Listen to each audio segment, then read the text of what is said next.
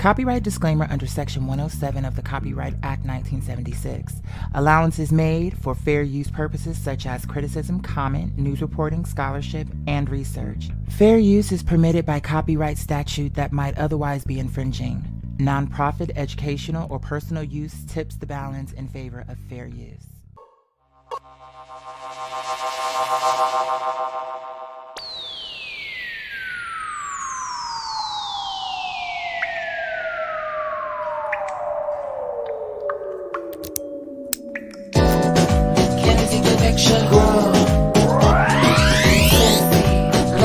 Fashion grow, bold and sexy. Legend fashion grow and sexy. Legend fashion grow, bold. Oh, yes. Can y'all hear me now? And yes, Mother Bianca is on the money. Please do hit the like. I can't see. I gotta just trust that the girls are doing what they gotta do, especially when I'm doing it like this, because I can't see that other window. I can only see what's over here. You can hear me now? Yes. Alhamdulillah. Alhamdulillah. Alhamdulillah. Alhamdulillah. Good. Okay. Okay. Good. Mother Tay, Mother Bianca, Mother Jessica, coming all the way. Wait, hold on. Did I read that right? Are you in Korea, or were you just giving me like an unknown fact, like something I probably didn't know? Like, girl, did you know it was 2 a.m. in Korea? Or are you saying I'm in Korea and it's 2 a.m. here? At least that's how I took it. Oh, the legends are pulling up today. I see Mother Tay, Virgin Islands fly guy is in the crib. Okay, we got Slender in the crib. Marvel Boy Wonder in the crib. Now, here's what we need to know. What are those invites going on? I'm just kidding. I hope that it ends that way, though. Like, fruitful, good, positive, where it's like, oh my God, bitch, we're getting married. Yes, we got to see. I'm so excited. And I could definitely use it now because I'm like, bitch, it's like, okay, you done went to a new level, bitch. And really, I've been here before. When I was doing Patreon, like at the hype, I was there, but I was there briefly because everything kicked off right behind that. The record label, my mom, COVID. I'm like, girl, like by the time I got to where I had really, and then when that happened, it was just like, girl, who got time? Like to really be thinking, oh, I got to plan out like what I was doing, like mapping out the schedule, planning it out, getting like it was just a lot of work for one person to do. Had nothing would have happened. Had my mom never got sick, had the record label never fell apart, had COVID never happened, it would have just been a lot, period. But with all those things happening in tandem, it was like, girl. And so I'm going, what now? Put unrealistic expectations. Like, I wouldn't do that. Like, I'm fair with myself. I'm fair with other people. I'm fair with myself. I already knew what time it was. I'm like, it don't make a difference what happened. If all this shit go away, then I know what time it is. If it lasts, then okay, alhamdulillah. If it, like all the different formations it could have been, I was prepared for. I was like, if this shit totally goes away, then that just shows me like, wow, this is how humans really are. Like I had all the different scenarios in my mind. If they stuck around, if this happened, if that happened, I'm like, okay, it's just gonna be showing me different things about the quality of people that really were in my space, consuming my energy, my information, whatever it was that I was doing. But now here we are, fast forward, because y'all know I can get off track. Fast forward, now here I am in this new scenario that's bringing me along the lines close to what really I was making, if not around that, maybe a little under. But still, it's like one of the things I was talking to someone about. I'm like, the thing is, I went so long without that. Now making some money is so many things that I got to take care of now, though. So I'm like, and a lot, I'm like, don't start doing like, oh, you got money now. So we let the appliances last longer than usual because we knew you didn't have no money to replace it. So now you got some money. We can go ahead and get rid of some of these things. And I'm like, girl, no, ma'am. Not right. Like, I mean, it's gonna happen when God says, I'm just kicking right now, but you know. You know. You're in Seoul? I had a friend from Seoul. He was Korean. His mom had a hotel or something. His parents, forget how it was. He was rich, but he was a mess. He really was. He was a gay, hot Korean mess. I'm like, I know they made him like this.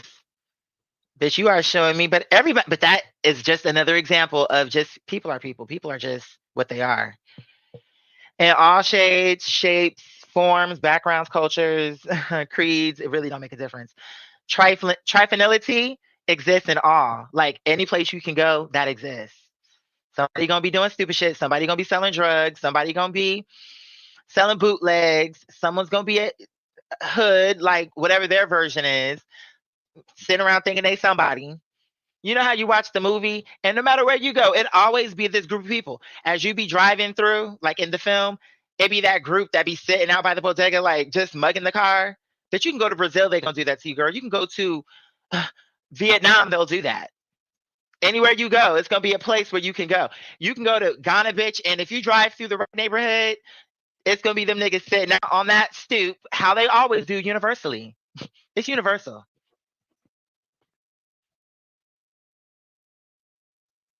Is that my baby making noise?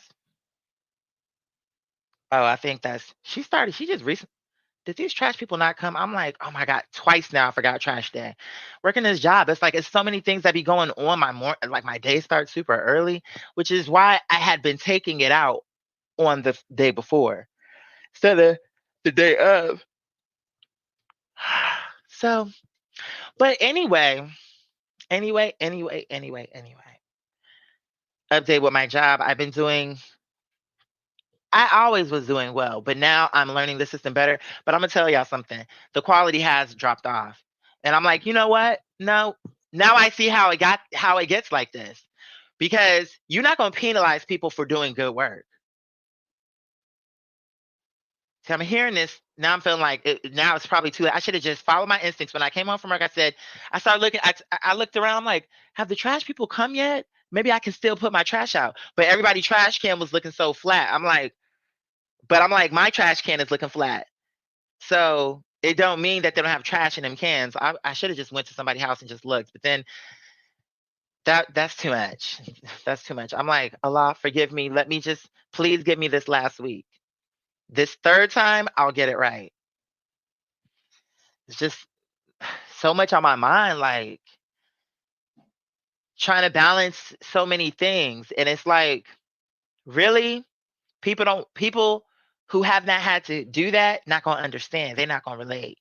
And that's cool too. But it doesn't negate the experience and the reality of what people go through when they're explaining certain things, whether you understood it or have walked a mile in her pumps or didn't. Girl, I don't need you to walk in my shoes. I just told you what it was. So whether or not you can fathom that or not, you know how you be feeling sometimes you be talking and it's like, no, bitch, I'm telling you something. But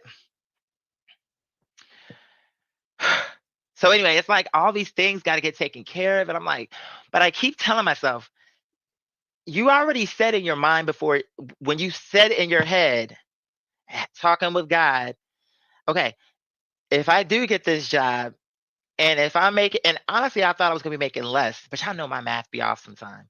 I thought I was gonna be making less. I'm like, okay, an additional this amount, okay, I can make that work. If I can do this, I say by July, I really should be like where I want to be. Like I'm not gonna be in a bad position before then. It'll just be by that point, it'll be like, okay, I'm feeling good about this. Um, Miss Jessica, let me tell you, it's much better. It's much better. We'll get into that if I remember. But let me first, because we also have this one surfboarder out here on the waves. We're gonna see if they can really surf today. Cause I thought I liked you, but it's something about you, bitch. I'm back to remember why I didn't like you. And you keep saying something, but you're not hearing it. But we're gonna get to that once we get through the church dailies. You know what I'm saying? We just getting through some shooting the breeze, just chit chatting for a little bit. Then we're gonna get to what it is we actually need to see whether or not they're survivors. Did this bitch capsize or don't? Bitch, because at this point I don't know. And I thought I liked you. But we gonna see. Cause I watched some of it and then somebody reached out to me and said, are you gonna clock this on Ride the Wave? I said, girl, you already know I'm going to, but I needed to make sure I had the energy. I'm off work tomorrow. So I felt today would be a good day to do it since I don't have to work tomorrow. But let me first get through, like I said, our announcements, just kicking it, old school, and then we'll get into the episode. So, boom, at work, you know, really, it's like I'm going through accommodations, all this other stuff, which the irony of that is because of my ADHD is why I'm falling behind. I should have been called these motherfuckers when I got the number. But then it's like, again, that's what I'm trying to explain. But unless you have that, and I'm not talking about the average, I'm talking about, girl, I'm not going to explain this again. It's information out there if the girls want to look it up. Because then it's like you constantly having to explain so people can understand you better. But I'm like, I'm done explaining at this point. You get tired. It's just like when it got to a point of me being tired of having to explain the situation with my mom and what happened and how it happened and the trauma of the whole experience of that, and then just everything that came.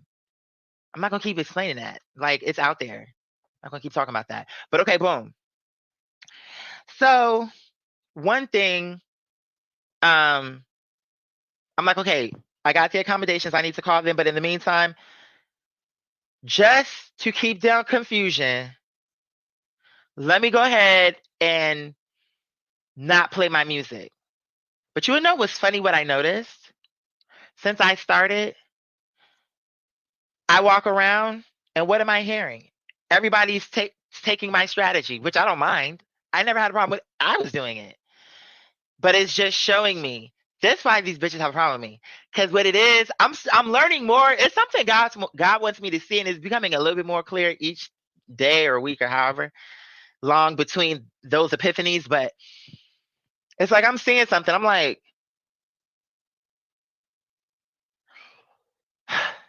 to begin with, you bitches are more pleasant, male and female. Because from the stories y'all be telling me, where's all the drama y'all was talking about? Really? But then when I don't be there, then the drama happens. Because then there's one girl who you would never think would get into some drama. I didn't come to work one day. The next day I came to work and they telling me, oh, girl, like, it was a whole thing. I'm like, you got to be kidding me. I don't believe you. And it was like, yeah, she don't play around because, she been to the military and all that. I'm like, what? Like, I mean, I knew she went into the military. We have a few military people up there. But it's just the point. Like, I know it's true. It's like I'm trying to understand it better. What God wants me to pull from witnessing and just really seeing when I come into a space, what can happen. But I don't know.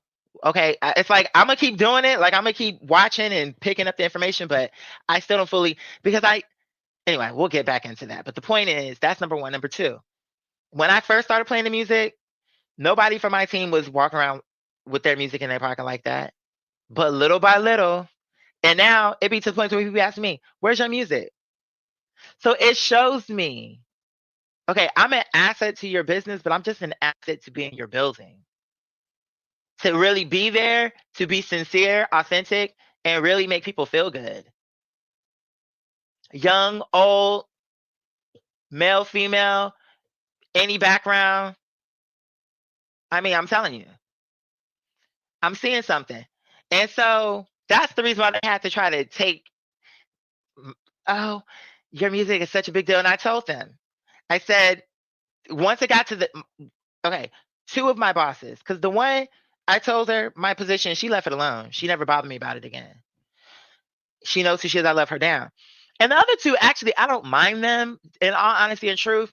Because now that I'm being there a little bit longer, I'm just starting, and it's not even just about being there, just in life. I'm at a point in my life where really it don't make a difference. I want to say that better.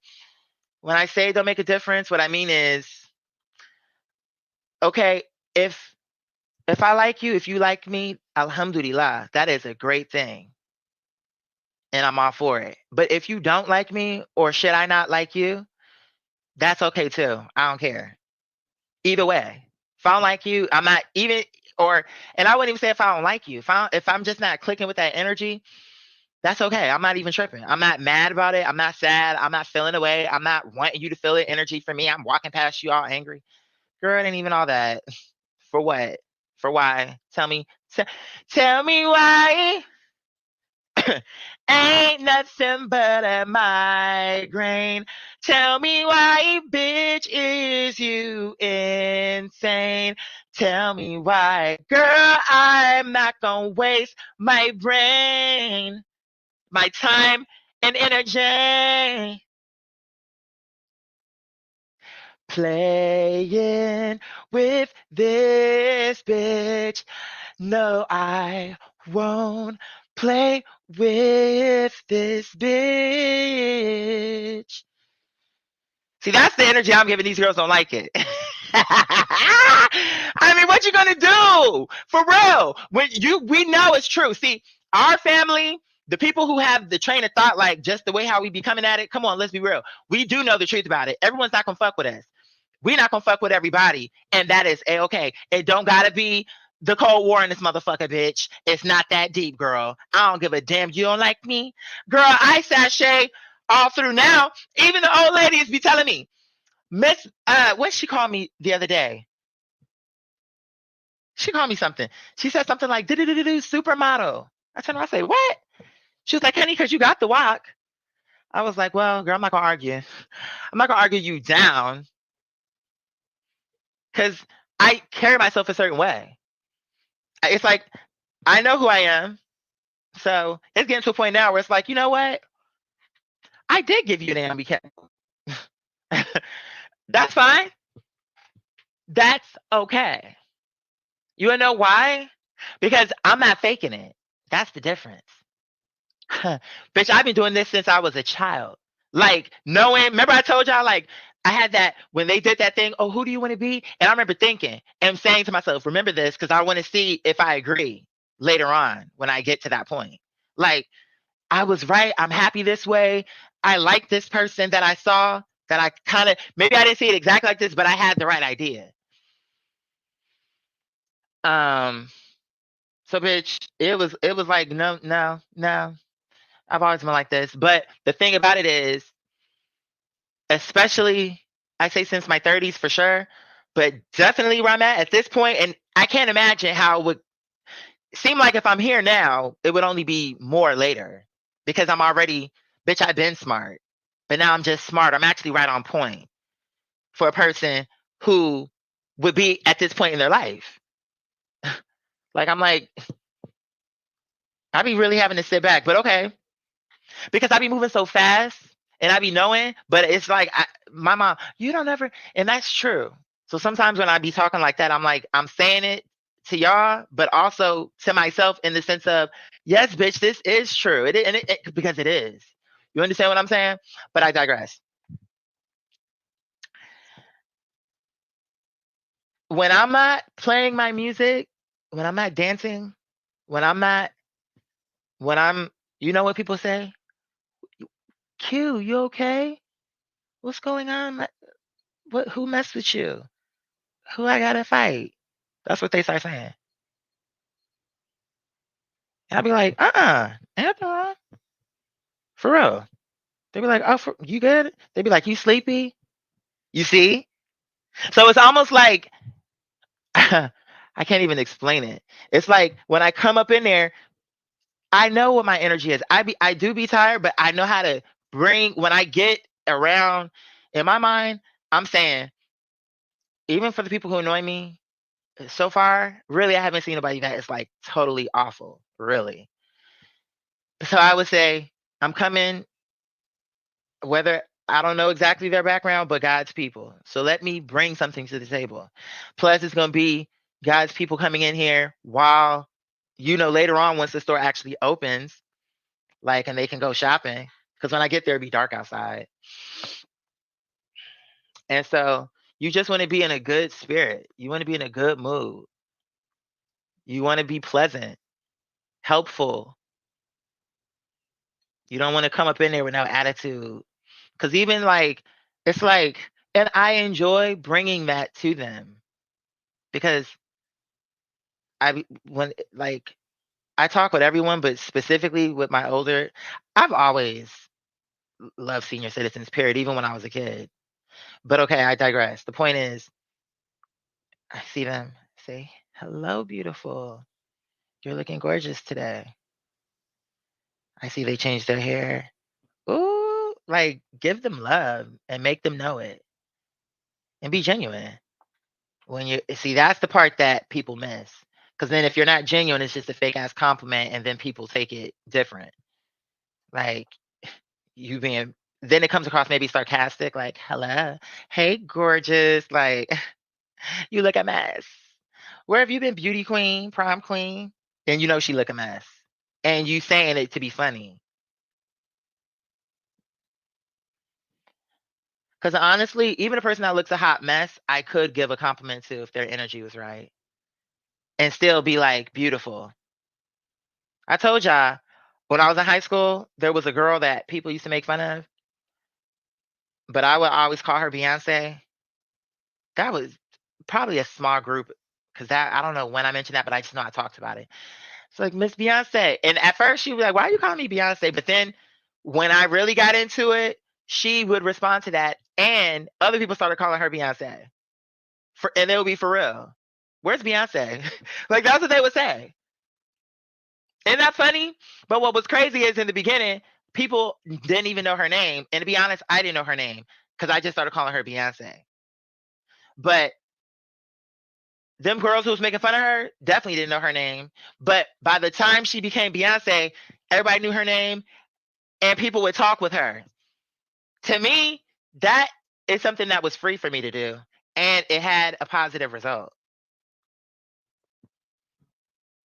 That's a good thing. Because at first she was like, "Why are you calling me Beyonce? My name, what was that girl name? My name is Alicia or something." She told me her name. But I told her, I think I said something like, because Miss Thing, you coming in here like, and I was making it up, but I wanted her to believe it. So she could, and she did. Let me tell you something. Let me tell you another part about this story. So in the beginning, I was making it up, but it was because I wanted to bring something out of her. So I had to gas it first in the hope that on the back end she would really put the effort in, and she did, because that's another part. In the beginning she was a hot mess. Like when she would come, she really didn't put effort into her look. Her hair she didn't really do. But when I started gassing her and being sincere about it, like, bitch, and when I see you tomorrow morning, like, and I would be getting into her like, and when I see you tomorrow morning, I want some lip gloss because bitch, and I want some rouge because those cheekbones are too high. Like I was just saying shit. I was like, I want some rouge. And when she would come, next thing I know, she got her hair did. Next thing I know, her outfit is cute. Next thing I know, she got makeup on. I was like, Beyonce. I remember one time too, and she did it. Like when I saw her coming up, and when she came in, y'all know I'm loud as hell. So I was like something. I screamed out something like Miss Thing Beyonce, and then I started doing dun dun dun dun dun dun dun. Like I started giving it to her, and this bitch stormed out. I was like, and bitch, when she did that, oh my god! Now that I don't think I told y'all, but you know, when you talk about your life, different things pop out at different times. Whenever I told that story, I think I don't remember what was the reason, but I remember I told it. I feel like probably the reason is to just explain because, like I said, when I first started telling her, that's another part. She came across sad, and and I wanted to her how we even got to talking is because her locker was next to mine. So that is what made me see like, and she was a big girl, so I'm like, you just gonna let these skinny bitches and these you just gonna let these bitches just say stupid shit to you? Like I remember thinking that. I don't know if I told her that, but I did think it like, so maybe that's why. Oh, so she fat, she ugly. Okay, Beyonce, you bitches didn't even make the bench. We going straight to Beyonce, and guess who? It's her. And I went on and on to the point to where, bitch, and by the end, people were calling her Beyonce. Like, and being for real, like, have you seen Beyonce? Where is she? We're looking for who you looking for, Beyonce? Isn't that funny? That's funny to me. In a good way though. Like that's what you call because it's funny. Looking back on it now, it's crazy because I never would have said it before. But when I really look back on, I'm like, truthfully speaking, in all honesty, I never saw it that way. But I really always had like an edge, and people liked me. Like I was a popular person. I never belonged to a specific group, but everybody individually, like let's just say the goth people had people who liked me, who I knew and who I hung out with. The skaters, the athletes, the cheerleaders, the choir, the band. Like I literally liked and people liked me in every group. And I had the teachers, the security guard. We used to be out there roasting each other though. One time I think I told y'all the story. I had that fake Louis Vuitton bag, and he was reading me for that, and and that was a good read. But I still got his ass back. But he did. But I liked it because with him, I knew it wasn't no real shade. It was like we were reading each other, but it wasn't no real. I can't explain it. But my point is, that's what I'm saying. It's just I wasn't a good student. Wasn't a good student is the issue what we had. Um, so and I again with my ADHD and I didn't want to go back on medication. It was just too many issues I was having. Didn't want to do that. Get on the bus, the train, all these things to get there. I'm like, girl, I don't need to do school anymore. I don't like it. It does not suit a person like me. Honestly, when it all boils down to it. If I would have been graded based off of being social and like being positive and making people laugh and making something like people feel good, then I would have been what do you call it? What's that thing?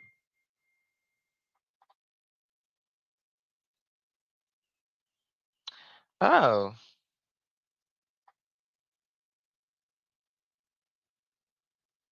okay. All right, cool. God must have been happy. To be fair, today is the 30th. But let me just make sure. Okay. Anyway, I digress. We're gonna get to some of the comments, y'all. But you know I gotta first get a lot of this shit out, then read some comments because you know I can't do both. I gotta read, then if I read the comment, then I'm gonna be how then that'll be a whole other segue. Who's doing what? How did that happen? That couldn't have been Felice. I don't even care. If that was my mom who did that, because I was just talking, I'm like, look, now he coming over here like, even he's like, Feline, calm down. I have so much I want to tell y'all. Plus, we have a good episode plan. I think we have a good, what do you call it, segment to really look at, dissect, see what we felt about it. But I'm just trying to get some things off my chest and catch up with you all. And yeah. Um, so that's that on that. My score has gone up, but you want to know why?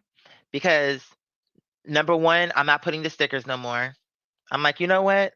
Yeah, the customer could have got better, but because of how y'all are handling this, now they're gonna still get where I'm concerned, they're gonna still get amazing. Like, I'm not gonna throw their shit around. I'm still not gonna do that. But taking the time to peel them stickers off the thing and all this complication with that, I used to take my time to do that, but now I'm like, no, because there's no time for what y'all are putting up. So if you want them stickers, then you need to give us more time.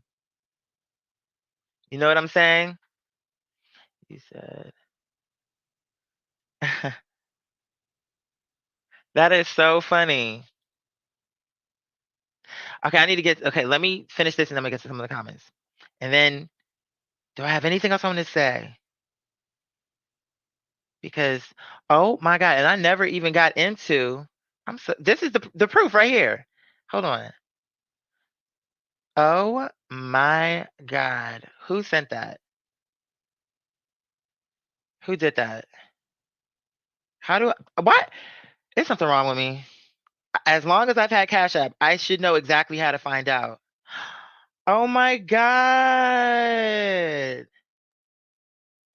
Thank you so much, Ash. Oh my God. And what's really crazy, we're gonna get to it because I don't want to get, you know me, I'll get thrown off. Okay, what was I about to say? I feel like I got one or two more things to say, and then we can move on. Oh, my score. My score went up. So okay, today I hit a high of 112%. Um, I but here's another thing though. I'm starting to implement some tricks of my own. They're not really tricks. They're just, I guess, being smart.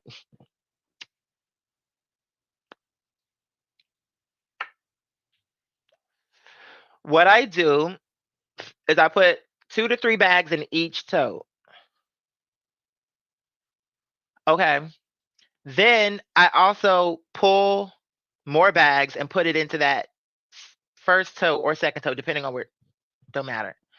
So let's just say one of them totes gonna have maybe 12 bags in it. The rest gonna have like 2 or 3. Okay. When I'm bagging, going through and bagging, say if it's tote 1, boom, I already have a bag in there, already open. Put the thing in, scan on my way down. So it's like, got the item, scan, put it in the cart or in the tote so I don't forget. And I landed on a bag though. So then that way I just pick up wherever corner I can grab and pull it up and then pull the item and then, you get what I'm saying?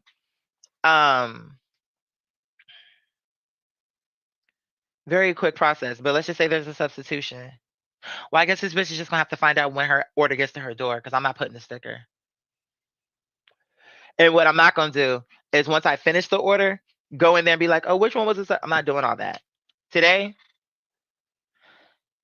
somebody wanted in produce a pineapple. And I know where the pineapples is, but they were not there. So the one lady who's always nice to me, she was like, oh, what you looking for? I said, oh, pineapple, y'all got them? She said, I don't think we got him out. She said, I think we got some round back. If you just go back there, I said, no, let me stop you there. I'm just going to skip the item. I'm not going round back no place. I'm sorry. And that's not me being lazy. It's just a guideline, a baseline. Like, I'm not doing that. I don't care. I'm not doing it. Now, when the pineapple where she's supposed to be, I'll grab it. That button, item not found, is there for a reason. It didn't say, oh, did you look around back when I hit the button? Well, before you say I'm not found, you sure? Are you sure? Did you look around back? Girl, that's stock. That's stock. I'm a picker. I pick the girls. Okay? I don't lay them out. I'm not going into a freezer. I'm not going into a fridge. I'm not doing that.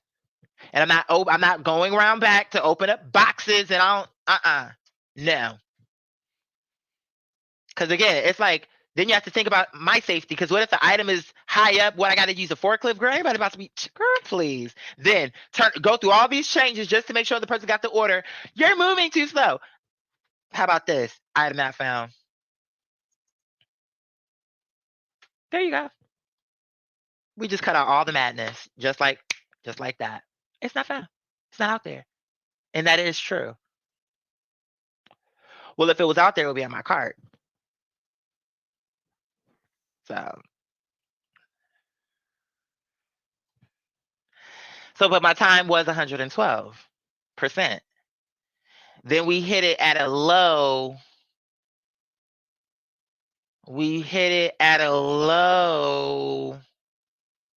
Before I got to that 112, I was like 85. Then I jumped it to what? I can't remember exactly, so I'm making this up, but maybe like 93. Then it went down a little because then I got some other shit. But when I got a good order, it jumped up to 112. But then it did go down by the end of the day to like 95. But I'm like, bitch, now what? What you gonna say now? I'm kind, I'm sweet, I'm cute, I'm compassionate, and I do my job. And I do it thoroughly. You're not getting them stickers, but you win some, you lose some. Well, when we cut the budget, we had to lose some things, girl. What you thought? Oh, all these girls was just gonna show up for free? No. So when you tighten up the reins, you gonna lose something. No more stickers.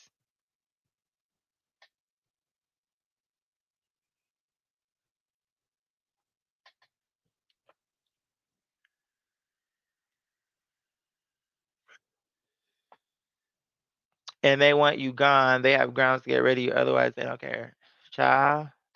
I'm about to scroll and read some comments, and then we about to damn, because we still got Jessica up here talking about she in Seoul. She said that about an hour ago. She's like, these girls know I'm in Seoul now, girl. Let me scroll up a little bit. Okay, take the cleaned up house because he said, honey, we are not playing with the chicken heads today, honey.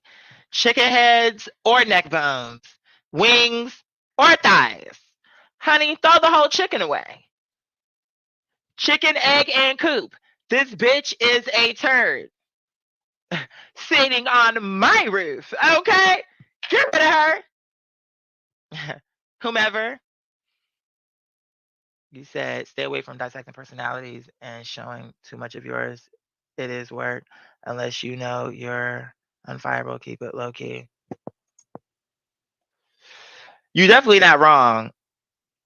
You definitely not wrong. When I'm at work,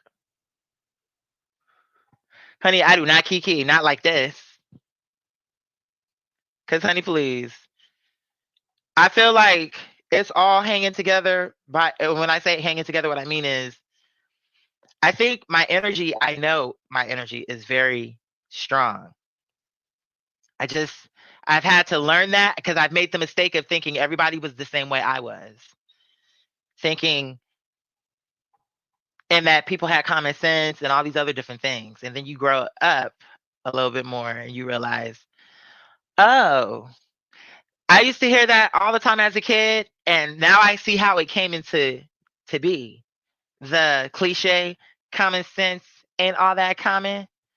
Even when she goes on clearance and you can afford to get her with WIC, you bitches still can't get it.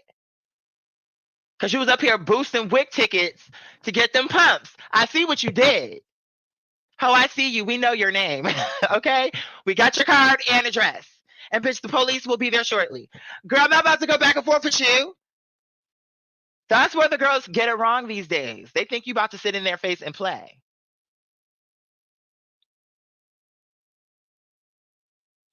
And y'all got rid of them quickly. Jessica, they got rid of them so quick, honey.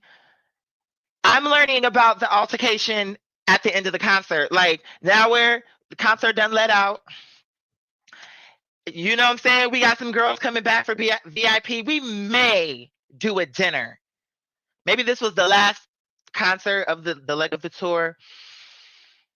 And now we're at dinner, and someone's like, girl, what about that hot ass mess rolling in from out of town? What was that? And I'm like, huh?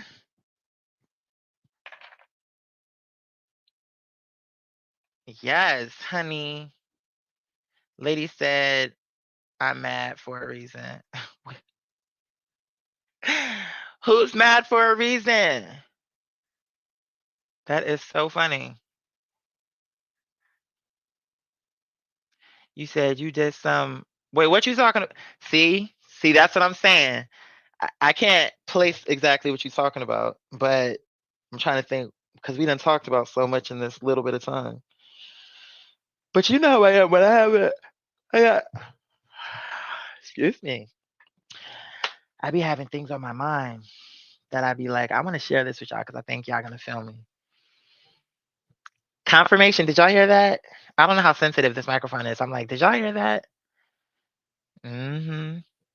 I'm telling you. I'm telling you. You said love it. But I want to know what was the reverse psychology that I used. I honestly just don't remember. I'm sure once you say it, I'll remember. You said most people in my work environment are negative. That's great. That's great to speak life into some right. Like, and things would be so much better just across the board, not even just at my job, but just in the world. It's not hard to do. Because even if I wasn't if let's just say if I came there to shop and I wasn't on the clock, or even if I didn't work there, period, and I was walking and I saw someone, I would still be that same energy because I was raised right in the sense of knowing how to be a human and treat people like humans with decency and common sense.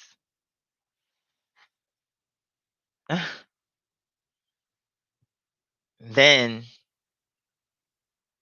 but then it just be the whole. But that's why I gave you skin, skin glowing, hair flowing. That's why I gave you that. You wanna know why? Because it's not just about that. It's about the entire aura. You can't take. It's an energy. I'm talking about these girls that be mad when you come through, like, and then be underneath their breath. Oh, she thinks she's something. Who she thinks she is? Oh, she don't want to speak to me. Girl, ho, I don't have to speak to you. That's the part you forgot. Want is not even necessary to this conversation. It's that I don't have to.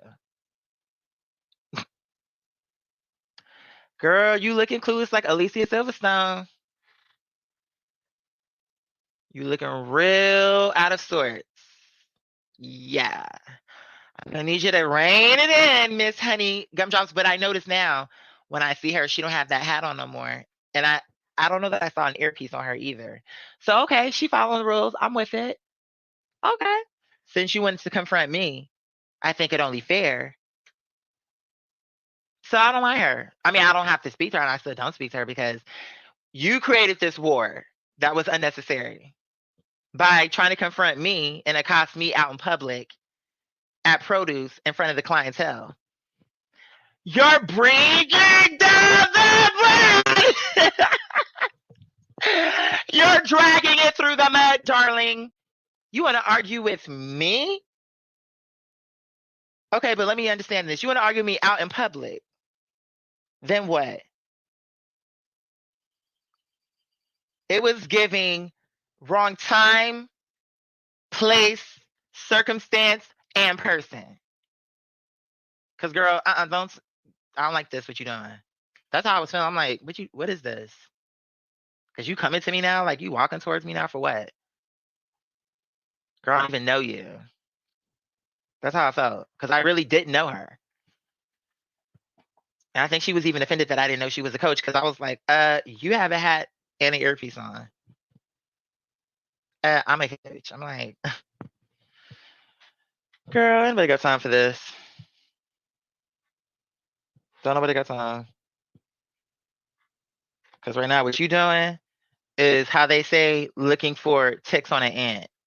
You looking for a problem right now. Nobody saw a problem but you. Now we sitting here arguing for what? Over something you could have just paid? Was it worth a confrontation? That was my kind of where I was coming from. Like, y'all gonna really make this into something? But when I told y'all this homeless man was up in there threatening me, talking crazy to me while he was taking a bath in the sink, this man sat up in there and I was going to ignore him. Because there was a lady out there sleeping on the end cap. She had her blanket. She was so tiny. And I think I saw her on the street. I'm like, you know what? I'm not even going to say nothing to her because probably now she probably feels safer. I'm not saying it's right because somebody's going to say, oh, I want to shop in peace. Okay, well, then you can call and complain about her. I'm not. Because for me, I'm saying in my mind, I have a bed. I have a house. I have other issues. This is not one of them. And I'm not going to make it into a problem. Not for me. And also, she ain't bothering with people. She's trying to sleep and just, I guess, be warm or whatever her reason. But with that, I left it alone. And I was going to leave this nigga alone. So he looking at me with the fuck, this, that, and the fourth. Nigga, please. No, no, no, no. See at that thing, bitch. Get out there. All of it. Bitch, sit down, shut up. Not about to be in here talking to me crazy. Like what? Who you think you supposed to be? Oh, girl, I was gonna let you bathe in peace, but honey, your peace not gonna infringe on mine.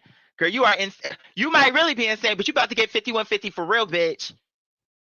With the swiftness, bitch, because I'm like, oh no.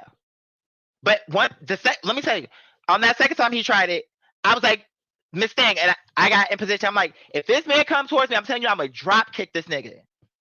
And I don't give a fuck. Oh, what, you don't like it? I don't give a fuck. And I'm gonna tell you 2 reasons why I don't give a fuck. But let me tell you first reason. Cause bitch, no ma'am, you're not about to lay hands on me and I'm about to just what? Let this man do what? So I'm looking at him like, we not about to do that. Calm it right on down. I'm talking to this nigga. Calm it right on down.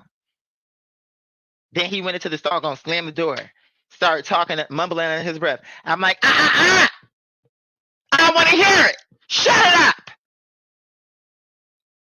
Then he got quiet. Because I wasn't playing with your ass. You're not about to be shouting in here while I'm in here, bitch. Screaming under your breath about what? Nigga, I work here. The fuck? You're not about to buy shit up in here. And I was going to leave you alone. But what? You thought you was going to come in here and talk? I don't give a fuck. Get on those meds then, bitch. So what? No. Because everybody got something going on, bitch. Oh, he had it harder? Oh, maybe he did. But he not going to come in here and raise hell up in here today. I don't give a fuck. Because, bitch, I could have been on the street too. But I had to fight and do what I had to do. So what, I can encounter this nigga? Think he about to come up here and you wanna know what? There was another nigga, he wasn't talking to him. So I see now it's something with me. But my point is, I told them about that. There's a man in it, because when I left up out of there, I went, like when I got done with what I was doing, I went vaping, I told him, I said, there's a man in there, he's homeless, and he's in there making threats, making gestures like he about to do something.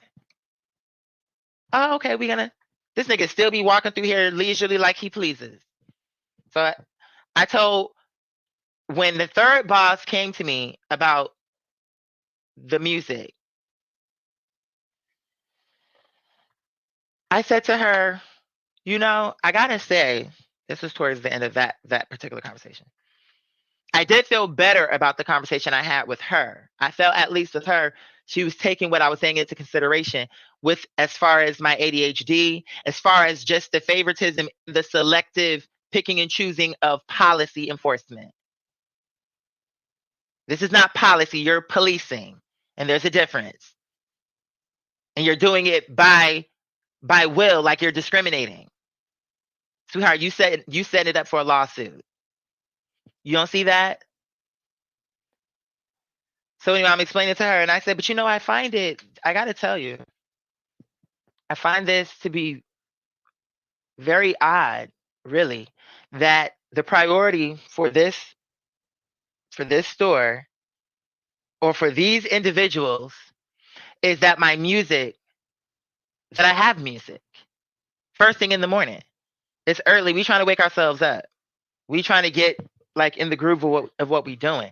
And didn't you tell me, sidebar to what I was about to say, didn't you tell me, oh, once you learn what you're doing, we don't care what your method is, what you got to do, as long as you get the job done. Isn't that what you said? And now I'm telling you, this is a part of my method. This is part of my thing. And now it's like, oh no. But okay, fine. I said to her, I do find it very interesting that, and odd, that the priority for these individuals is that the music.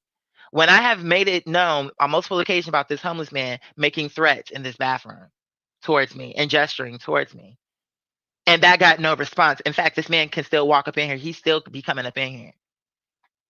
After I told you. So my safety, after I made a very clear statement multiple times about this individual, and when I first started working there, we had to watch these modules, and it was a lot. I hate shit like that because I'm like, bitch, I feel like I'm having flashbacks. I feel like I'm back in school. I did not like school like that. I like stuff, learning where it's creative. All this sitting down, really having to read this book, bitch, I'm like, when I really need to, I can do it, but it's like I gotta really fight to do it. Like, ugh, let me focus on this. But okay, fine, we had to do it. But one thing I distinctly remember is when it came to safety, it was like, if you see anything that's suspicious, if you see anything that's odd, let us know. We'll handle it, and don't be afraid to say something. You had him in the bathroom that I told you about multiple times. Then you had that one guy. So that was the homeless black guy. Then you had this one Latino dude coming up in here with a book bag. Yeah, he was kind of cute, but once you got close to him, you could see he was homeless too.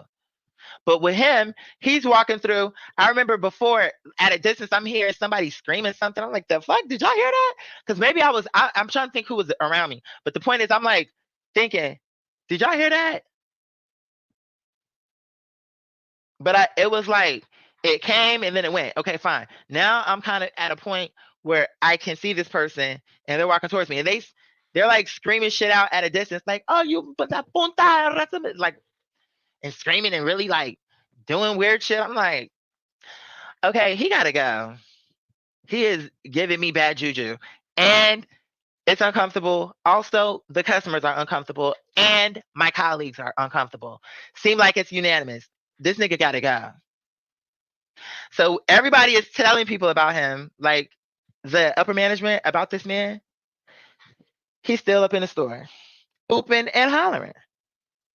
Literally, he's in there. But I'm like, now I see why people said what they said about this store. Because honey, you wouldn't go to Neiman Marcus and do that for so long. Bitch, what? The first associate saw you, bitch, you're out of here. Because, girl, you coming in here ripping up the furs and doing too much to the leathers. And it's like, oh, no. Can't have that. But it got this nigga out of there stat. But with us, everybody done told you about this nigga. Everybody done told you. Everybody is uncomfortable. Finally, I guess what? He was on his way trying to leave the store. He took a bottle of Yahoo and slammed that bitch up against the wall or some shit. I'm like, see, hood rats. Hood rats. I'm like, why? Why didn't y'all get him out sooner? Is that not a fair thing to say? And why, when I told you about this homeless man who was making threats towards me, why didn't you respond? Like, but that's okay. Because my thing is, I'm just in my mind saying, I'm telling you, my music is something that is for my benefit. It helps me to do what I need to do and stay focused and do what I got to do. And for it to, and it helps me. And it's a small accommodation that I'm asking for, especially for all these metrics that you want us to do. At least let me be able to do it in joy and in peace. But like I said, though, even with that, though, like my numbers have been good. And like I said, I really actually do like my bosses. The one with locks is my favorite. But actually the other two, I don't dislike them.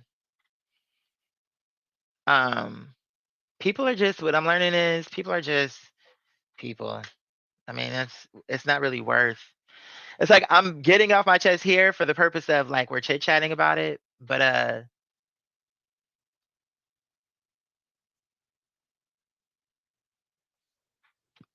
I don't actually like, oh, I hate them. I can't stand them.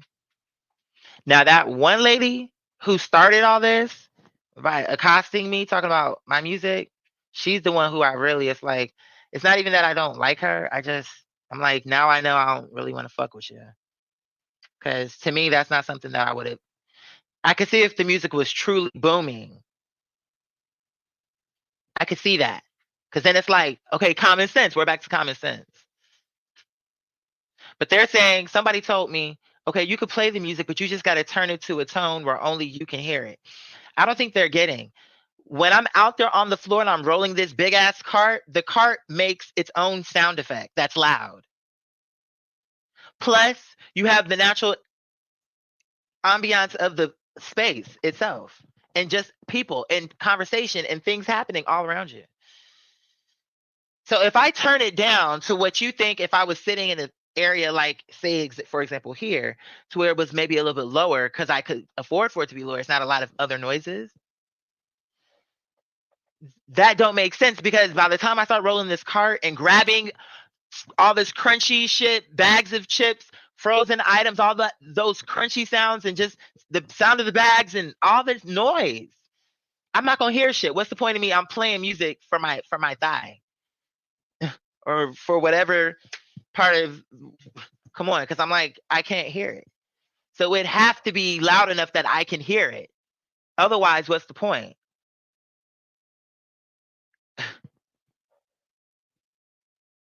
But what it was is, in truth, I'm gonna tell you what it really was. Had I just would have played my music and just did the thing, then fine. But it was that I was dancing. That's what I really believe. And that people were like really vibing with me and like dancing with me and really like liking that and like feeling energy in the morning and feeling good about it. I think that's the part. I really, something tells me it was less about the music. It was more about me dancing. There's no way that can be true when you have people be on phone calls all day. You walk by people, you hear them in conversation, and you know it's whether they have a hat on or anything because they'd be like, oh, you can hide it, but you can still. To me, if you have common sense, you can tell when someone's on a phone call, even if you can't see the earpiece, because you're walking clearly having a conversation. Unless you really out here like, did you say eggs and bacon? Oh, girl, I thought you did. That's like, okay, that's a whole other conversation we need to have. I mean, you really could. Don't get me wrong. Again, you know how I feel about that. Like that could be something, but the point is, okay, that's different,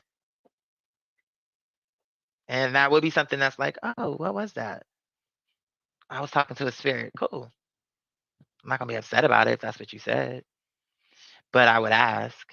So like, well, especially if see. But what I'm saying is, I, I'm going to assume you're on a phone call. Unless you have your hair up in a pony and I can see. You know what I'm saying? Like, come on. This little girl. Oh, that is so funny. Talking about the babies.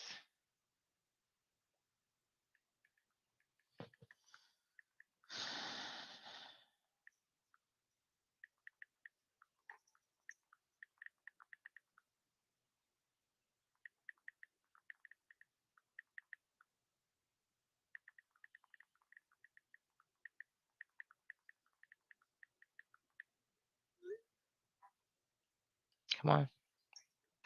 Not shy.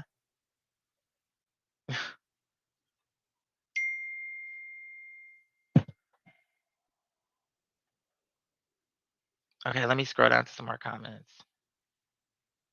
Um, you said, I'm not going round back nowhere. Oh, you talking about yeah, I know what you're talking about with the pineapple. Or just in general when they come with that conversation like, "Oh, we got go look in the freezer." No, I'm not gonna do that.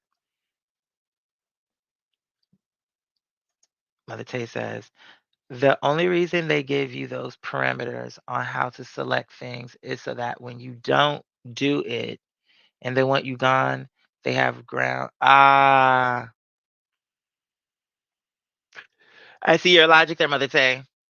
Okay, we're about to get into the segment because it's fairly long. I don't think we're going to get through the whole thing, but I think we'll get through enough. And we may do a part two. I feel like, have we ever done a part two where we brought something back to the ocean to see if she could swim? Not sure. With this, I don't know if it'll be necessary, but we'll see. We'll see. I don't know if it's necessary though. But let me finish, get through a few more comments. Forgive me if I don't catch yours, because y'all know how it is for me. Okay, let's see. I would love working with you. Yeah, I'm telling you, it really and it to me, especially if we had more people who had like an energy of like we all like have the right mentality. But again, I know people are gonna do what people do, but and we don't have to be the same. That's not what I mean. I'm saying the idea, just understanding to begin with that you're gonna be kind to people. You're not gonna look for problems. You're gonna do your part. You know what I'm saying? And actually be relied upon for that. Like I know that when I'm out there, I don't lollygag. I really do work expeditiously. I do that, but it's not even just for them, it's for my own character. You understand what I'm saying? Like if I can show up tired and wake myself up and like fight through and fight for my focus and get those kind of numbers like today, I'm like, okay. So when at some point, inshallah, when you do have some help to help you pull these things together, it'll be people who come with the mentality that you know is possible because you've done that. It don't mean it's gonna be a whole slew of people who are gonna come like that because most people don't think like me. But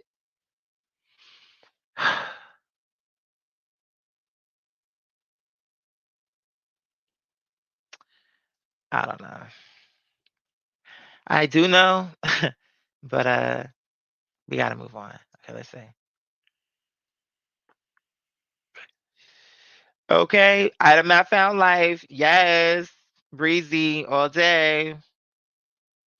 Was meant to be. Is meant to be. You said swear Marvel, I would love. That's what I'm saying. Like, do you see what I'm saying? And we really would have a good time. Like, wouldn't it be cute? How about this? What if we worked in like a small grocery store, kind of like deli situation, where in our own little, let's just say we lived the market. I'm just making something up to tell you kind of like what will make it perfect. It was kinda like a historic, kind of magical neighborhood. They had some apartments. It was metropolitan as well, but a nice balance. But boom. But it wasn't like one of these mega situations, and it was kinda like where, you know, we might get in a day between 10 of us, maybe 300 orders. And maybe we have 2 more people working at the register. We got 1 janitor, of course, 1 store manager, and maybe 1 like supervisor underneath that person to like if we even needed that, because I wanted to feel more like don't you think that would be fun? Like we could show up and like really have put 222, really put pride, because it wouldn't feel like, oh, we and like the neighborhood actually supported us. So it wasn't even like, oh, it'll make a difference what these stores come around because the neighborhood supports us. We always get people coming through for their cuts, people come through for their detergent, because and also we get a different kind because we like, I think it will be cute. And it'll be and people would know like this is our neighborhood, like, and have respect so when they come in and they know they're gonna get good service, like, and they know us by name. You said chicken egg coop. Are you talking about early? I remember saying that before. What I don't remember, but that wasn't isn't that what it was giving? Wasn't it giving that? Wasn't it giving you chicken little? Chicken little into a chicken dinner turned to a TV dinner on a tray? Girl. This is what it's looking like to me. Look like they cut her into some chicken shaped chicken nuggets, bitch. And you said my common mistake everywhere I go, thinking everyone move. I know that's the problem because then you got to remember, like, ooh, that's not the case. Yeah, especially now. It'll be one thing. It's hard to explain. I want to. I want. It's so many comments that I've missed, What I'm going to do in a second is we're going to start the clip so we can get into it. And I'm going to be clicking through some of the comments as we go along. And I'm going to try not to respond, but I do want to give the comment love and also, you know, get on with the segment so we can see what we think. So before we put this clip up, I want to start by saying, yeah, it's giving vintage Tyra circa 2003. I was rooting for you. And now you're reminding me what it was about you that was irking me. And with this, I can see it better. Because I could see it before. But remember, I told y'all, well, we're going to get into it. And we're going to see what the girls think. And I need to hurry up and get through these comments. So I may go by a little bit quicker just because I want to see once we get to the content what the girls think about the content. But I do want to get to these comments. So let's hop into it. Let's hop into the piece. Y'all ready? It's Shea by Laportier. So how are you? How am I? I am, that's a loaded question.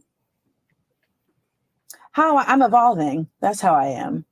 I'm evolving. I've had a lot of information and a lot of slander at the same time. Okay.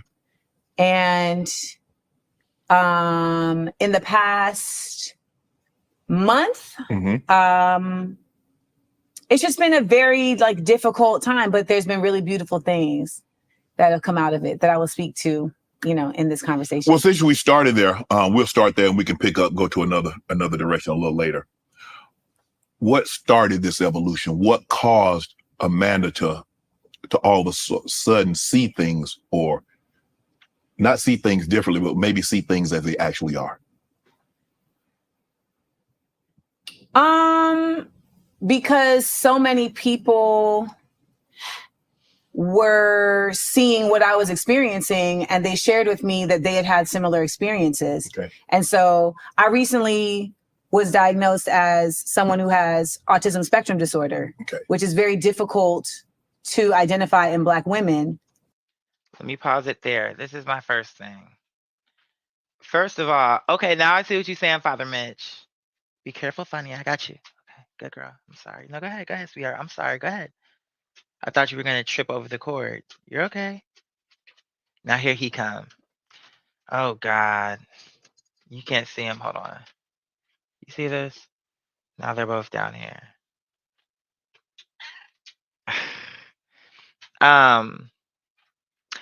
Absolutely. Okay, I see what you're saying. Reverse psychology. Yeah. I guess I didn't see it that way until you said it, but yeah, I would agree with that. I see what you're saying now. Okay, let's get back in. Well, let me say this first.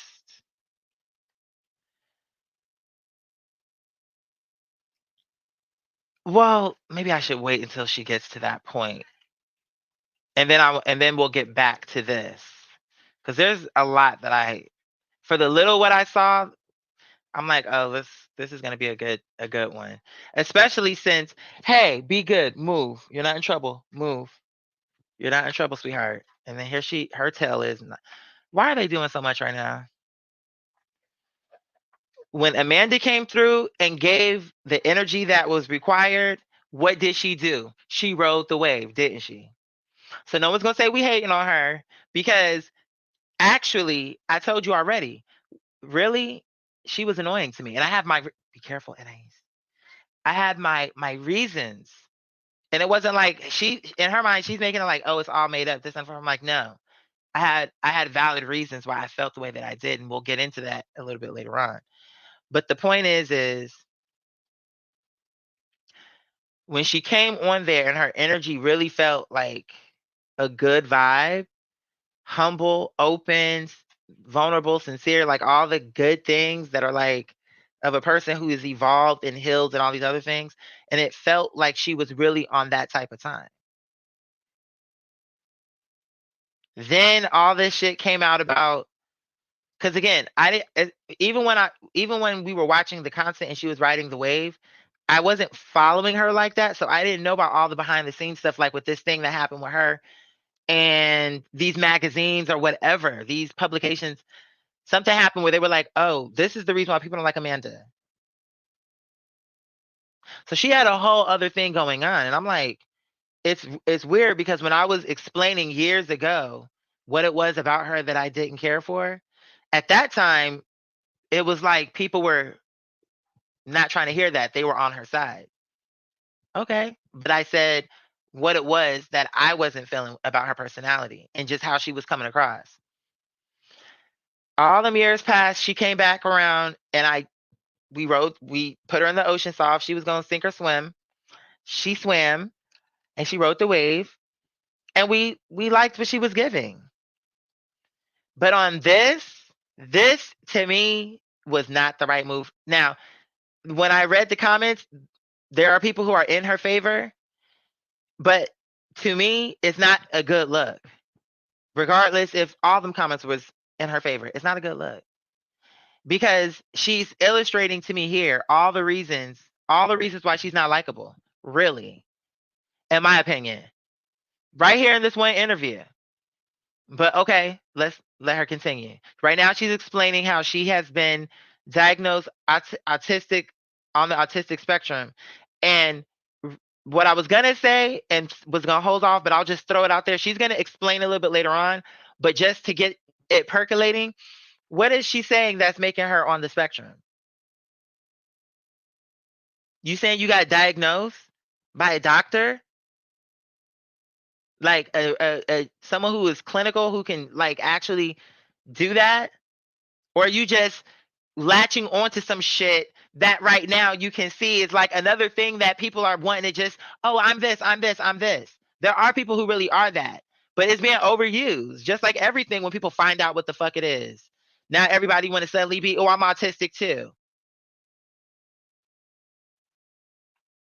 I'm like, oh, are you? It's like, it's giving me fake autistic. It's giving me, and because it's medical, she's figuring ain't nobody gonna really question her because it's like, but I'm like, girl, it's not giving that for me. It's not giving that. When I'm explaining about my ADHD, really, if you really are tuning into my content, you can see how even just in conversation how that is being exhibited. That's just one example that you can see with your naked eye through conversation. Through her conversation, nobody ever would have said, oh, she got Asperger's. It's giving me like like nobody is going to look at her and say that because through how she is or through anything that she's ever come across. And she, like so many other people, will make it into a joke and be like, oh, I swear I'm on the spectrum. Like it's a joke. Oh, I swear I have ADHD. People say that all the time. I'm like, girl, you would know if you did. And it wouldn't be, it's like you wouldn't be throwing it around. The only reason why back in the day, and even sometimes here and there, I'll make, sweetheart, you're doing a whole lot, is because it actually is a part of my life. And in my mind, it's like, girl, it really is not the end of the world. It's just something that you just got to work around. And that's kind of my way of taking, if you want to say taking the power back, if you want to say that, because really I think there's benefits too. Like I said, that's a whole other debate. But the whole general idea of having to force focus and people up, like, because it's, let me pause on that because now I'm going further off. See, but there we go again. Let me get back to my main point of what I'm saying. She's throwing this around, but is she clinical or are you just talking? You sound like you just talking to me. You sound like you just talking to me. I'm gonna be real. It don't sound like she, because you should be able to really talk your shit and really say what's up. But let's listen. Because of racism. So now she's like, so now she's going into, oh, Black women aren't like that. May be a conversation some other time, but we talking about you being diagnosed, and now you going into. It's almost like because you really don't have. Okay, yeah. Let's talk about how you went to this doctor and how you really are clinical. Because now you roping in the whole of Black women.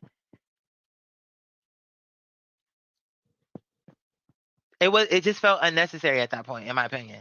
It was just something for her to say because really she's full of shit. So she gonna say that because she knows then certainly the Black women are gonna be like, oh my God, yes, I'm on the spectrum and I was undiagnosed, and that probably is the reason why. It's because of racism.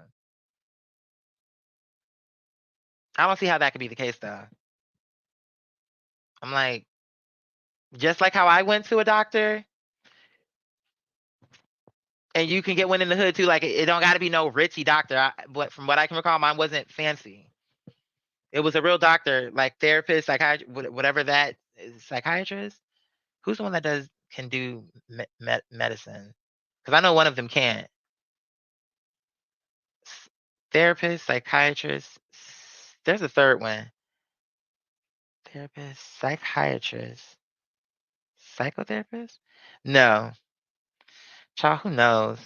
But all I'm saying is, I don't understand her point. Good too. Why bitches don't fuck with you? You saying that people with autism, people don't like them? This is not a people don't like autistic people conversation. Like, what are you saying? We're gonna get to it. We're gonna let it play for a little bit, and then because it's just I have a lot to say. What exactly is autism spectrum? Because I hear people say you're on the spectrum. It used to be called Asperger's. Okay. But that is no longer what it's called because to my knowledge, Asperger was a Nazi. Okay. But what it simply means is that your brain functions in a different way. So you're neurodivergent, and you also have certain tendencies that are considered outside of what the neurotypical way of things is. Okay. And a lot of times that can have you present in a manner that people misrepresent. Okay. She is so full of shit. I thought I liked her. I really thought I liked her. She is full of shit. She is truly full of shit. She does have, I agree, Maya. I agree. She does, because like I said, we had her on the show before and she rode the wave. Remember? So when she's actually making sense, we can see that. But to me, with this right here, it's even from the beginning, the energy was off, in my opinion. Like it's something like, but what I'm saying is, you sitting up on this show. Now talking about what? You have Asperger's?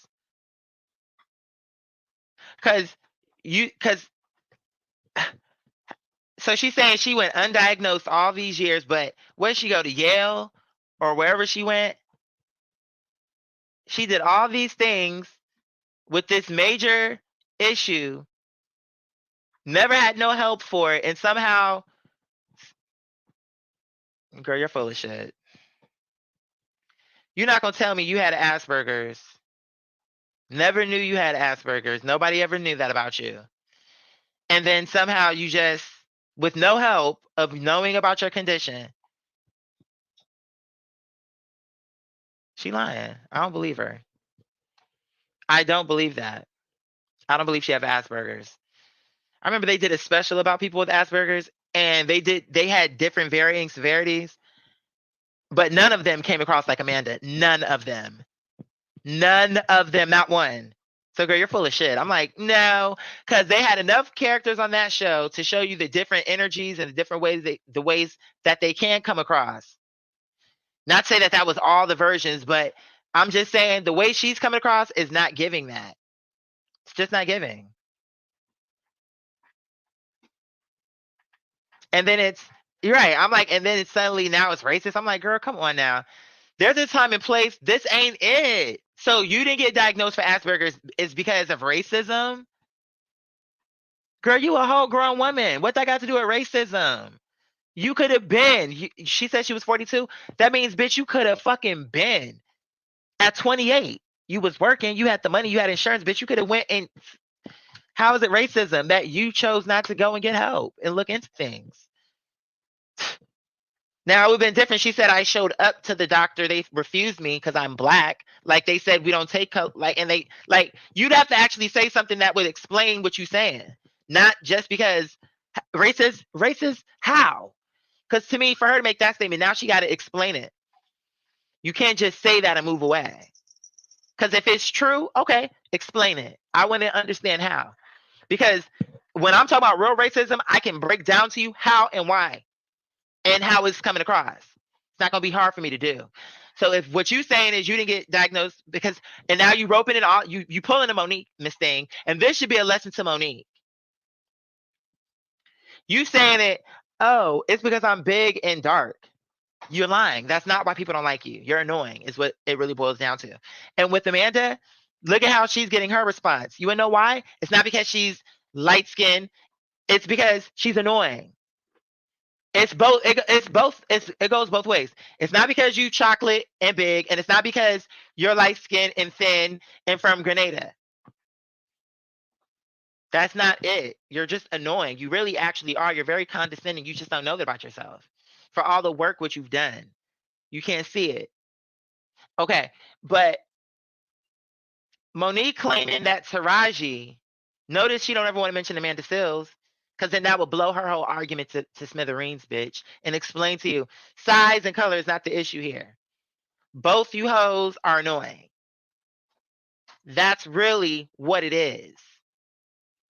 Monique will not be accountable for nada. It's all about racism. They don't know about my man. He's so good to me. And they don't know what Black love represents. She talking shit. She don't know. She broke. She can't get a job. Even though she is Monique. But and then you got Amanda Seales out here working right there with all the right people who really are trying to pull her in. And what she's showing you is that she gets into a space and starts blowing up her own life. She is annoying. She does come across difficult, and she does come across too much. And I started to think when she was talking about growth in those other episodes that we did, when she rode the wave and we were like, ooh, this new energy is it. I like remember we were saying we had a lot of good things to say about her. But she's showing me that, okay, you know what this makes me think?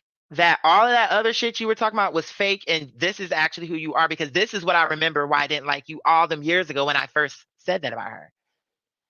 Is the energy that's about to come out of this interview. But when she was on that other show with that what's that show called? The Couples? I forget what it's called. But y'all know, when she was on that show, I liked her. I liked her whole energy. I liked her vibe. I liked her thought process. I liked the way she was talking.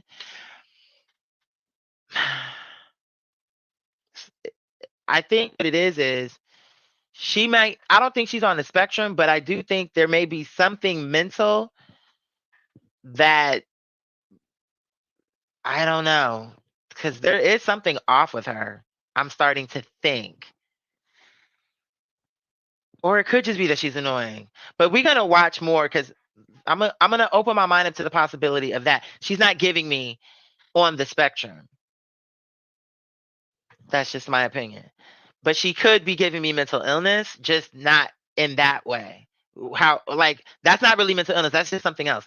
This is a mental thing, but this is mental illness. I don't know how to explain it. And it just seems like something's going on with her. Yeah, there's something going on, but we'll get into it, and because I keep stopping it before she can really get into some of the things I'm really wanting to talk about. But it's just because I'm like, do y'all see what I'm saying? Okay, let's see. Okay. Which is the story of my life. Okay. And so when all of this started ballooning out of nowhere and people were saying, you know, you're unlikable and you're a bully. No, not you're a bully, but you're being bullied. And these were. She's saying ballooned out of nowhere. See, that's what I see. So she's confirming what I said, which is all them years ago when I first was saying, oh, her energy, it's something off with her. I don't like her. I don't like her vibe. Because the way she be talking, and then I would see how she'll be in the comments. Like she would say something that actually would come across condescending on her Instagram. And then when somebody would address that, now she's snapping off on them when really, bitch, you are coming across nasty in this clip. You are.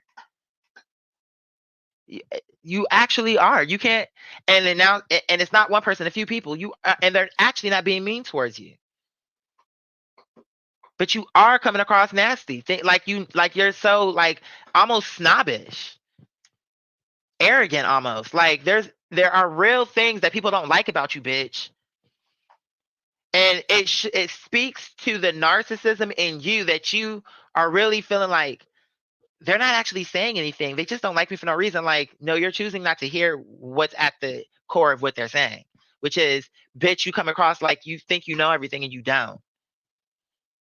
And then you want people to believe that you're this soft, like, oh no, I'm just this and I'm this Cancer and I cry all the time and I'm this. But now it's giving me unstable because you don't display that in this interview. It's like it's giving me unstable. Like, I know I'm this soft, but you're not showing it. Oh, I'm saying that because I'm jumping ahead in the interview in my head. Okay. Let me let this lady talk so we can. She's annoying me. I almost called her a bitch because she's annoying me. When she had us on her side just so she can come on here and do this dumb shit. And in my opinion, I'm like, why not come on this show? You wanna know why? Because she knew talking how she talked on that other episode was not going to get so she's just like everybody else. You went up there trying to or then again, maybe this is just really who she is. These are tropes that have been associated with me before, but I'm in a new level of visibility at this juncture. Mm-hmm. And you get people saying things like, you are difficult, you are mean, you are nasty, and No, hold on. I want to address this comment real quick because this is a good one. And this is a fair comment. Let's read it. It says, wait, but there are studies about how Black women get mistreated or people push them aside due to underlying racism in the medical field. That goes back decades. I'm not disagreeing with that. But that had nothing to do with why she wasn't diagnosed. You see what I'm saying? I agree. I think that what you're saying is a conversation for Black women at large. But this interview is about Amanda Seales. And she's discussing about what she's saying was her diagnosis, right? So what I'm saying is her bringing in the whole of Black women and then saying so many of them don't get diagnosed for this condition because of racism. Okay. To begin with, let's start with her. Why didn't she go in to get the information? What kept her from? Where does racism play into the scenario why she did not get the treatment to look or take the time to look into that? Where is racism playing into that? Okay. Second, with her bringing Black women as a whole into it, the issue with it is, for me, it felt manipulative because when people do stuff like that, especially when it's that actually don't have nothing to do with you. That could be a conversation we could have. But that is actually not the reason why you, Amanda Seales, did not go in. But she did that kind of to so that way she didn't have to give all the details of, you get what I'm saying? It felt like it was a sleight of hand thing. Like you started talking about something and then you kind of pivoted into saying to where you could have went into that conversation where really, to me, that's another conversation. We want to understand you. So why didn't you go in? You said you've been doing therapy. So if you've been doing therapy, that means you believe in that. So why didn't you go in? I don't see how it's racism. So I just felt she was saying it. What I'm saying, I'm not saying it's not true, Miss Tessa. I'm saying I felt her use of it felt out of place and manipulative because what that got to do with her. Now, if she could say, I'm just making something up. I went to the studio head and said, that I have this condition or I believe I need to speak with, and they told me no, but then they told Reese Witherspoon yes. and gave her her medical treatment. I just made that up. Okay, racism. There's something wrong with that. Why didn't you, if someone came to you about something like that, what, you get what I'm saying? But she's just saying it. She's just saying it. Just, I think, to number one, so she doesn't have to talk about her, like, because I don't believe her, honestly. But the thing of it is she knew she had, because of course, I think Black people in general, but definitely the Black women, because again, this is a real conversation. So of course she's gonna have the black woman support, because that is a real conversation. I just felt her use of it in that moment to explain why she, see my point? That was my issue with it. I felt it was disingenuous. It was just something for her to say to get points. Because of course there's gonna be Black women watching who are gonna say, like you said, like, that's true. The studies, you know what I'm saying, who are going to, but see where it's manipulative is, but that actually has nothing to do with why she didn't go in. That's a real conversation. But why didn't she go? She been doing therapy. So it's not even like because like, so she been put on. She just chose not to do it. That's different from a Black woman saying, "Hey, I have this pain. Can we check this out? Oh, there's nothing wrong with you. Take a Motrin." Then we find out she really was sick, or a pregnancy, or all the multitude of stories we've heard. You just not going in versus these people going in, saying what's going on and being turned away or ignored, or what, to Mother Tessa's point. You see the difference? It just felt manipulative to me. Yeah, Monique doesn't. I'm learning they're very similar. In the little bit that I watched before I decided them a few days ago, I wanted to bring her on the show again. I thought to myself, her and Monique are very similar. Neither one take accountability for nada, and are full of themselves and are just very delusional. They're very similar. And it's good that Amanda is in this predicament. And when I say good, what I mean is because Monique can't say, because I see why she used Taraji. But to me, if somebody was going to really not make it an easy interview for Monique, they could say, well, what about Amanda Seales? What's the reason why they're not hearing, like, why they tuning her out? She should be, you keep mentioning Rosa Parks and what's the girl name? Oh, because she was dark skinned and nappy hair. And Rosa was light skinned. Okay, well, Amanda is light skinned. And they still shutting this bitch down. So now what? It's showing you. It's just that y'all are not enjoyable. Like the way y'all come across when y'all be talking. That's what it is. It's not that, oh, it's because you're dark skin or chocolate or big or light skin in Amanda case. Oh, it's because I'm light skinned. I'm like, I'm sure some girls do hit you with stupid shit about being light skinned. But that's not really the issue why people don't fuck with you. Okay? Beyonce's light skinned. So them same people who came at you about it probably came at her. She still got through. You didn't. And in your case, you were there. So you could have got through. Which shows me it's maybe not to the extent of an Azealia Banks, but where it's like, yeah, we can't take you no place. Cause y'all run your mouth, Monique, Azealia, Amanda. It's giving me Mal. MAA Beach. Okay, let's get back to this interview. That you're none of these things. Right. But they're attributing it to things that are not actually action-based. Like, I don't cheat people. I don't lie to people. I don't stab people in the back. I don't operate in mendacity. I am not duplicitous. I don't do none of this shit. But I have a certain tone about how I speak. And that makes people feel like, oh, I'm mean, because something about the tone that I speak in doesn't make them feel a certain way. But notice what she didn't say. See, this is where okay. Let me see if y'all caught this. And tell me if I'm alone or not. Did y'all catch it? She was like, I don't cheat. I don't lie. I don't. And then that's what I'm saying, trying to talk over people's heads. The mendacity of the Doondacity. I'm like, girl, I don't give a fuck about these big ass words. Because you're using them to, it's not even coming across sincere. It's coming across like I can't even explain it. Like a fucking want to know it all bookworm.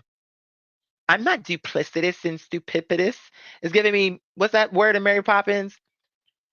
It's giving me extracalifragilisticexpialidocious, bitch. Who's just gonna come out in the conversation and say that? She's a Cancer. Amanda will be like, it's duplicitous. It's not, and it's just the way she be saying it. But here's what she didn't say. That's where I was getting with. So she doesn't lie. She doesn't cheat. She's named. She put it. Matter of fact, I want to hear it again because I want to be fair with her and get it word for word. What did she say? Let's hear it. But you're being bullied, and these were tropes that have been associated with me before, but I'm in a new level of visibility Right. at this juncture. And you get people saying things like, you are difficult, you are mean, you are nasty, and you know that you're none of these things. Right. But they're attributing it to things that are not actually action-based. Okay. Like, I don't cheat people. I don't lie to people. I don't stab people in the back. I don't operate in mendacity. I am not duplicitous. I don't do none of And mendacity. Ooh, damn. Okay. But let me say what she didn't say. I want to hear it again just to make sure. So she just went down a list, right? But you know what you didn't hear her say? You didn't hear her say, I don't talk down to people. I'm not condescending. I'm not a know-it-all. I'm not defensive. Because you can do all the things that she just said, not steal, lie, or cheat, and still be condescending. Which is actually, she didn't say she wasn't arrogant. She said some other things that, okay, that could be true. I'm not going to say that that's not true. I believe her when she says, well, although I do think she lied about this autism thing, but aside from that, I'll take her story more or less. I believe her more than I believe Monique. Because Monique done been caught up in too many, to me, lies. But with Amanda, I almost called her Angela. With Amanda, but that autism thing, I'll take most of it. But sweetheart, you're not understanding. You can be nasty and all them other things still be true. Your spirit. You cannot cheat, not lie, not, what was the other one? Still, or whatever the third thing she said. And then the other things. And you can still talk down to people and be not kind. Because I didn't hear you say that I'm kind and humble. Like, I didn't hear you say those things. Because I would have said, because I'm a lot of things. But I would have been very clear about it. And I would have made it very plain to you. Like, you know?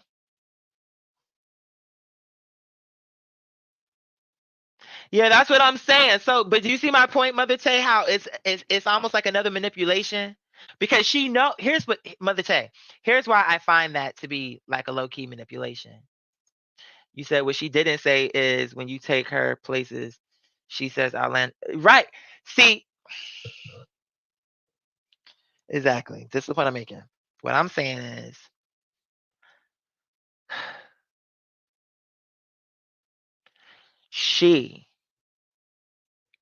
this woman knows what people's issue with her is. She knows. But now she'll use a word but don't even understand when she's doing it. But now she wants to gaslight you into somehow taking it on as, no, she definitely was right. And you just don't like her for no reason. The reason you don't like her is for no reason. It's coming out of nowhere, out of thin air. She knows that's not true. She knows it didn't come out of thin air. She knows it's a collection of things that have happened with her through the years. I tapped out early on, especially after when I'm like, y'all really can't see this with this lady? I'm like, she got a nasty spirit. Like you can't tell her nothing. You can see that about her. And to me, it was very clear. And when you would see them comments where she was nasty to a bitch that wasn't even really being nasty towards her, and really was making an observation that was true, and wasn't rude about it or nasty, but her responses would be real, like, honey, real nasty, saying like all kind of stupid shit, typing these big ass words. Oh, I'm from whatever this stupid shit she was saying, because it was years ago. But she definitely was in them comments, and she was not the kind of person who. But that was years ago. So when I tapped out, and then all them years went by, and like I said, she came back around. In my mind, I'm thinking, okay, she's back around. It can be good content, and people can grow. Because the thing of it is, okay, it's not that people are upset that you're smart. It's that you're kind of an asshole. There's plenty smart people that people like. That's not it. That really isn't it. Okay, let's get back to it. This shit, but I have a certain tone about how I speak. And that makes people feel like, oh, I'm mean, because something about the tone that I speak in doesn't make them feel. Oh, it's something about the tone. Why won't she just flat out say what people's issue with her is? See how she's dancing around that? Because now she went from, I don't cheat, I don't lie, I don't steal, to it's my tone. So within her saying those few things what she said on that list, she didn't say that I'm not condescending. I treat people with respect. I am kind, loving, compassionate, empathetic. She didn't, those to me would just be like foundational, basic things to start with. But now look how she's coming around to say, knowing that gap in between what she said and what people, if she's saying, I don't lie, I don't cheat, I don't steal, nobody ever said that about you. Or if they did call you a lie, it was because some dumb shit. Because you know what? Now I'm thinking maybe they did call her a lie one time, because I do remember something happened with her and some man where it was some type of scandal, and then it was like she got tired of being some bullshit. I'm like, girl, I'm out, because she was already on some bullshit. Now this is just taking, like, what is this about? It felt weird to me. Then she be with a whole bunch of weird niggas. Scrappy, why are you with him for? There's something wrong with you. I feel like you can't see Love and Hip Hop and see all these women. That's why when Faith got with Stevie, I said, you just brought down the brand, girl. Why would you be with Stevie J? Faith, I almost said Faith Hill. Faith fucking Evans with Stevie J. Honey, please.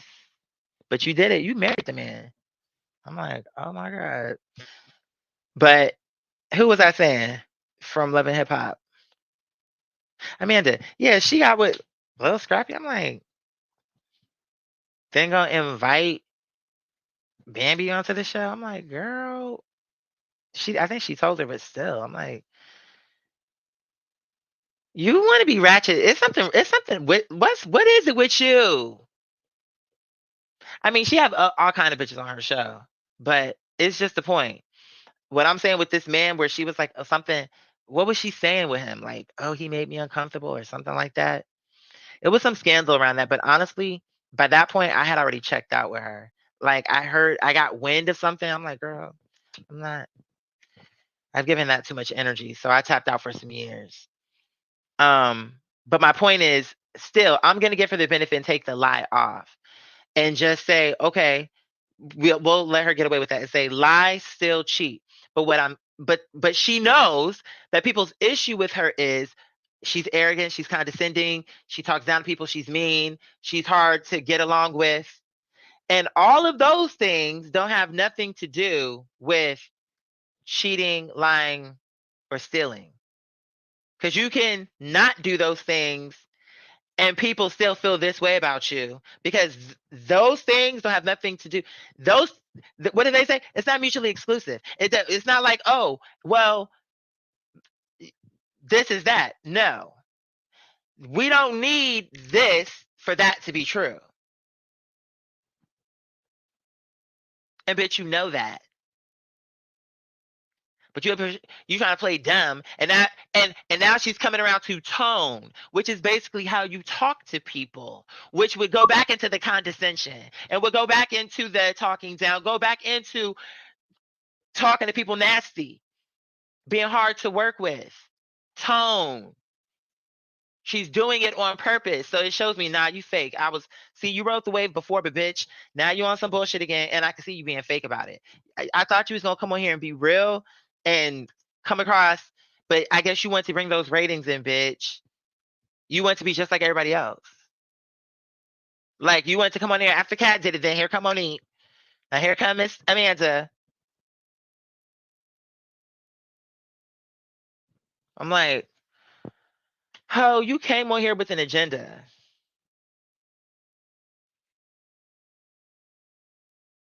You said, hold on, let me get to some comments. Hold on. I'm gonna press play, but I want to get to some of these comments. Ooh, shit, I'm dropping shit in my remote control now. Why am I even holding my remote control? Okay, what am I doing? Okay, let's get back to the footage. A certain way. So- And so Can I ask you this? Not to cut you off, but were they people that you had relationships with? Were this in the workplace that you became difficult? Or are this people that you just have general interactions with? these aren't people I've met. So if The people who are saying these things about me have never met me. She's saying the people saying these things about her have never met her. However, she know damn well you're gonna talk about Issa Rae later, and you're gonna be talking about her manager. You don't think that Issa Rae ever met you and her manager ever met you? And now Issa not gonna fuck with you, bitch. She probably already been stopped fucking with you. But her manager, Ben, probably was on to you and was protecting her client. Just like Kevin, what's his name? Kevin Hart, I must call him Kevin Hill. What is it with the Hills? Next is gonna be Grant Hill. And Tamia Hill. Why am I calling for the Hills? And Hank Hill and Peggy Hill. It's just giving too many Hills. I almost went into a whole thing, but I digress. Okay. Sweetie, you acting like it's just some bitches on the internet saying this. Is that true? You know that's not true. Because how you, just like Monique, have people in the industry who have issues with you.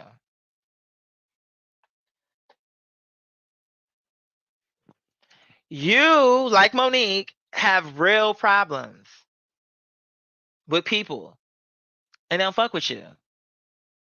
So when the Griot and all these other girls did their piece on you, honey, the reason why they gave it to you slapped down, split down the middle, is because, girlfriend, your name is clearly singed.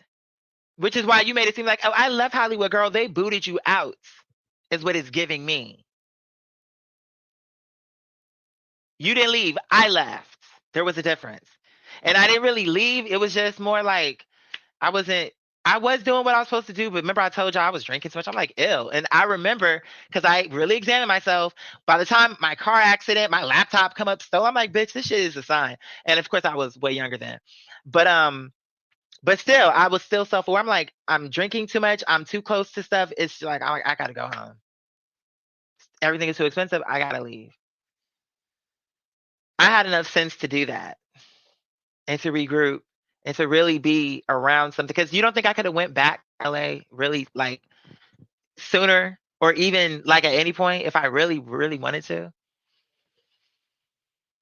I mean, only God knows what will happen. But I mean, realistically, if I really wanted to be there, you don't think I can just pack all my stuff up in storage and rent out my entire house and like find a place to like rent for like how I did before when I came out there?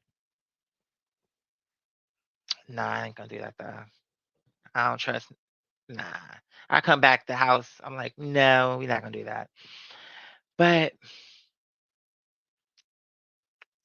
the point is, I mean, the girl, what it was is, bitch, you're annoying. You talk too much, and you don't know how to talk to people.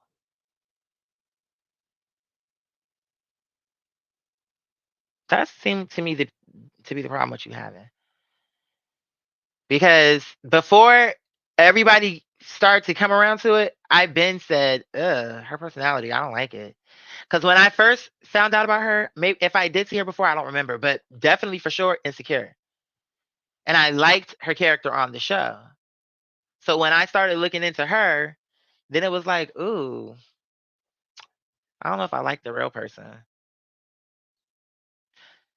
It's not that I expected her to be like that character at all, but I don't know what it's like when she started talking, and it was just the way she was coming across, like, and it wouldn't. It's not, and it would be one thing. See, when a person is fair and like really can like have a real dialogue, then fine. But that's not what she was given. I'm like, girl, please.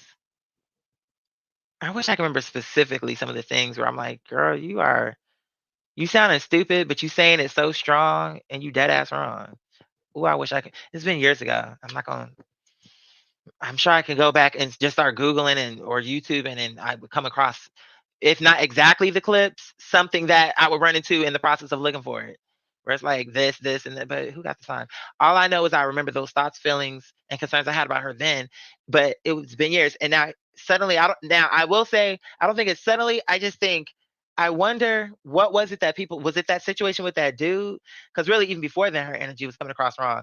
But was that definitely where it was the first strike? But where it's like this total, like where now the media is like, oh, all these people coming out against. I'm like, they coming at her harder than they came at Monique. So that's telling you something. I met her at small. I met her at a small get together in Atlanta, and she was, you lying. So she's just, her brand just went down even more because I already felt this way. If nobody would have met her, it's just the energy she's given. It don't feel sincere, and it don't feel like an energy that's approachable that you really could have a good conversation, laugh with, and just kick it with. It comes across like you got to walk on eggshells with her. It's 3:11 on the clock. You know what that means to me. It's like you got to walk on eggshells with her, and I don't understand that. Um,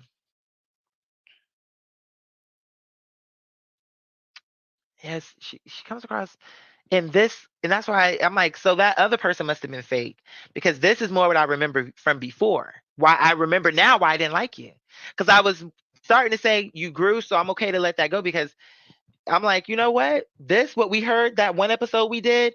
I'm like, ooh, this I can get with. I like this energy.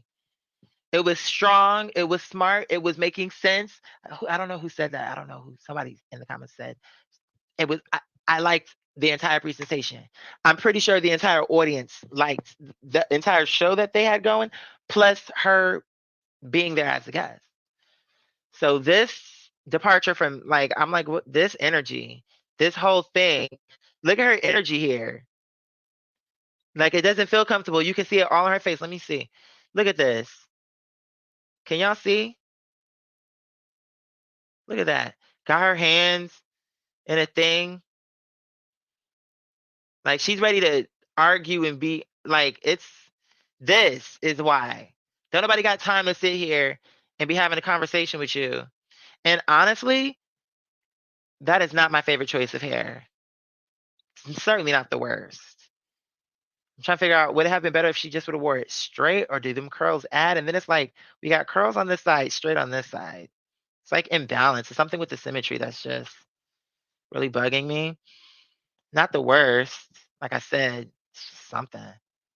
Like, maybe it would have been better had she would have got micros or even like regular braids that size, like the Brandy braids.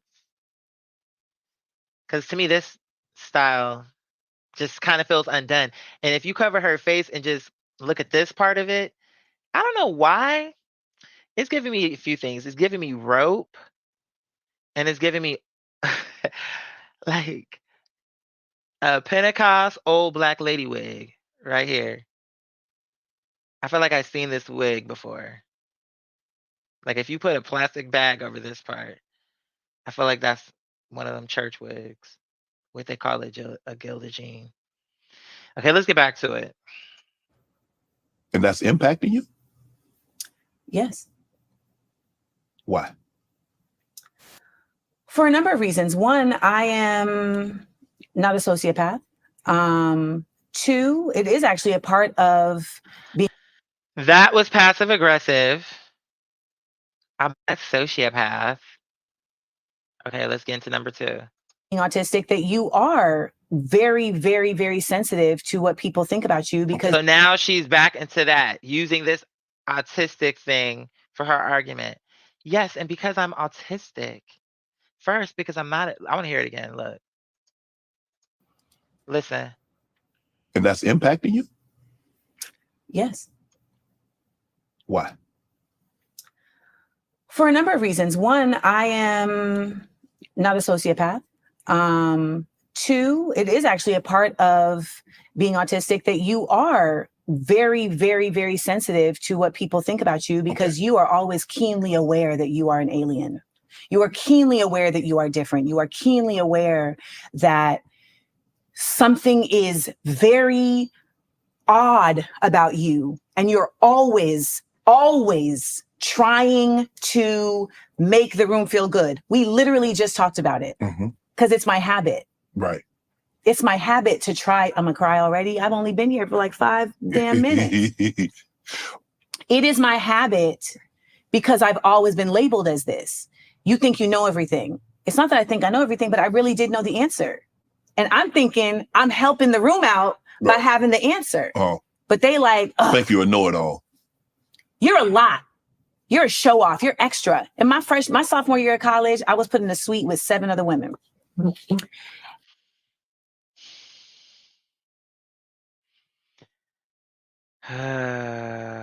Okay, let me let it roll. And the day I got Comment. there, my name had been ripped off the door and thrown on the ground. I didn't even know these women. And 2 weeks in of them not talking to me, I said, listen, I'd like to have a Friday night where I buy a bottle of tequila and we all just sit around and y'all can take shots and tell me why you don't like me. And everybody's reason was, This lady is not autistic. She lying. Where is she autistic? Where does she have Asperger's? Where is she on the spectrum?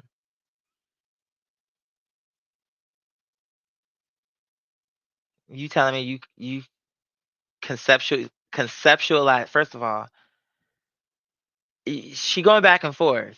First of all, how are you going to sit up here and say with autism and autistics, they are keenly aware that we are keenly aware that we're aliens all the time. We're different. We're this, we're that. Okay. On one hand, that's what she'll say.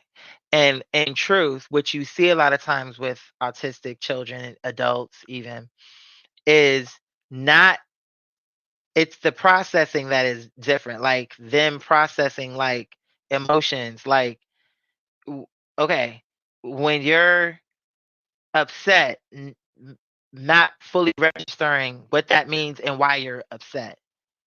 But she's saying that she was able to conceptualize that these girls didn't like her. And let me get a bottle so that you all can tell me why you don't like me. That to me sounds too conceptualized. Because if she just said her name was ripped off the thing, autistic wouldn't even think that way. They would just think, oh, my name fell off. They wouldn't even emote like on what level are you? I don't believe her because it's not making sense. She's saying that she understood that, oh, that was a sign of aggression. Oh, they don't like me.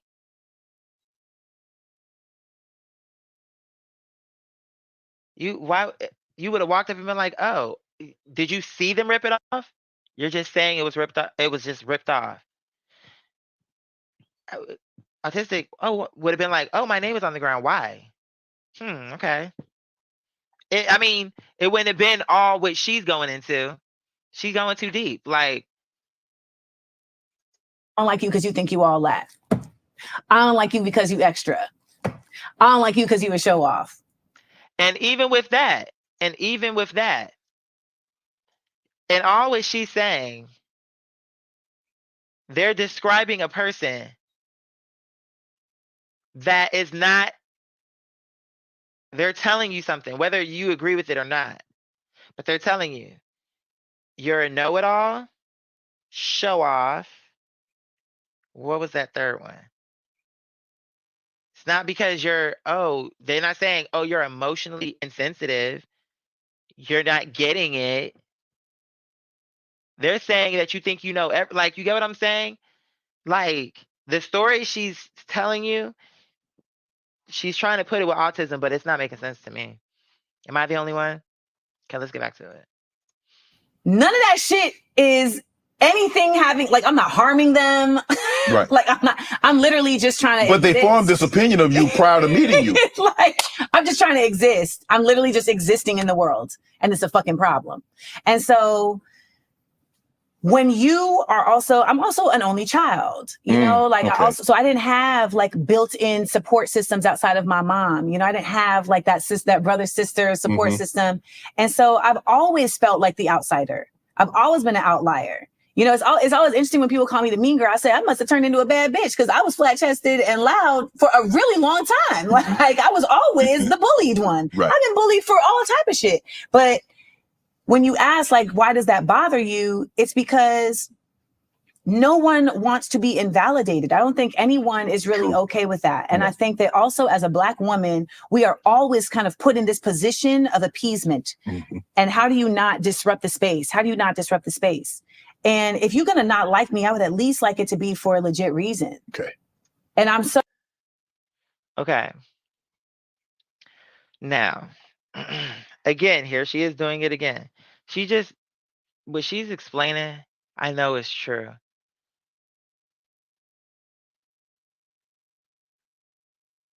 I know that's true. I've never seen it for myself. I just sense that that's true because myself, I feel that I even as a Black man, whether I'm, regardless of me being gay, feminine, whatever the other stuff, I just know in general, I have a similar feeling. I know that's a real thing.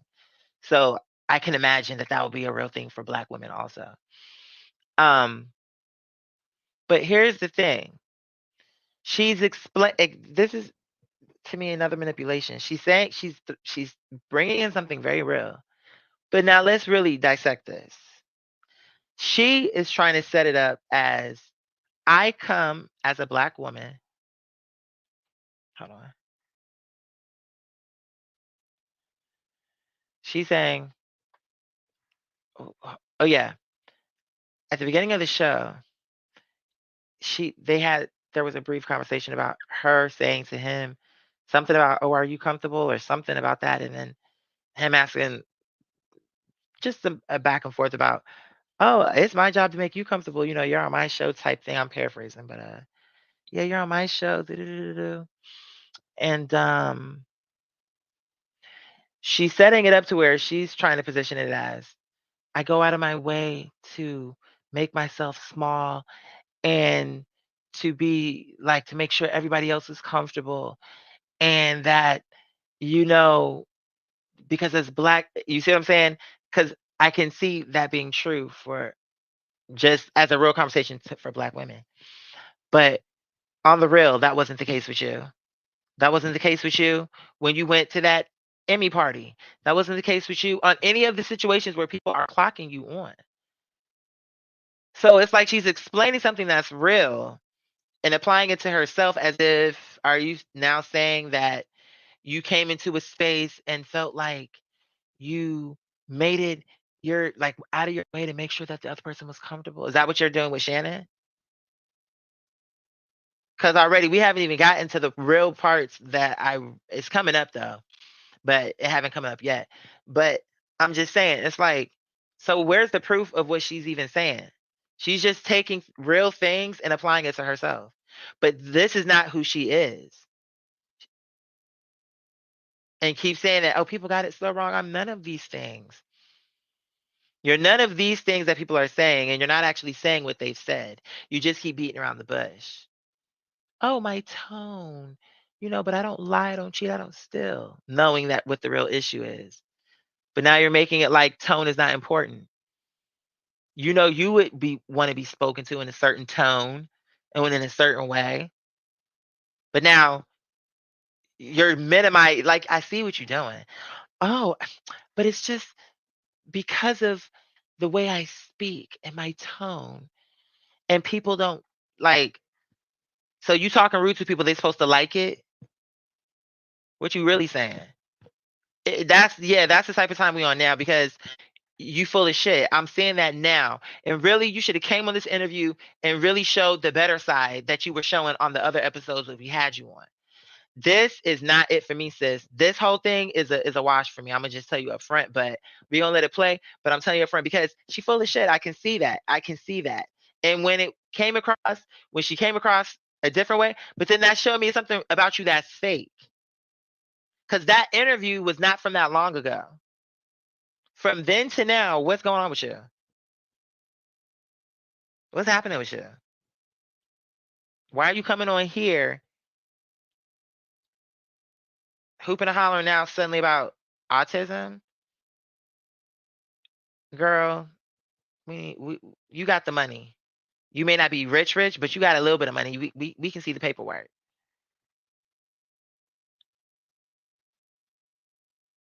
Scrub out all that important shit. We don't need all that. But just because I don't believe you. I don't believe you went and spoke to Rose Octor. And then you're so vague about it. Why? That's what's making it questionable. Be clear. If you really want to help people, why don't you be clear? And you want to talk about everything else, why don't you walk them through what it was? I went in, we did this, we did that, we did a series of tests, cognitive, this, that, and the fourth. Like, what you talking about? Oh, all the symptoms I had. Okay, so now what, you a med MD Googling ass bitch? Suddenly, I thought you went to Yale. Is that how we do it at Yale now? Because bitch, you read the symptoms. Girl, why don't you go in if that's what it's given? But okay, let's get back to it. So happy to be in this space with you because, to be honest, like, I've spent so much time trying to convince people, Shannon, trying to convince people of like, no, that's not what it is. That's not what it is. And it's like, I'm off it. Yeah. I'm off. Trying to convince people. You're on. If you was autistic, you wouldn't give a fuck. What a nigga think. You had Asperger's, you wouldn't give a damn. Oh, they're mad. Okay. I don't know why they're mad. Like, it would have been like, did you know that Bob was upset? Yeah, he's screaming. Oh, okay. Case closed. Miss Amanda, I've been trying to prove myself and get people to know who I am for years. Now, she's Asperger's. Up here trying to convince people. We're going to let her talk. Off it. There is the truth. There is my truth. And a lot of times, baby, it's the same. Mm-hmm. And one of the reasons why you can see that is because when I recount a story, I want you to notice this when I recount stories. I very rarely include my feelings. It's never, I felt that this person did this. I thought that this person did this. It's like reading Game of Thrones. He's going to give you this.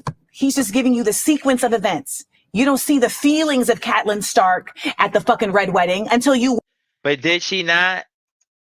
She, even in this, she's over talking on herself. Didn't she just say, oh, with the reason why, when he said, why should it matter to you? Does that affect you? Yes, it does. Because number one, I'm not a psycho. And number two, as a part of my autism, we feel things intensely. Our feelings are like at the forefront. Now, when she's recounting a story, you're not autistic. Oh, it's all facts and figures. It's very rarely about my feelings. You can't see how that's double talking? Because to be honest with you, why should your feelings not be involved? You both can. Like, my thing is, I could be pissed, And yeah, I am pissed and I'm telling you why, but I'm also telling you what happened. So you're just saying what you got to say moment to moment, because this is going against that first part, which you claiming, oh, I have all the signs, but yet you are enough balance to, oh, when I'm telling a story, I know how to stay focused and stay on the fox, and it's not about feelings, and it's, girl, please, you just talking now. You said it wasn't even a lot of people there, like and I was invited by the same DJ who invited her. Her energy was thing. That's not helping her case. Watch the show, because in the writing, it is just a series of events. And let her tell it. Oh, the people who said that are people who never met me. Now we got somebody right in our audience.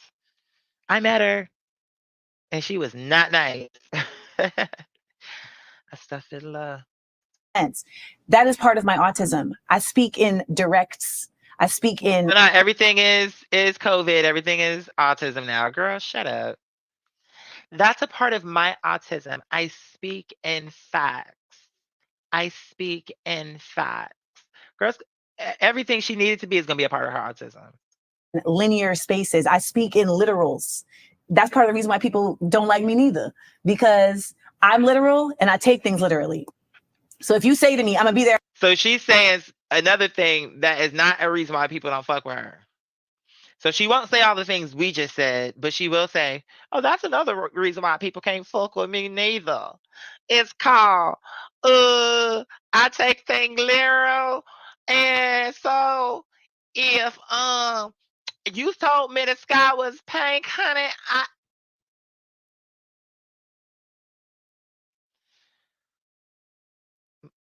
oh, you got them earplugs. Can I get those, please? Thank you, sweetheart. Continue. I want to hear this bitch. At 5, I'm like, why you ain't here at 5? They're like, well, I'm at 5-ish. Well, you should have said 5-ish, because I was waiting for you at 5. Look at Shannon, you fake laughing because that was not funny. If you said 5, I expect for you to be at 5.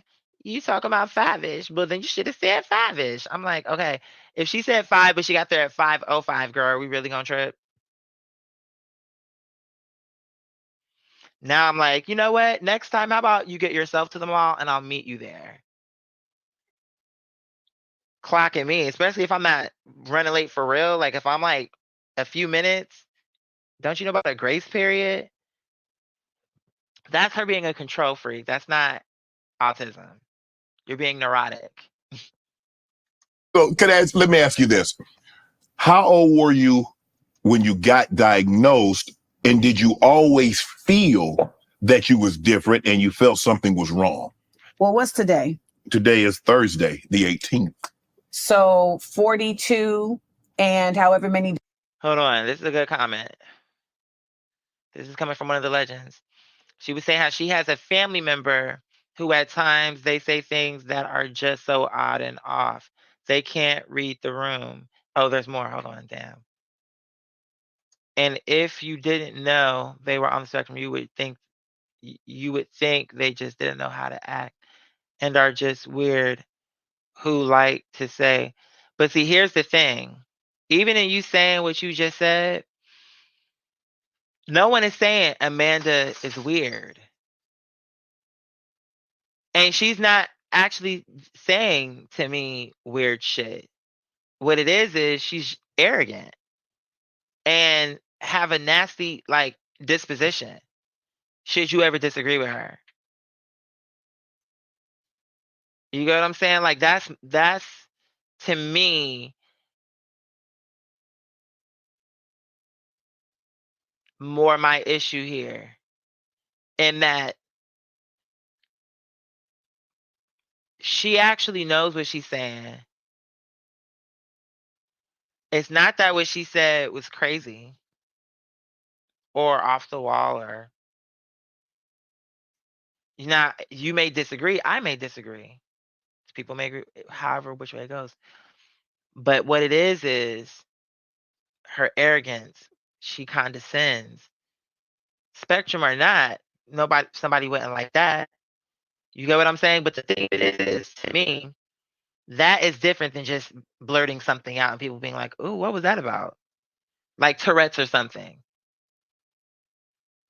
That is totally different than, you get what I'm saying? Like people saying, "I don't like how you talking to me.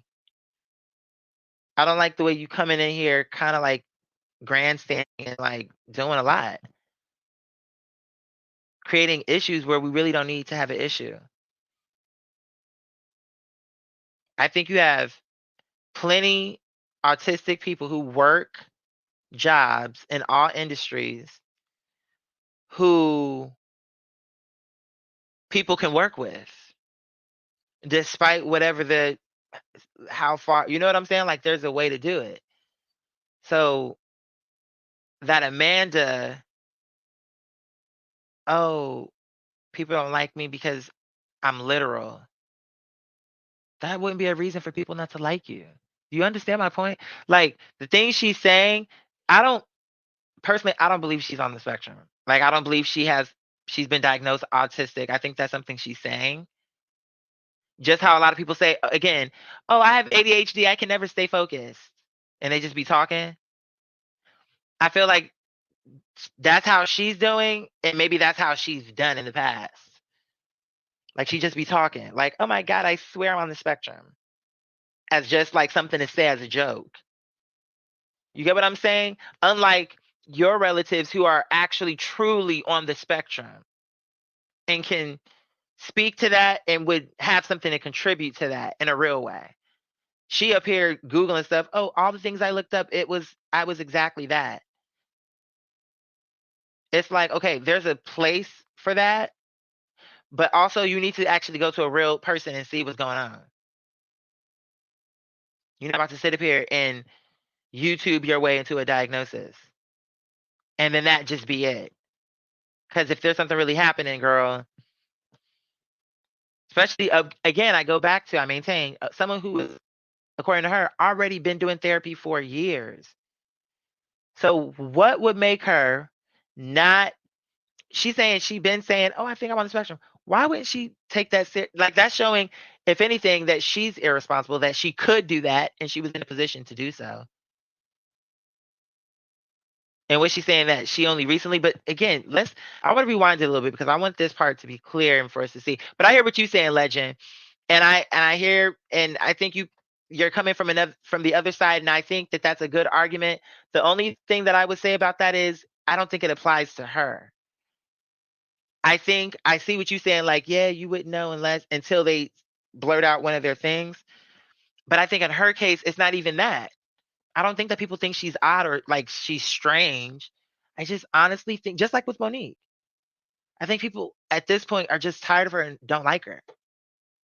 Now she'll tell you that it's because she big and she all these other things, but I don't think that's the case. I genuinely don't. I always felt like I'm like, Monique, people always loved you. You're lying. You just don't want to accept that really y'all did this to your own. You did it, and you didn't have to. It's so crazy. For what? For what? But okay. So Amanda's in a similar situation. I think now she's knowing, oh, because with mental health, people are supposed to be more understanding. But I don't like when I feel like people are trying to take advantage. Like you're just saying something right now. It's not coming across sincere to me. But she could be telling the truth. She got 1 point coming from the Legend, so at least she got you. So she got a vote. Her vote is still hanging on a little bit. Let's see. She's something, but it ain't autistic. Yeah, I'm not buying that, but you really never know. But I would say, if my personal feeling is no, but I could be wrong about that, but I really don't believe it. Just through how she's coming across. What is during the moving process? Her name got knocked down by a box or something as they're walking, and like I don't think she should have took that personally. Oh, I must have missed something. Or I forgot. I'm like, moving process. Let me read another comment. You said, what is during the move? Oh, is this the same comment? Uh, Hey Ty, hey Beauty, how are you? She took an online assessment, girl. That's what it's giving. It's giving online assessment by a trained professional in Abu Dhabi, bitch, or fucking Shanghai, out of the Shane Laboratories, bitch.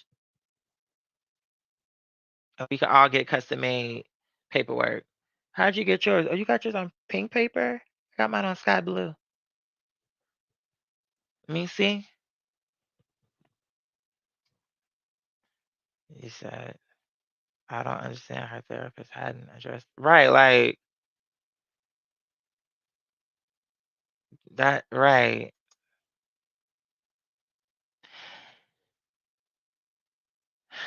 So much I want to say, but I'm not even, I really want to get through this because I want y'all, there's a few critical points, but I keep talking and I'm not allowing it to get there. But if I don't like you, why would I drink and give you the reason why I don't like you?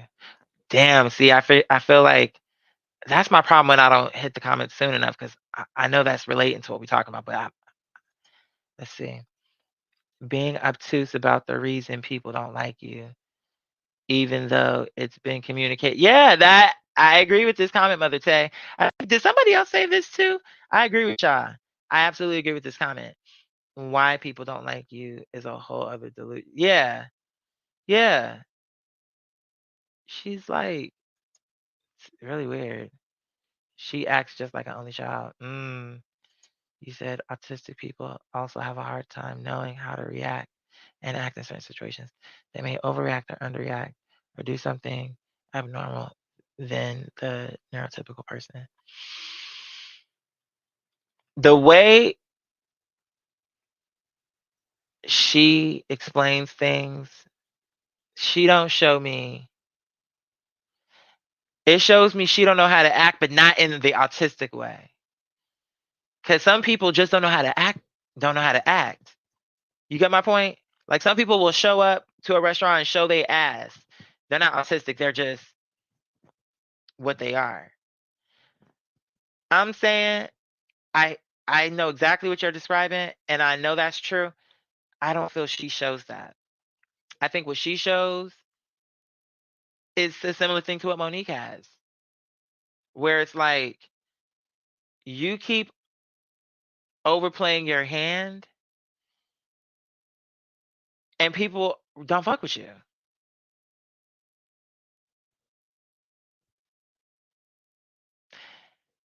And in this, let me ask you this. So, for example, in this interview, this is okay. This is how let me ask this question.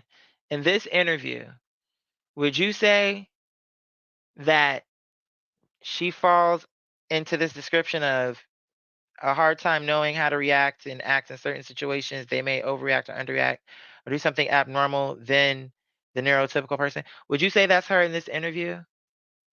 Or would you say that this was just her coming on this interview, talking from her position, but doing it in a way that just does not resonate with people? Here's what people got to understand. Some people are just assholes. Some people just are not likable, like based on how you be dealing with people. And it's not because, oh, you didn't, you know what I'm saying? Like for a genuine, like for your family members or someone else who's really coming up with that, it's not the same thing. Some people are just assholes. Some people just, it's not that they didn't know how to react. They just, you get what I'm saying? Like, for example, there's a woman at the job that I'm like, how come I keep hearing this lady name and I still have not seen her? But everyone keeps saying, oh, nobody likes her because she talked to everybody nasty. All kind, her name keep coming up, and every time it come up, she talks real nasty to people.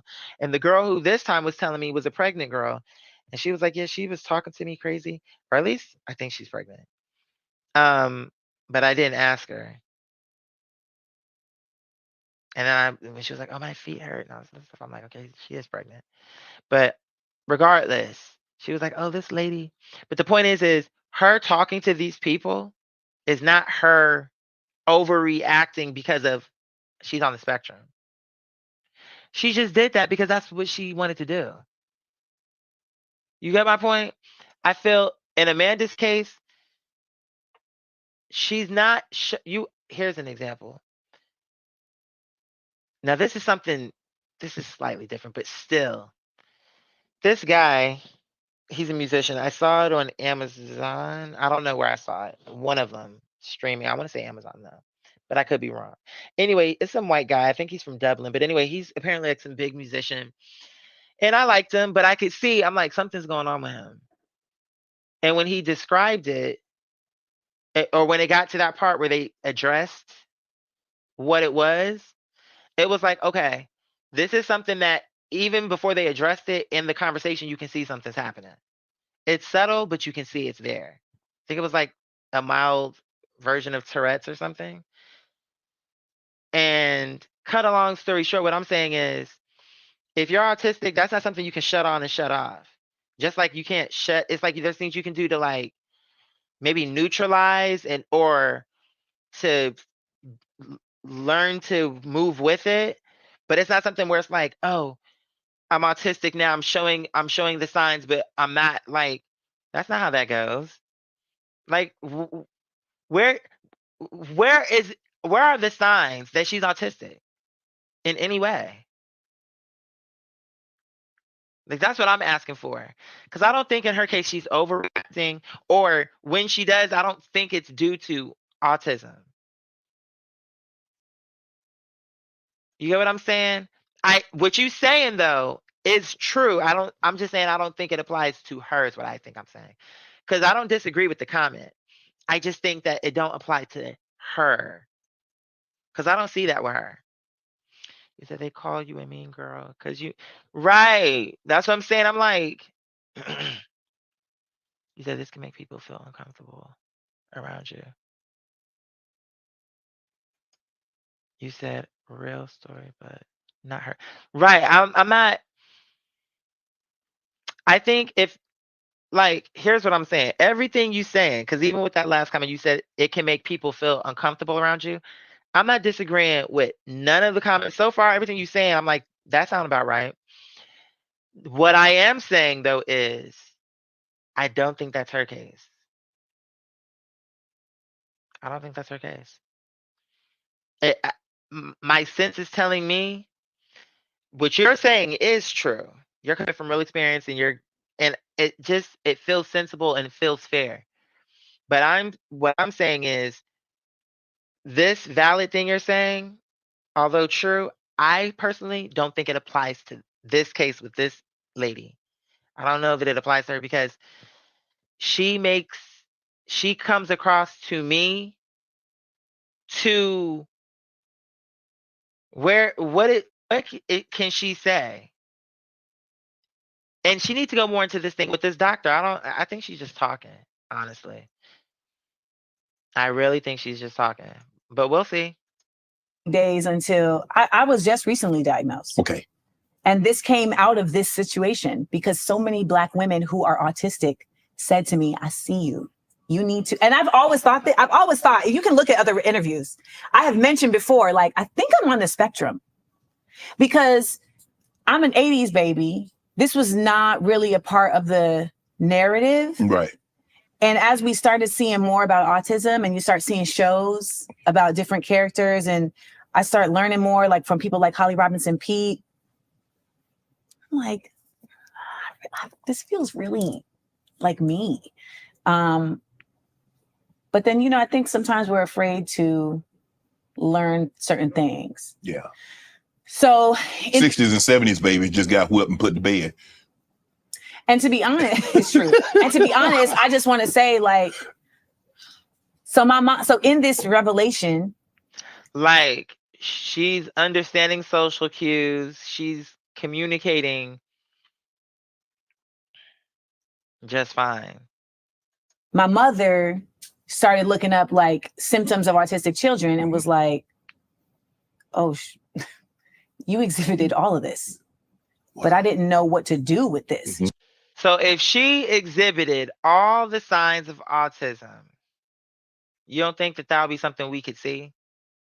You don't think so? See, this is now I'm starting to I'm going into the territory of you lying. I don't believe her.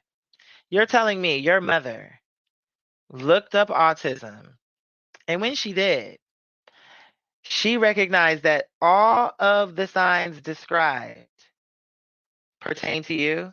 That's what you saying? Girl, you a lie. I don't believe it. I don't believe that. She exhibits all the signs, yet she up here talking like this. All these big ass words,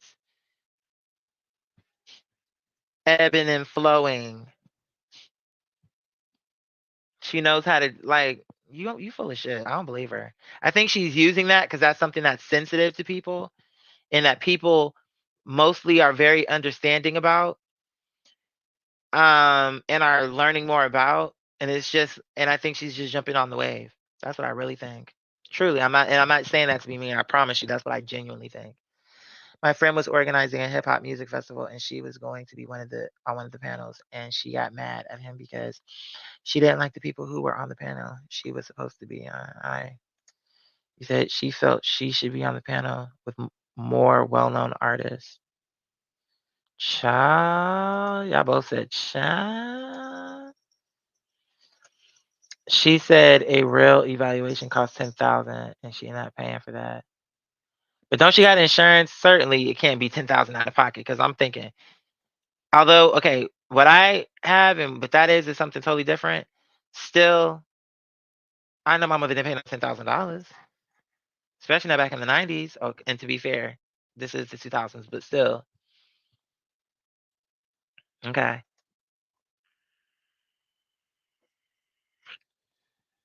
Yeah, it's something about it. My boyfriend has Asperger's. He's extremely intelligent, but social, unaware of what's going on unless you explain it. So, do you see? Now she's claiming, Jessica, that she has Asperger's. Early in this episode, I'm pretty sure she said, "Oh, the name is different now because Asperger's was a Nazi." Like, okay, you doing the Monique thing, throwing in extra details just because. Okay, and the Fonnie Willis thing, throwing in extra details. Why? Okay, so she's saying that she has Asperger's.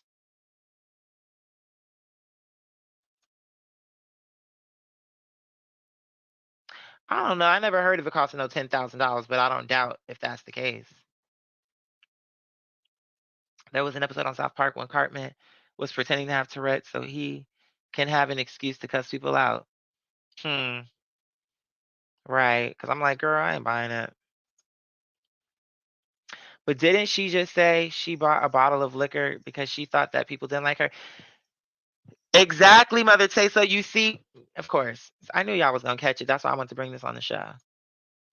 She likes to hear herself talk.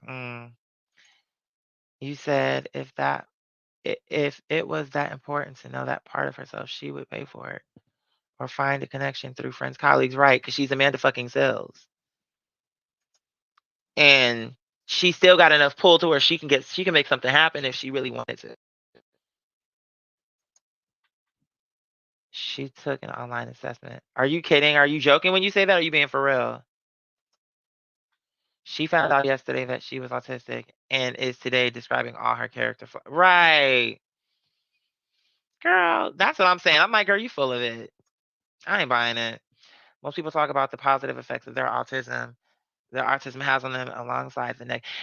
But you know what, Mother Tay? Absolutely. Because even with my ADHD, that's what I do. Because in my opinion, I do believe that there are benefits.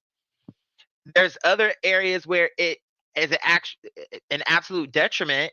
You know what I'm saying? Like where you need to be focused. You need to stay on top of certain things. But creatively, it's honey, it's the jam. Like there but her, I'm like, girl, you just got on this. You just started with this. And you've been joking about it, but now you really gonna get on this train, bitch. I don't believe you. I don't believe you. I really don't. I really don't. And now suddenly let her tell it. My mother, and now she roping in her mom into this lie. My mother read and she was like, "Oh, you had all of these things. You displayed all of the autistic signs." You a lie. If she displayed all the signs, that means all of the signs would make it totally noticeable. Not that that would be a negative thing, but I'm just saying, like, you would understand that, okay, what, be more patient, whatever the case we need to be. I mean, there's a million scenarios, but my point is, whatever the case, you would understand. If she's displaying all of the signs,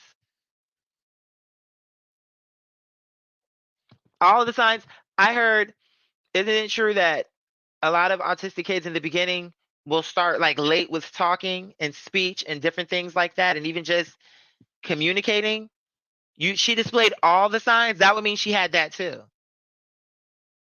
Oh, I remember when Amanda was 3 years old, didn't speak a word, didn't get to speaking till 9. Okay, that would need to be a part of her story too.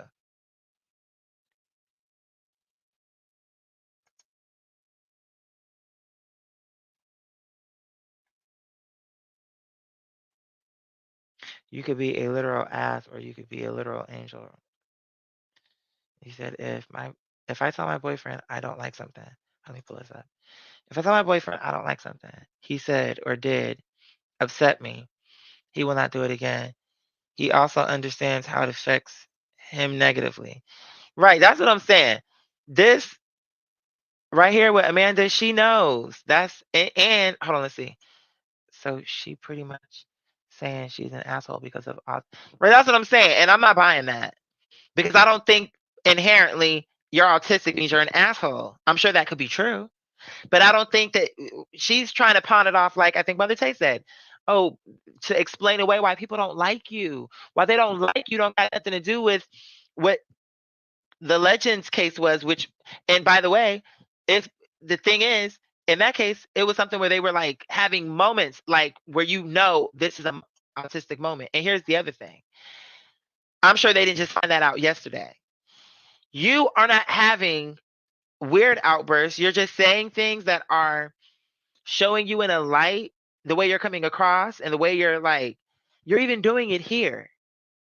And it's not reading, oh, it's because she's on the spectrum. It's just reading that you're have a bad energy and that you're an asshole. Especially when it starts to get, because I'm like, ew.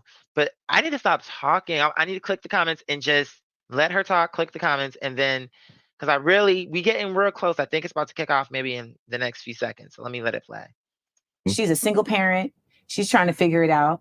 But I really just thank my mom because what my mom couldn't show up for me emotionally, I realized that she was able to, at the very least, that's not even fair to say, she was able to still let me be who I am instead of. So you're telling me you were, I'm sorry. It's just so much stuff. You're telling me you were autistic, undiagnosed, your mom didn't even know. And on your own, having shown all the signs of autism with no help, since you just said your mother wasn't there for you emotionally, with the best of parents who, when they have an autistic child, are working with the child, it takes a lot of energy to really work with the child and really get them where they need to be. You're telling me you were in a single household with a mother who was emotionally not available,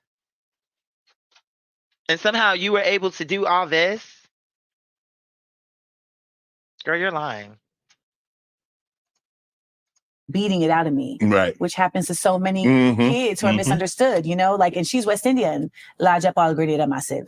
And so like, I'm over here being this precocious, loquacious child that's always talking and they're telling her like, why are you letting her just do all this talking and all of that? Why is she's too fresh? Why are you doing why are you letting her just run she mouth so? And my mom is like, that's Amanda. Like, let her live. Right. And So what I'm saying is, and here, that's another thing. I can't speak for the girls back in the day, but I'm gonna speak for the girls more recently. Definitely when a child comes and that baby has autism, the parents know within the first few years, like something is off. I don't know what, but then they take the baby in.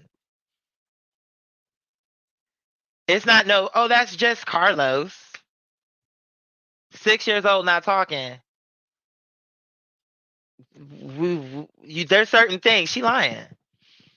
She's saying she was just. She sounds to me like you were just an average kid. If your mom is saying, "Oh, that's just you," there was nothing. You showed all the signs of autism, and isn't her mom supposed to be a nurse? Like, she's full of shit. She's full of it.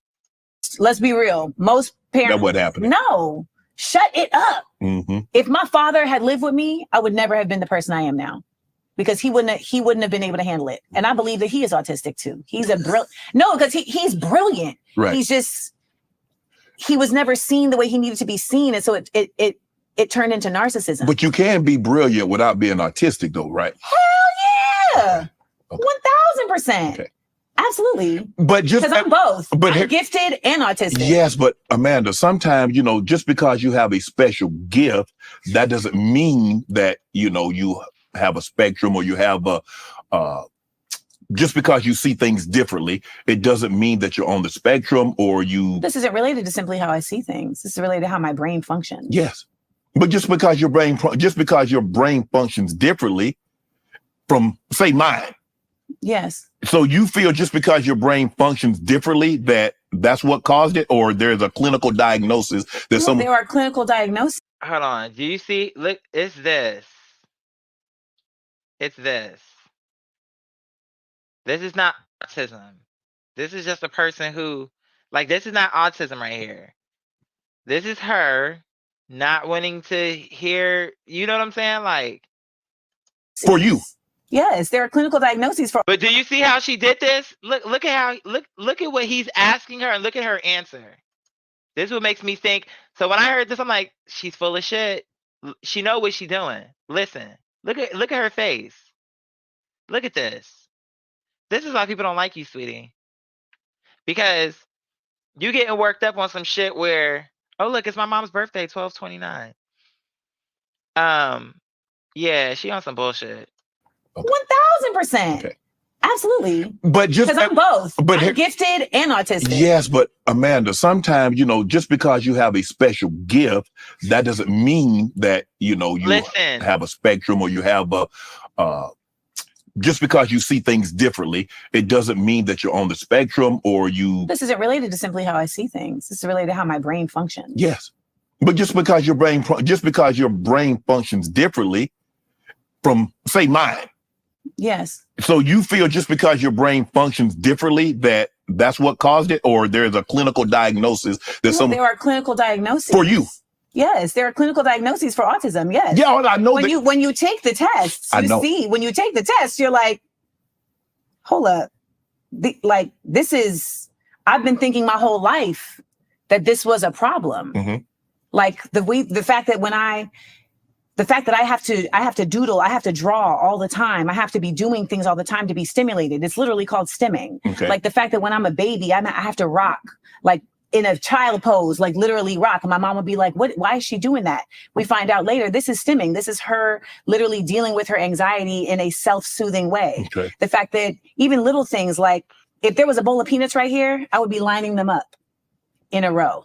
I'd be lining them up in a row. These are small things that are indicative of your brain functions in a okay. very particular way. Right. Okay. And that functionality also displays itself in your behavior, right? So it's also atypical to the way that our society functions. Mhm. So for instance, this society is very keen on people performing. There's all this phoniness Mhm. all the time, Yes. right? Yes. And when you are autistic, you literally are unable to even catch these certain social cues. There have been twice in my life where I was in a fight and I didn't know I was about to be in a fight because I just didn't understand the social cues. Right. She's full of shit.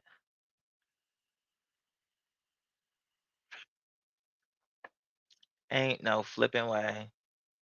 This hoe was lying. She lying. I literally didn't understand what was happening. Okay. I'm thinking they said come outside and I'm like, what's up? And then I get punched in the fucking face. For the record, I won the fight. You let her get up. She got up first, and you still won. Yes, sir. You're lying. Damn, you got squabble skills like that? I have rage. Ah, I have rage. I'm very strong, like freakishly. you single? Yes. Hmm. You want to talk about it? Nah. That's the other part I want to talk about. So she done already broke up with this nigga who she was on the show where she rode the wave on. Didn't she have someone? And she was so in love and he got her. I'm like, girl, I did that one time. Next time, it won't be till like a year go by till I tell y'all. Not because of nothing else, but I ain't trying to waste y'all time. Wasn't she just on there? Yeah. He rubs my back out the shower.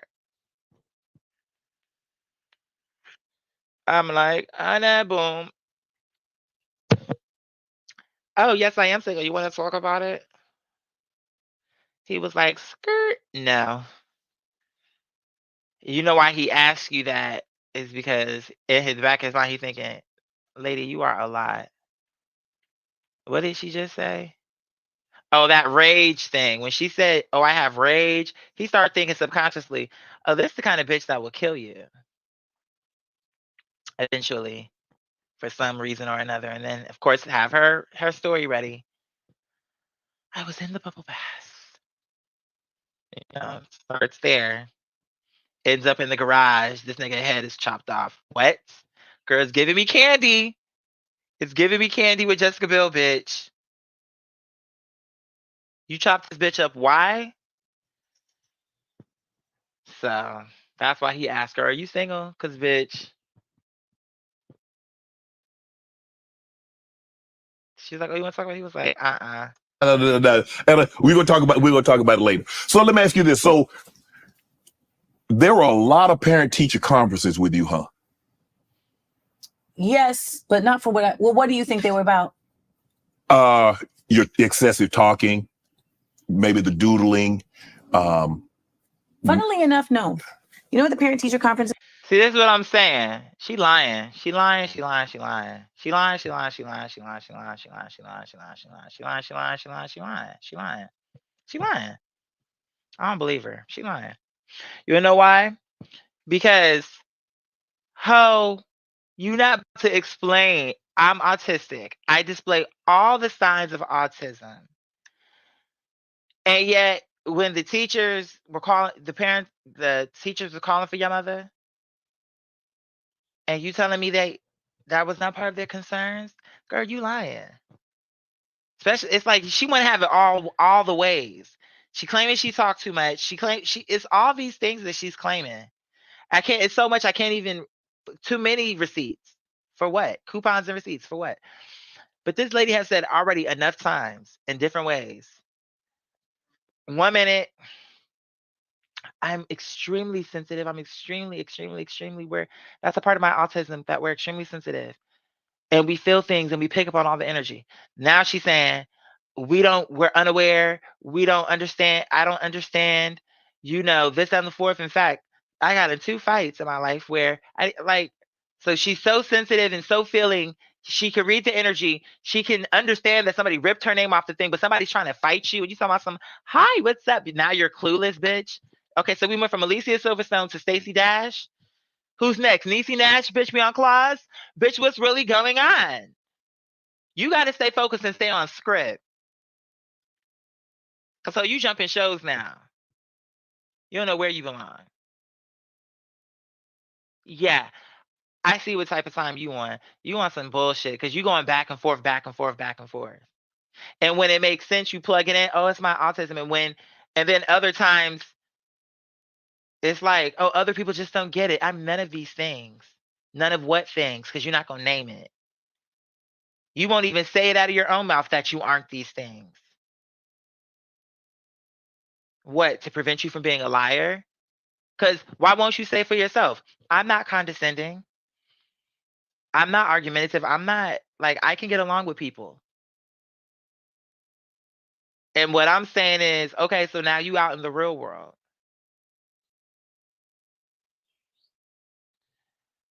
You claiming you left Hollywood. but it's really feeling more like Monique. Regardless of that, sweetheart, you didn't go out no place and get into no fight with nobody. You didn't get your hair pulled. You didn't pull no hair. We can stop that act. It did not occur. Cause bitch, you definitely not saying you went outside and was like, oh, totally clueless. Now it's giving me Brittany Snow or Brittany Murphy, bitch. It's giving me the Britneys. It's giving me Britney. It's giving me Britney Spears. And what happened with her?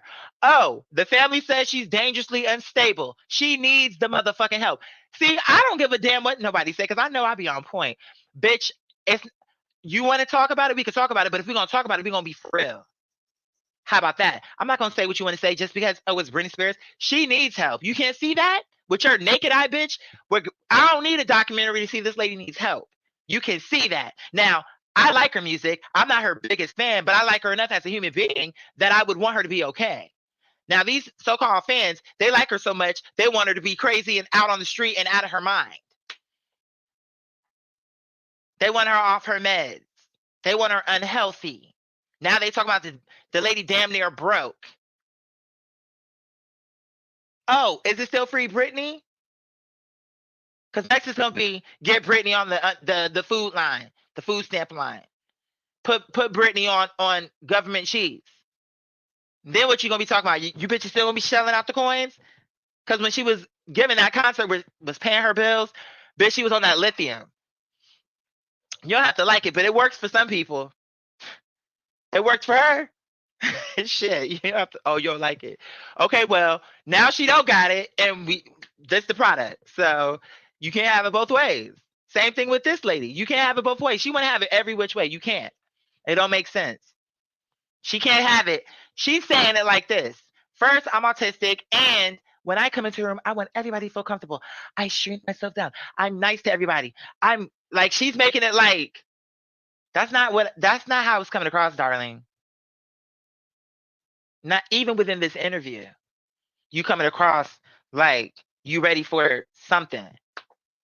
So where's all this conversation? You saying one thing. Oh yeah, that's the reason why I said. So it's girl, that's why you said that probably, just so you can say it on camera. That's why I asked that. That's why I said that, because I wanted to make sure you were comfortable. But you couldn't even hold the act up long enough because right away you jumped into this weird energy. And then this energy about autism, where it's like, girl, for real, that's what you're rolling with? I would have took a nervous breakdown or something really like something along those lines before I take that. Because more realistically for me, it's giving me you're not autistic. What it is you just care more than you care to admit. So when these bitches come against you, bitch, you really do fall apart.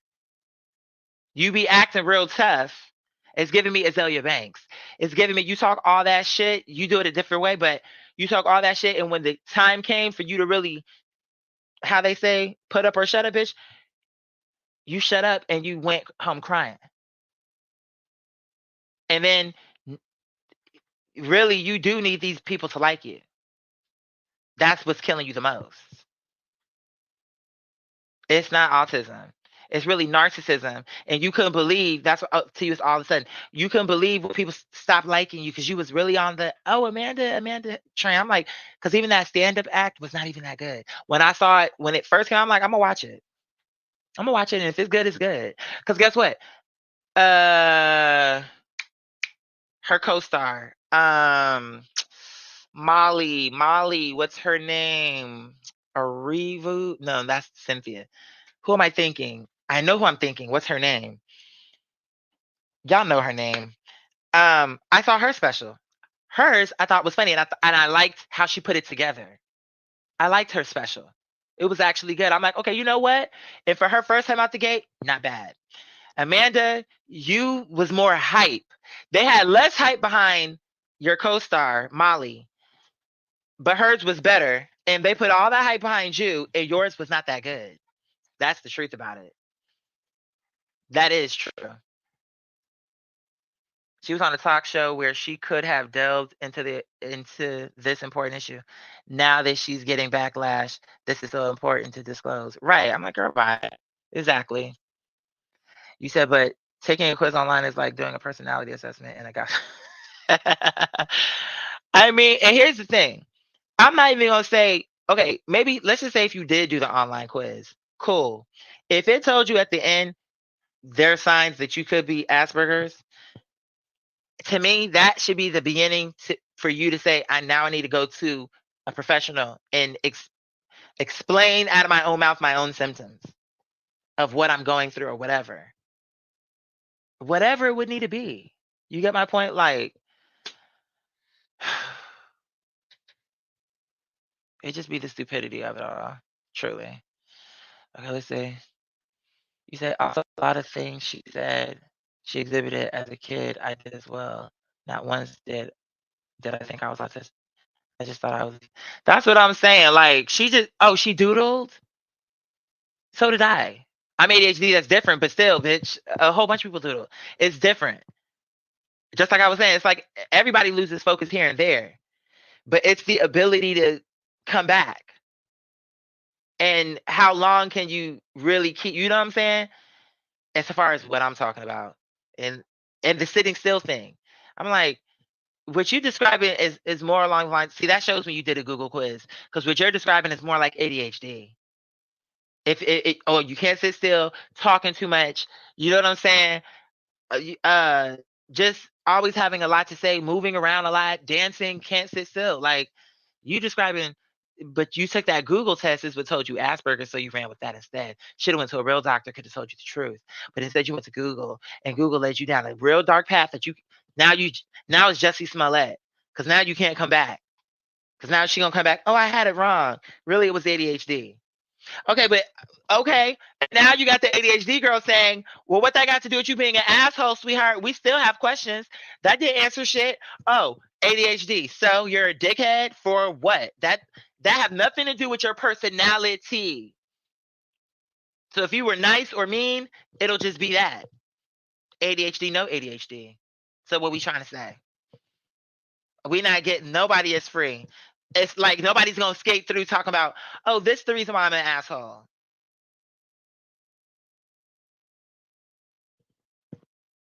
The only girl who might get away a little bit is bipolar, but even with her, girl, we need to get you on some medication. And that's okay. Especially if it's something really crashing you down like that. That's a whole real thing. So that's a different conversation. But if you're not in that category, girl, no excuse. You know what I'm saying? If it's something really affecting your personality, I mean, I would even say schizophrenia. But girl, you're not on the spectrum, girl. You're just talking. You're just talking. You telling me with no help. Like she must be some type of prodigy. No help. Because it was just her mom, and her mom was emotionally unavailable. She just said her mom wasn't around, but you're claiming that your mom admits that you displayed all the signs of autism. You had no help. You had a career as a child actor, no help. Nobody knew. You showed all the symptoms. Somehow you had a career as a child. You were able to be directed and put in controlled situations like that as a child.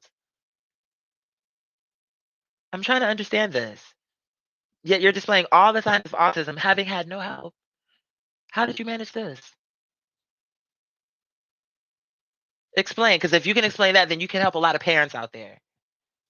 Probably, if it was true, but I don't believe her. I don't believe her. I truly don't. I truly don't.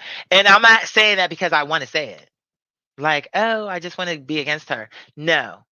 If she was making sense, I really would be on her side. But sincerely, I don't believe her. I don't like her energy. I don't like the spirit she came in there with. And I feel like it's not a good look. I don't care what them comments say. It's not a good look. Oh man, they're speaking to me. That's because you letting these see, that shows me you can be easily bullshitted. Bullshit. Because you telling me you can't read through that? How can't you see it? How? Because you can see this lady is just up here talking. Just like Monique. Just like Kat. You can't see that? Come on. And they can be convincing all they want to, but I'm not convinced. Because I know the difference. And I know when someone is really talking from out of sincerity. And matter of fact, I can't remember the name of the show, but there was a show on YouTube. It was very popular. So somebody in here definitely would know. And what the show was, each episode, they would bring somebody with some kind of condition. All kinds. All kinds. They had one up there. I think one of their I think how I even found out about him was through one of the episodes where it was like talking about how the young man had like diagnosed narcissism and he was just explaining what it was. They had that. But they have all kinds of things.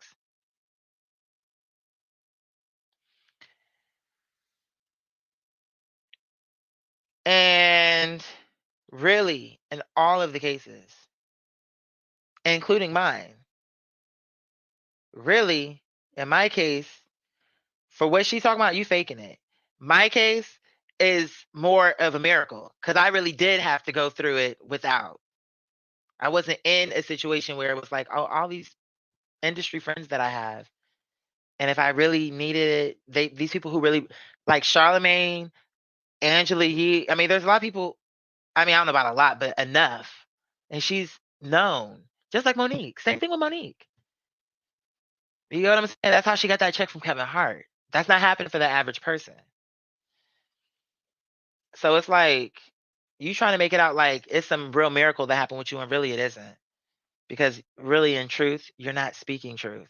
It doesn't feel truthful. Truly, feels like you just talking, and you suddenly you're autistic, girl. By undiagnosed somehow, you made it, girl. No.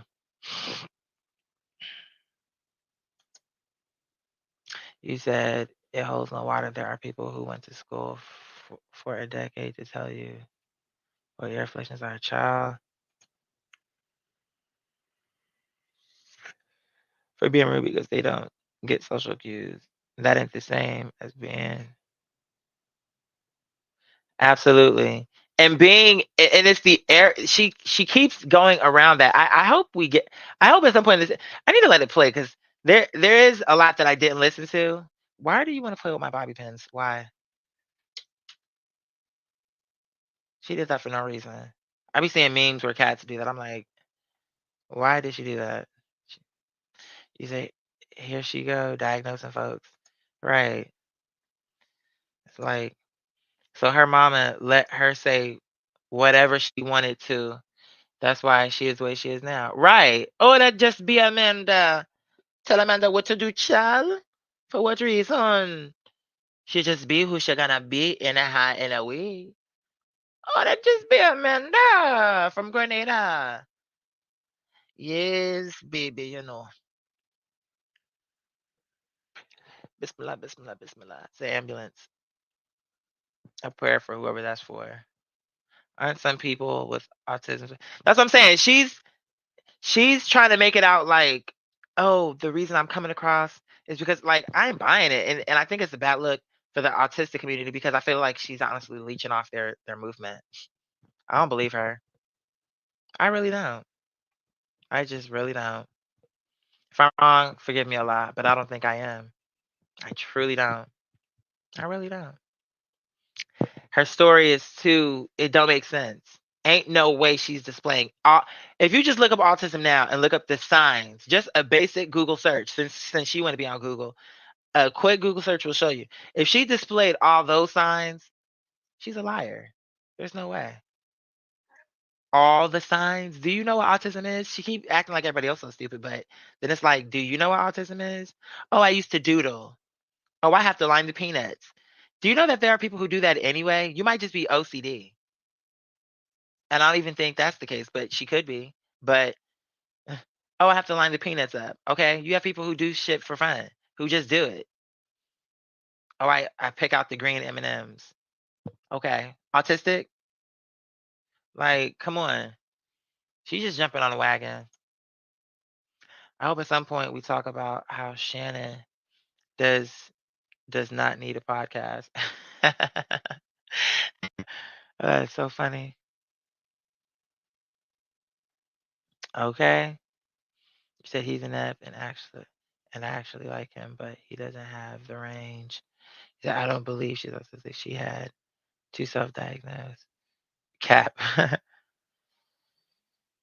Now she has range and autism. Right, that's what I'm saying. I'm like, girl, right, you catching it. Portrait, you catching it. She would just blame murder on. I'm telling you, my autism just made me totally black out. I saw purple, green, and red, and heard the Carpenters in the back. Like, okay, bitch, you sounded like that bitch from that show I was watching. I liked her better on Insecure. Me too. So she's on both ends of the spectrum. I mean, you could. I'm not trying to. It's just funny because it's. I feel she's full of shit. It's funny to me. I'm like, girl, why not just you? How can you come across so likable on this one show, and then come on here and be like, back to what I remember. This whole thing is when she be on Instagram. I'm like, who wants to sit up here and listen to this bitch sit up here and talk over her audience? Like, it was just the way. And it was honestly on things where it didn't call for that. It wasn't like you were defending. Like, anyway, let's see what this comment is. I just Googled personality disorder and I feel it better aligns with her as opposed to autism.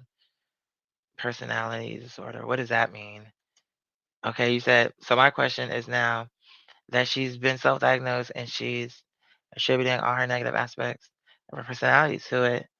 What is she going to do? But of course, I'm sure she's going to explain how she's not the one. We need to learn more about her condition so we can just take it better. How is she now going to adjust to her new life of having autism? For her is this is a good question, Mother Tay. Huh. No, because if we take the comment from earlier from the legend and we put it to what you just said, because what she was explaining was for her relatives. Sometimes I guess people could take them wrong because of perhaps their outbursts. Okay.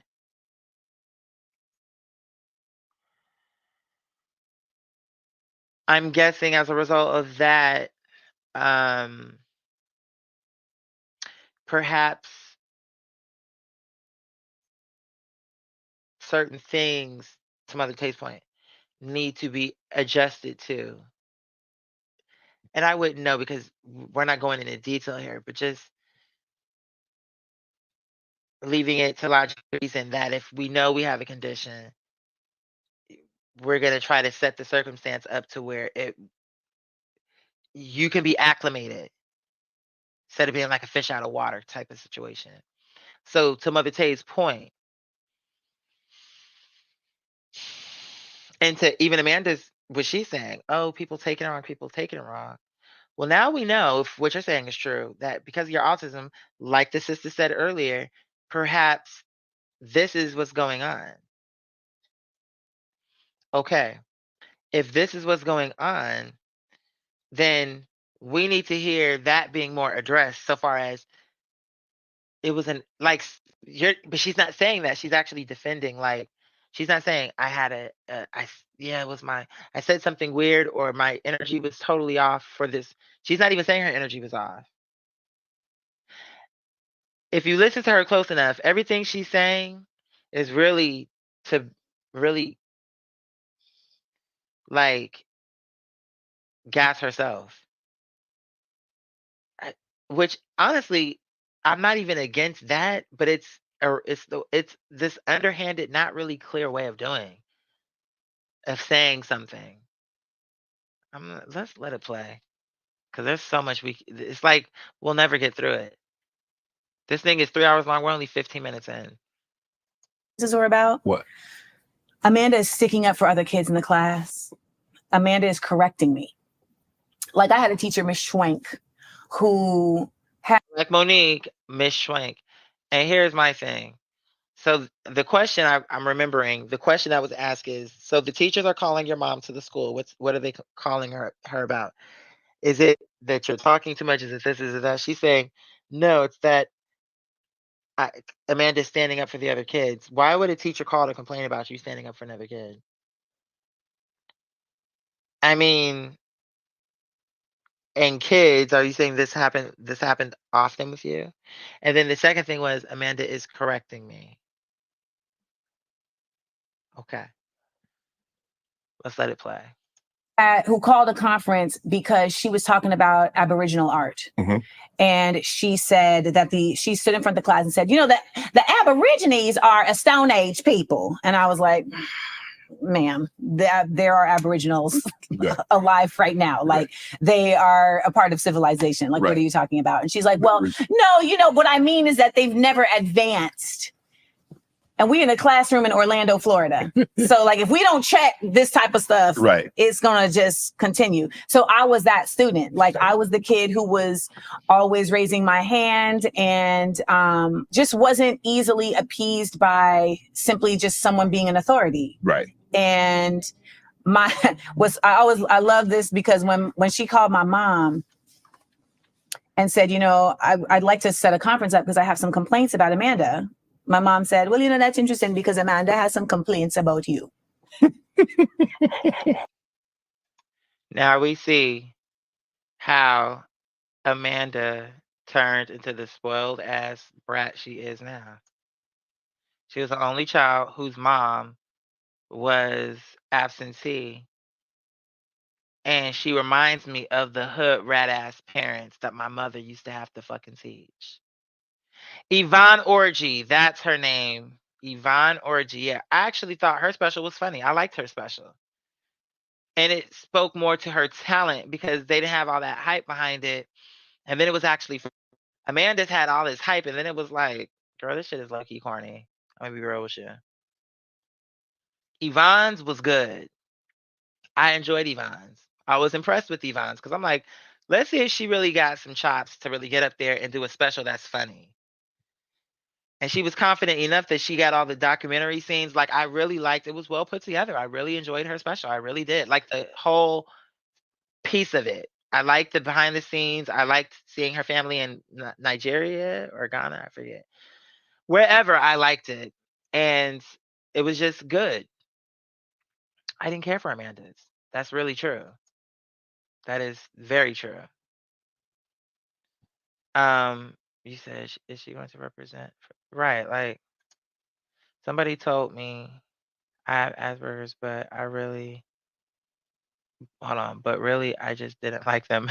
That's funny. I'm ADHD, but but I ain't mean to people or making excuses for myself. Right. Exactly.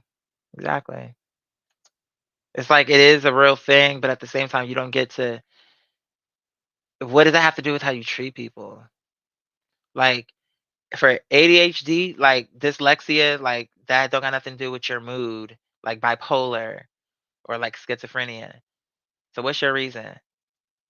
And even then, if it's really affecting you where you can't function in the world, then we need to figure it out and get you on some medication. That's fine. You said, are you talking about that white guy? Now I done forgot about that white guy that interviewed people. Potentially, but I don't remember anymore. He said people were accusing Shannon of being anti-black woman just because he questioned the validity. Really? Girl, please. Girl, please. Now, when he really does ask questions, now the girl's gonna be upset. He let Kat and Monique get by too easy. To me, he really should have pushed back. But I think he probably heard those concerns in the comments, and now he's doing it, and people are coming at his neck. I don't think he did nothing wrong, because to me, the pushback where he gave it made sense. He's anti-black woman. He had Monique on there and let her talk her shit, and didn't give her no pushback. I think he just probably heard people saying, "Oh, he ain't a real journalist. He don't be asking. He don't give them no real pushback. He don't when they say things. He just." So I think this was his attempt at that. Still, to me, I think the questions he's asking is valid, And what it is, what she's showing is why people don't fuck with her. Because it's not a spectrum thing. You just talk. It's not a spectrum thing.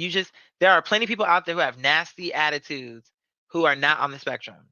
And it have nothing to do with that. It's just they have nasty attitudes. We're not gonna say every person who come across nasty is because of they're on the spectrum. To me, that's discounting the people who really do have these things and have to learn how to live with these conditions. I don't think that's right to be like, oh, like when it is a real case, we'll know. And when it's explained, we'll understand. But in a case where it's like it's just bad behavior, that have nothing to do with it, it's just bad behavior, and like you playing your hand wrong and just being nasty to people, that's that. That's not a condition.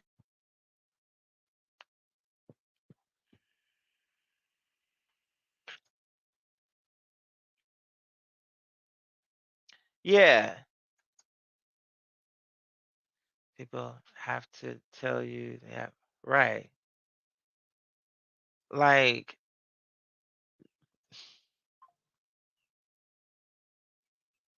it's just talking about it in so much detail with the lack of emotion makes it. For me, it, it- it's just not coming across sincere, really. It's just really not. Says she has no other. Okay, let me get back to it and then. And so they came to the meeting. And it was my mom and Mr. Wright and Miss Cersei. It's all Black people at Dr. Phillips High School in Orlando, Florida. And this lady sat there, and actually you and Mr. Wright had the same build. And Mr. Wright was like, all right, so we're here to discuss Amanda disrupting the class with her talking. And she was like, no, Amanda doesn't disrupt the class with her talking. She actually helps the other students out. He's like, oh, okay. So is it about her grades? And she's like, actually, no. One of her art pieces is featured in our exhibit at the library. And he's like, so what are we here for? And she's like, well, she corrects me in front of the class. And these three Black people are like, here we go with this racist bullshit, because that's really what it is. We're in Florida in the 80s and the 90s. And But let me ask you this. okay. Do you think she would have felt equally as offended if a white kid, because I'm assuming this teacher was white, right? Mm-hmm.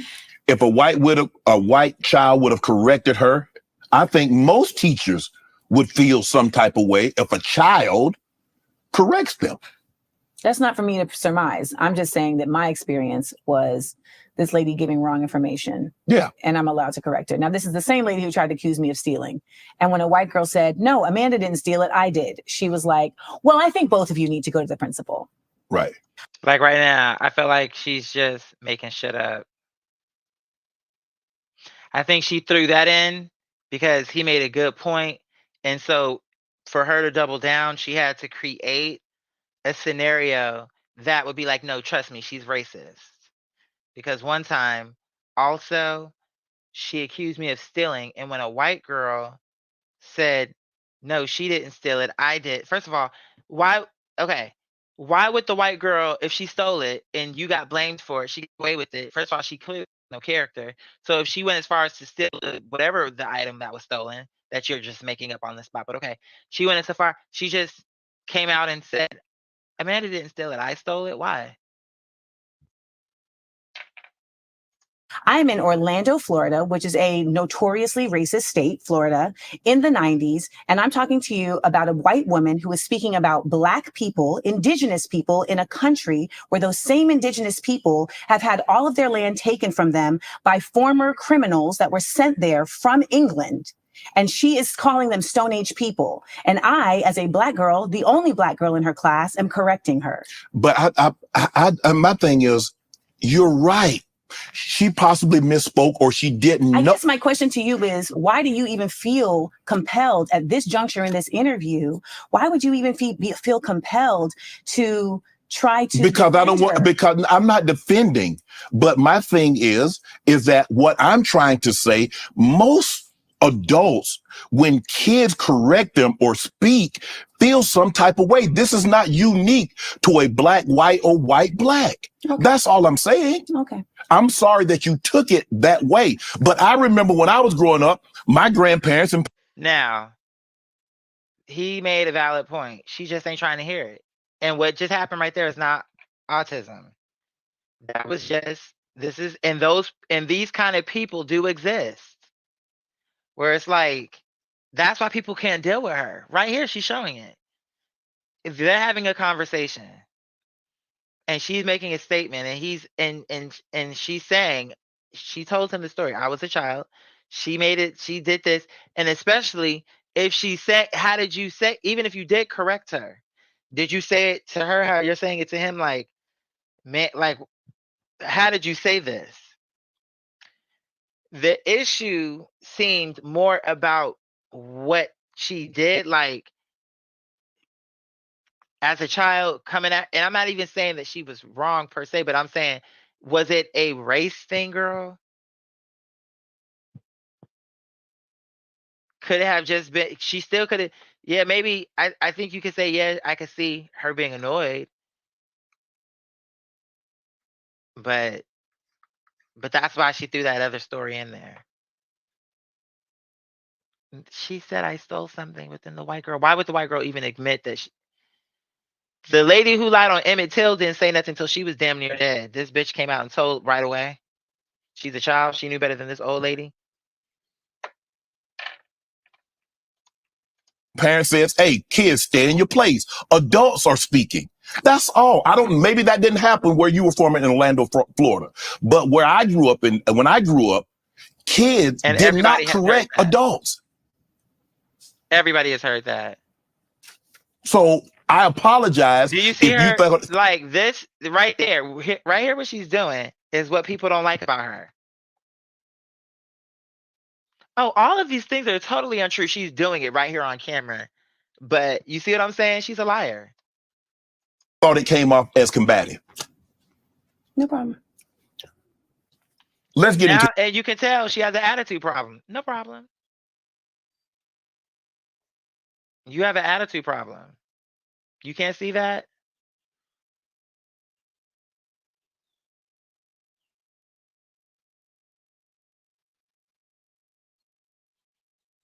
your acting. You've been at this game for a long time. You started in 1993 as a child actor. Was that something that you always wanted to do? Not that I always wanted to do. I mean, I started dance very, very young. In 1989, I did. Okay. Well, no, sorry. In 1989, I went to an audition for Disney because they had something called the Sparkling Christmas Spectacular at Disney World in Orlando. And my mom was like, I think you should go and audition. So I went and auditioned and I made it, which I was not expecting to do. It was like 1,500 kids dancing and I made it. And I'm like, okay. And even though you're going to probably have an issue with this, they were racist. So when I was at Disney, yes, and I was in the situation, like all of this, her energy, like, look at her. And he fake laughing, but that's just him trying to make it like, girl, move along. We're not gonna keep going back and forth about this shit. Because he can't argue you really one way or the other because he wasn't there. And you could just say anything you want. Oh, about this teacher that she might not even exist. What's her name? Miss Cullen? Where'd she come from? Twilight? School of Glitter and Glam for Vampires Past.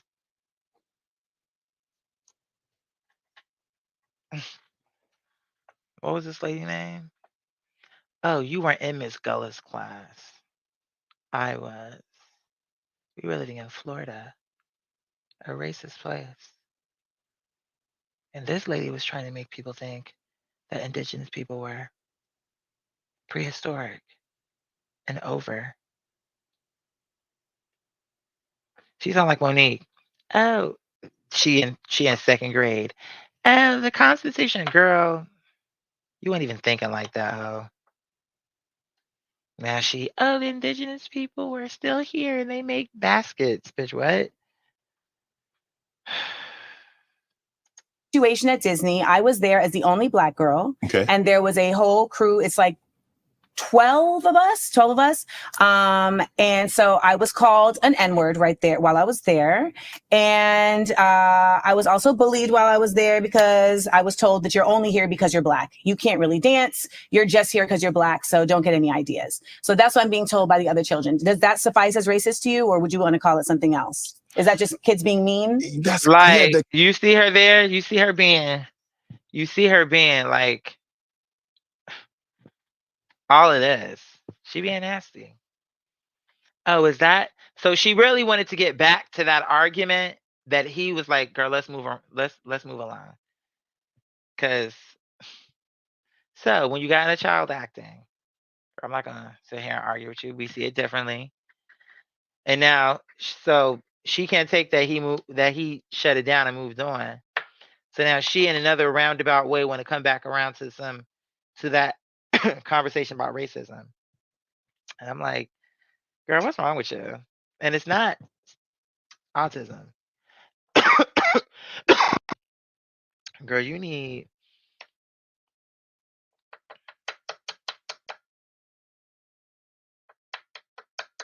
a Prozac, maybe. And a blunt. I don't know. Go to a real doctor, bitch, and see what they have to say. But honey, all this when you hit to the corner of a blog, take you to a quiz. Let's see if you have Asperger's. Click the enter button to begin your quiz today. So I clicked the enter button. Girl, take a real, like, I'm not even saying that that's going to be nothing, but take a quiz where you might have some chances. These astrology quizzes be more on point than that. Because at least these bitches pulled it straight from the fucking book. They didn't have to go to medical school. These bitches be lying to you like, oh, you definitely have Asperger's. I'm like, the kids. So let me ask you a question. Look As at a the man, child, you never said anything derogatory? You was just this model citizen as a child? I mean, children. Now, we're talking children, not functioning adults. Now, if you told me adults, parents were telling you this, or the execs or people that are in charge of Disney are telling you this, I could agree with it. But at 89, you're probably 8, 9 years of age. look at her. Maybe younger. So you have no problem with the children that were cursing out Ruby Bridges and the Little Rock Nine? You think do you think that was just them being kids?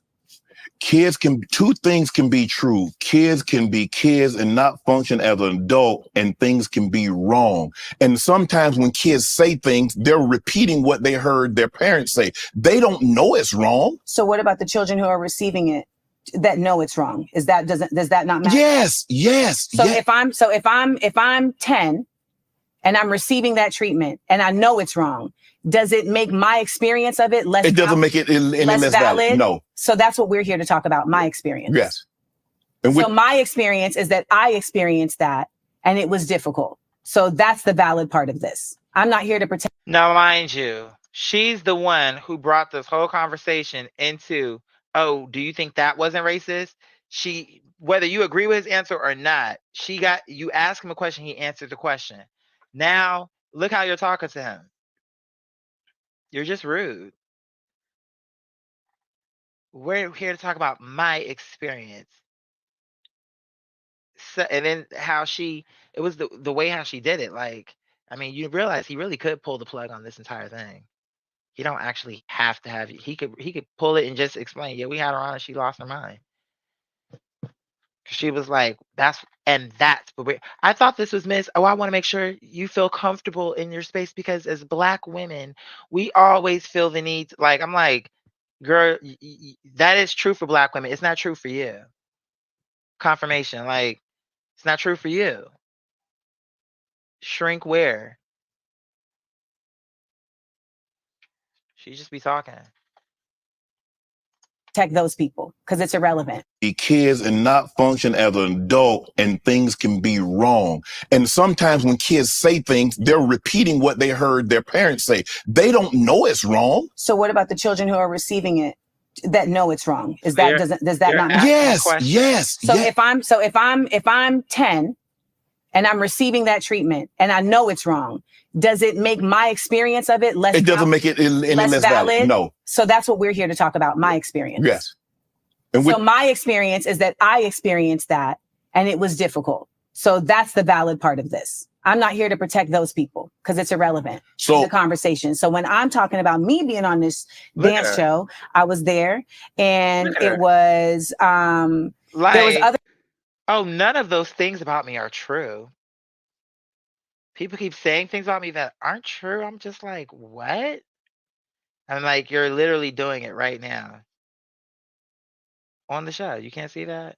Are you that narcissistic that you're like, you're deluded? That you really aren't understanding this? I don't care what the people in the comments say. From my view, that this is not coming across well. I'm like, girl, please.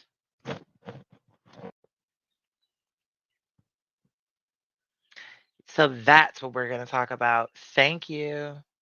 Yeah, the other stuff is irrelevant. I'm not here for that.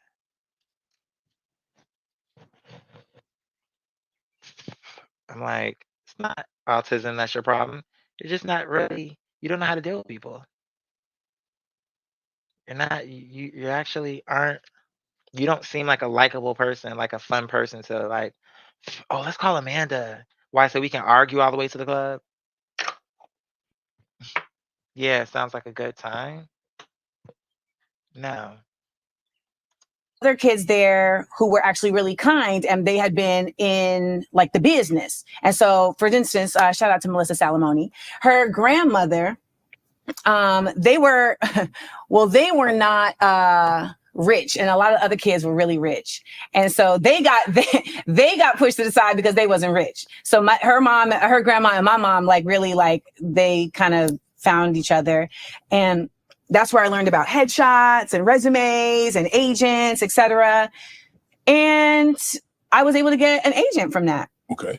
So then I start auditioning, and I'm like booking stuff. And it's like, oh, all this precociousness is actually being put to good use. And then I booked, like my first big job was Cop and a Half. Okay. I was Katie.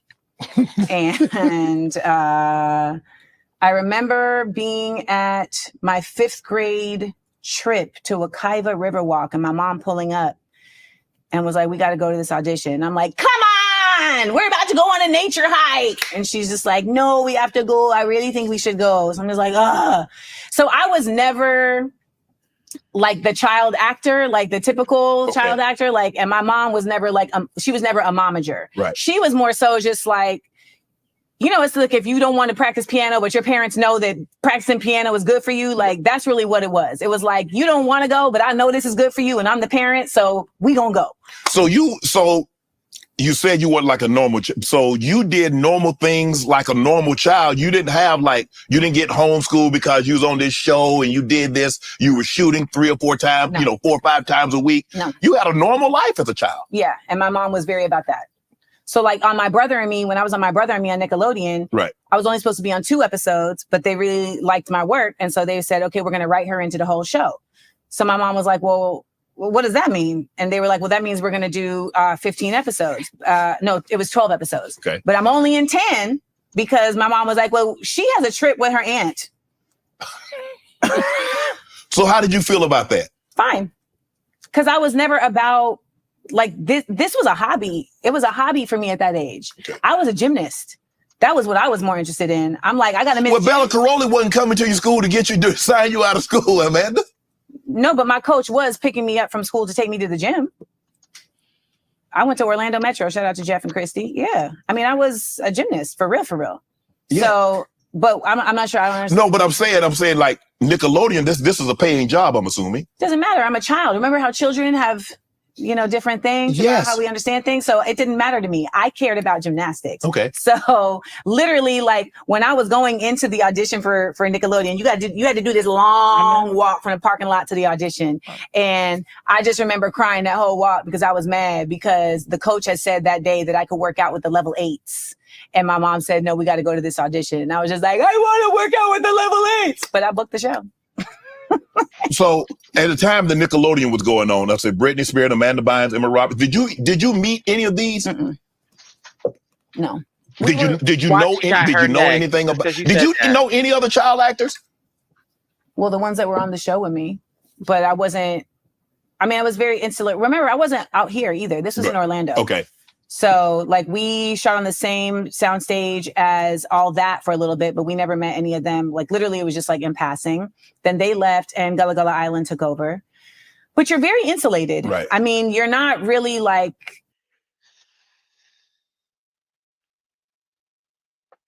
Passion I can take. I can take passion. What I can't do with is someone that thinks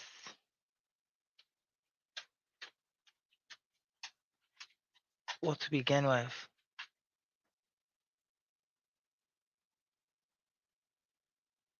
who's an asshole. That's really what I can say to sum it up. Passion is one thing, but I'm saying she's showing right here in this interview why this is just a conversation. And anyone who watches his show, which I don't really watch it, I've seen a few things, including the Monique and the cat, and now this. But the little things in between. Now you come in. The little things in between that I've seen. The gist of it is it's more conversational, which is why I'm like, why let this journalism thing? I mean, if that's what you're doing, that's what you're doing. But anyway, it's more conversational. Over cocktails, we talking, we shooting the breeze. This doesn't feel like that. This feels like walking on eggshells. He's being conversational. I think he's giving a little pushback this time, which I think it's not a bad thing. I think that I think it was necessary. And why not? And just why not? But anyway, so her on this interview, I'm like, girl, this is not a good look, mama. It was an opportunity, but it's giving the Sims with those options pop up. Okay, so you see a criminal, you're a cop, but you're like a low level cop. You see a criminal, you have a criminal already in the back of your car. Do you park the car and go after the criminal, or call it in and keep driving to drop off the current criminal you got? And you got to think about it because you don't know how they're going to play it. But you take a guess and you say, okay, I'm going to say park the car, go after the criminal. Take the keys, go after the criminal. Then it'll say, wow, you got promoted because you caught him and you brought both the criminals in and you were in the paper. Or you could have chose that and then it could have said he got away and the other criminal got away. And bitch, now you're on desk duty, bitch. Because why wouldn't you just call? You get what I'm saying? Like you don't know how it's gonna go. You just got to take a risk.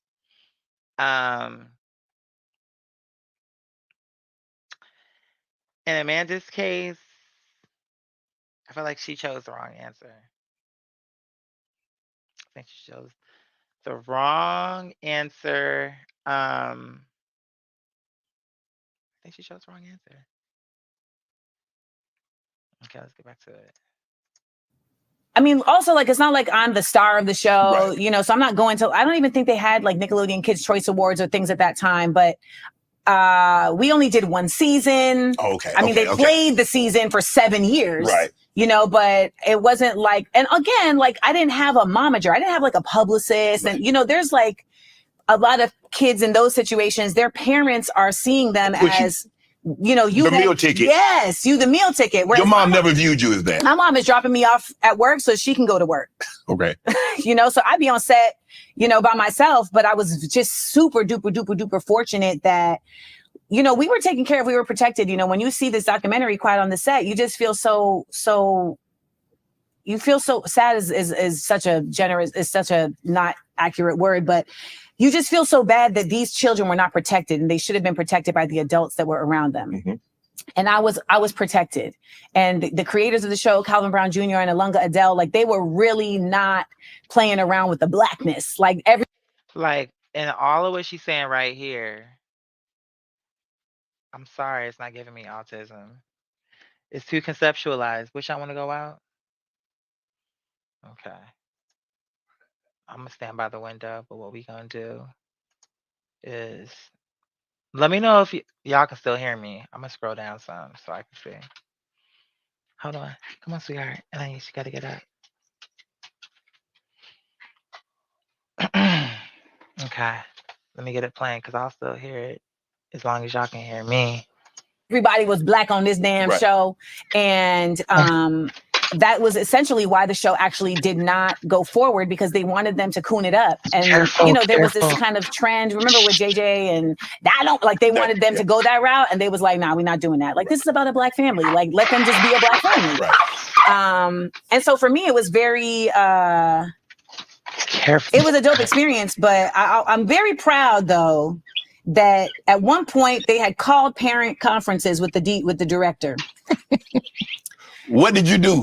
And so, no, with everybody, they were like, the kids is acting up, so we're going to have parent conferences. And so everybody's looking at their moms like, you know, what's going to happen? And I just, you know, I was like, I don't know what this is about. And I'm very proud that I was sitting outside and my mom was in and out. And I was like, why was it so short? She said, because when I went in there, the man said, Amanda's great. Girl. So this whole Amanda's difficult to work with narrative is fascinating to me. It's fascinating, truly. Girl, So she as- is full of. You said you only did this for a year. You were big into Hold on. gymnastics. You really like gymnastics, and like Girl. child acting was kind of like a hobby. She is so full of dookie. I can't even. So now it's in one breath. Oh, they were racist at Disney. So what you saying? What was the one kid? Now it's they, the whole what? Now we saying Disney as a whole, bitch? Or was it just one dumb bitch with pigtails that we could snatch this bitch up if that's what we talking about? I'm kidding. Nah, I'm kidding. But on a serious note, I'm like, okay. But she's saying on one breath, oh, they are racist. Now she want to get to a whole argument. Oh, but you want to say they're not? Oh, because they're kids. What about Ruby Six? Felice girl, can you be careful? They always doing something. Did these birds eat all the bird feed that I put out there for them? Yeah, I bought some bird feed for the birds. I'm like, you know, while I got a little bit of money, let me get some bird feed. I haven't been able to feed these birds in forever because I was really just because I knew they would find food no matter what. Sure, my food being around would not hurt, but if should I not be in a position, certainly these birds are skilled and able to find a meal some other place. But I am glad to be back preparing plates for all of the creatures of the world, or at least the ones that are in my jurisdiction. Because like I said, honey, I'm providing for my babies and the birds, and these squirrels get on my nerves, but I guess they're collecting a plate as well. Because I'm like, damn, you bitches eat too much. That's the problem with you now. You eat too fucking much. I just loaded, I got 3 birdhouses. I load these motherfuckers up. Now you're telling me I wake up 2 days later, maybe not even 2, maybe that first day, maybe the next day. Like, let's say if I did it one day, if I did it one day, on that next day when I come back, you're telling me where's the food? These motherfucking and they be running the birds off. I'm like, bitch, do you understand? I brought the food there for them because at that time the squirrels were really getting on my nerves. They were in the roof. I'm like, oh my god. But no, she really is just full of it. Oh, they were racist, and she want to argue with him. Oh, so what you want to say now? Oh, oh, so what about this? And with Ruby Six, and it's about my experience. I mean, I hear you, but girl, you need to know how to have a conversation, girl. And this is not Asperger's. Girl, please, let's not giving that. And if it is, girl, you gonna have to really show how it's true, because I don't believe you. Like, all of a sudden now she got Asperger's. Girl, you insane. It don't mean it can't be a late diagnosis, but in her case, she's pulling. Here's what she's doing. Honestly and truly, she's doing a Cat Williams and a Monique. She studied that. She's doing the same annoying shit she always been doing, but she's doing it a different kind of way. And I think she, from her perspective, think it's coming off the right way, and I don't think it is. Um, because Cat Williams was lying too, and so was Monique. They both was lying. So that's the thing. They was both lying.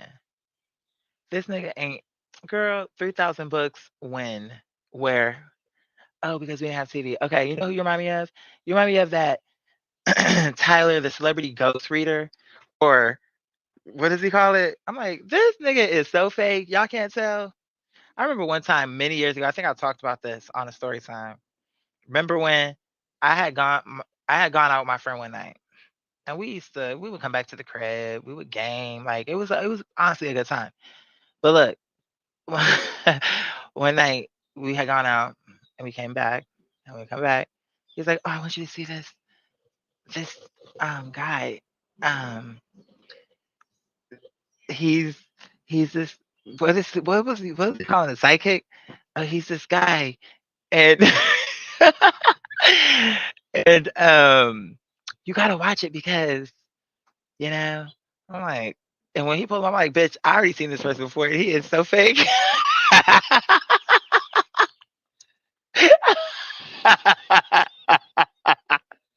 Ah, ah, ah, ah. Mm. I was like, Miss Thing, I've seen this person before. He is not real.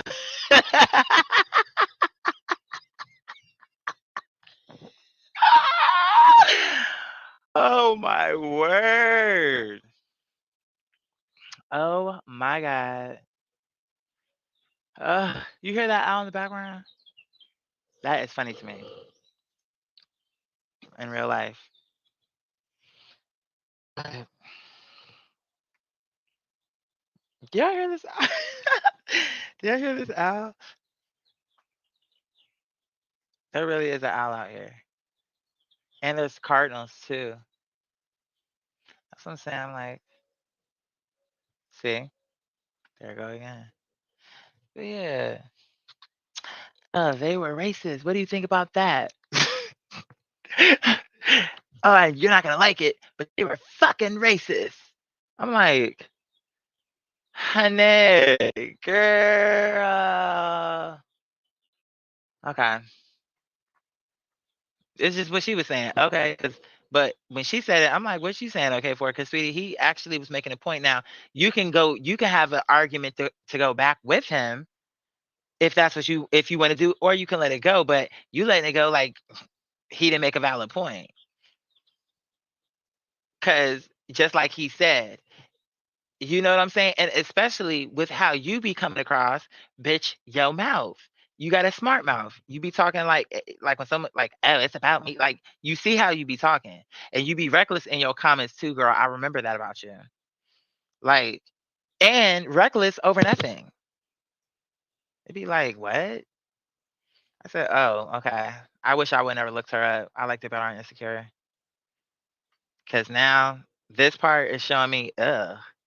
So she think because she went to a nice school, which that's great. Honestly, I'm not even saying like there's really nothing negative about that, but it's just the way how I have seen her in them clips come across like, oh, honey, I'm like, girl, please. Let me tell you something. Sometimes when I come across these bitches, whether it's historical, black, or if it's Ivy, or if it's this, or if it's bitch, you've been to City College. I don't give a fuck. You got a degree. They printed it off on Xerox, bitch, with low ink. Okay? Because, girl, you're not about to tell me you have a degree. You lied. Somebody is lying. And you made a payment or what? Like, girl, you know what you got? You got that. You got that. What's her face? What is that lady name? Oh, Felicity Hoffman, bitch. Yeah, you got a Felicity Hoffman University transcript. Oh, stuff for love. But I mean, because I feel bad to a point, but not really. Because bitch, you hoes, you bitches always pay your way through. I'm like, girl, please, you got caught up. So all the mother bitches got through. So you were the one. So now people gonna say, Felicity, girl, why'd you do that with your dumb ass? Now we now we know. Now we know. You know what I'm saying? Like, oh, this bitch. Now watch they gonna tell me, oh my god, legend, it's mute. This whole time we cannot hear you. Oh my god, let me come back around. I'm just watching the babies from the window. Can y'all hear me? Okay, looks like y'all can. Okay, yeah, y'all feel me? Yeah, come on. I'm like, Felicity, if you know your daughter was stupid, bitch, it's really more like, why don't you pay for her something that's realistic? Like, girl, let's put you into an art class so you can be a painter or some shit. Because even if it's sloppy, we can find a way to make it work where it's legal and nothing wrong happened. But now you talking about, okay, so what was you gonna do? Because, well, you probably could have got away with it. Because guess what? If these bitches took the first check to get this bitch up in here, what's telling me that they're not gonna take another check to make her pass? So that I really was right. Some of these degrees really were handed out. Yeah, they was being rolled out, bankrolled. I'm like, nah, this bitch is stupid as hell. You ain't gonna tell me she got no fucking degree in what? Tell me in what? Yeah, liar. Oh, I got a bachelor's in sciences and coupons. Like, yeah, I knew it was gonna be something stupid because you a clown anyway. You a clown ass bitch. Y'all calm down out there. Hey, hey, girl. Hey, come on. Come on. I'm like, let me get this.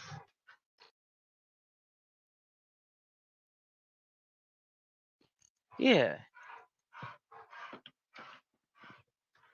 I'm like, how?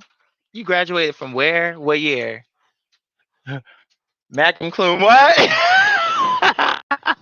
I'm like, you a magna cum lie. Bitch, you ain't graduated from nobody college at no point in time. Girl, I got a degree. From where?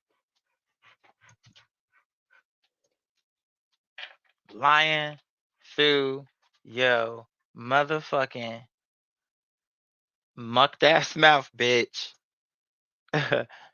Okay. But do you look back on it or if you ever have, did you like ever want your own show when you were a child, or did you look back on it and say, man, maybe I could have? Never. I never wanted my own show. I had a really fulfilling life. Yeah. You know, like I'm in gymnastics, I'm doing the child acting. I'm also, I'm thriving in academics. My mom's got me in like extracurricular programs. I get to travel with my aunt and, just do she married a white man. So we started doing white people activities. So now I'm doing scuba diving and skiing. So this is what I'm saying. She over here talking about, I had a really fulfilling life. Now, mind you, she's saying she's autistic and she showed all the signs. How can you say you had a fulfilling life when you have been undiagnosed all this time, having shown all the signs? You get my point? Like, that means you would have been going this whole time with your life in disarray. But you're sitting up here laying out how your life has been great. Like, my life, I went scuba diving and like she said a bunch of shit. But what I'm getting at is this. Okay. So she sat up here talking about, oh, I had a really fulfilling life. And now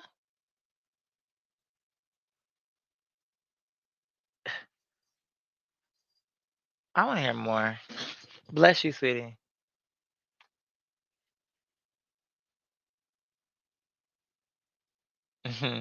You funny. You said that was funny. She's still annoying though. And shit. I'm in Colorado. I'm just getting a whole other experience.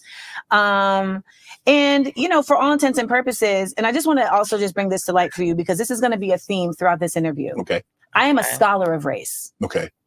I'm not just someone who experiences it. Right. I'm a scholar. I'm an academic of race. Okay. So I see the world through a particular lens because I am skilled at doing so and because I'm an expert at doing so. Like my master's isn't just in African American studies. It's the fact that I was taught by some of the greatest thought leaders of our time. Mhm. So when you hear me say these things, I would just like to ask that because you have someone who is an expert sitting in front of you, to just consider versus be combative, because there may be an opportunity here to see something differently because you have someone with you who is not just experiencing race, but Like right there, condescending.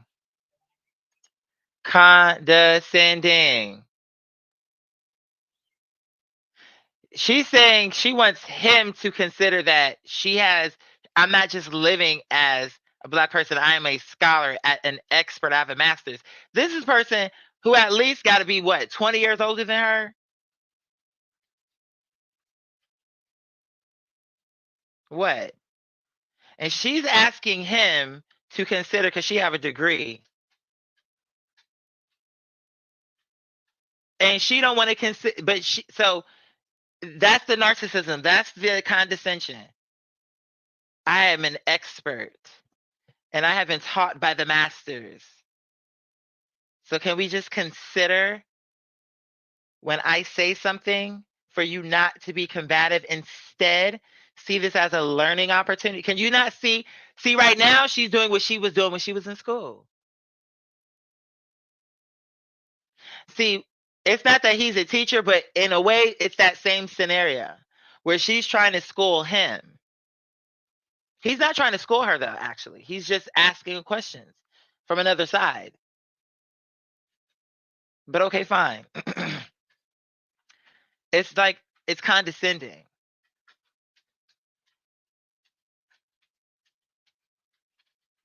Oh, not Taina. You remember Taina? Oh my God. Instead of saying, Shannon Sharp, please hear me out. I have a lot of experience in this. She goes on a diatribe about how she's intellectually right. That is such a good way of saying that. Yes. Yes.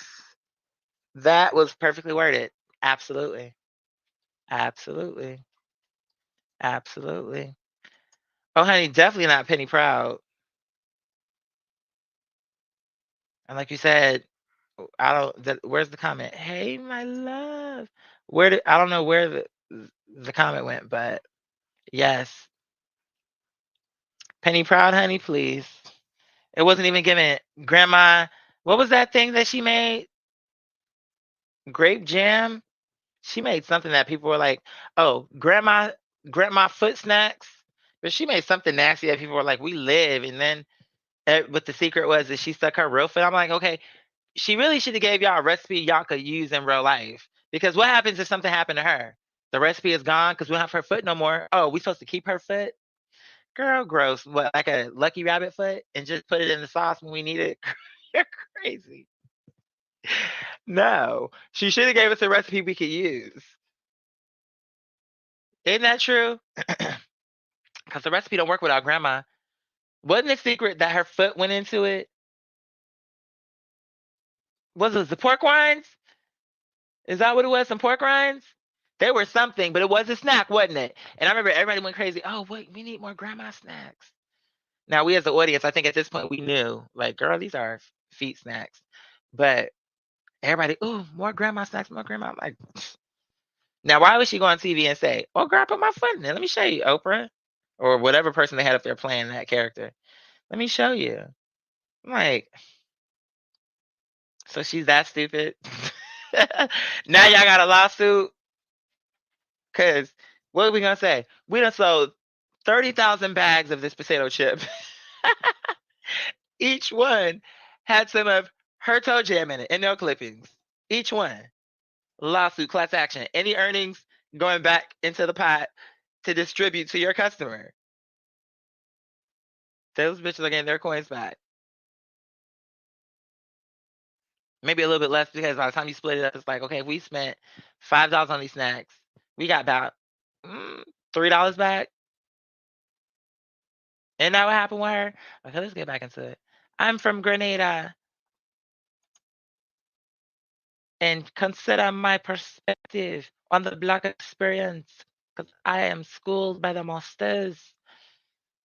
Follow me into the abyss. Now, where am I? Have we gone to Ireland?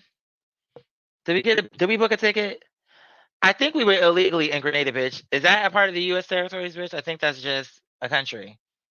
That is not. So I think we were there illegally as well. Let's come back to America.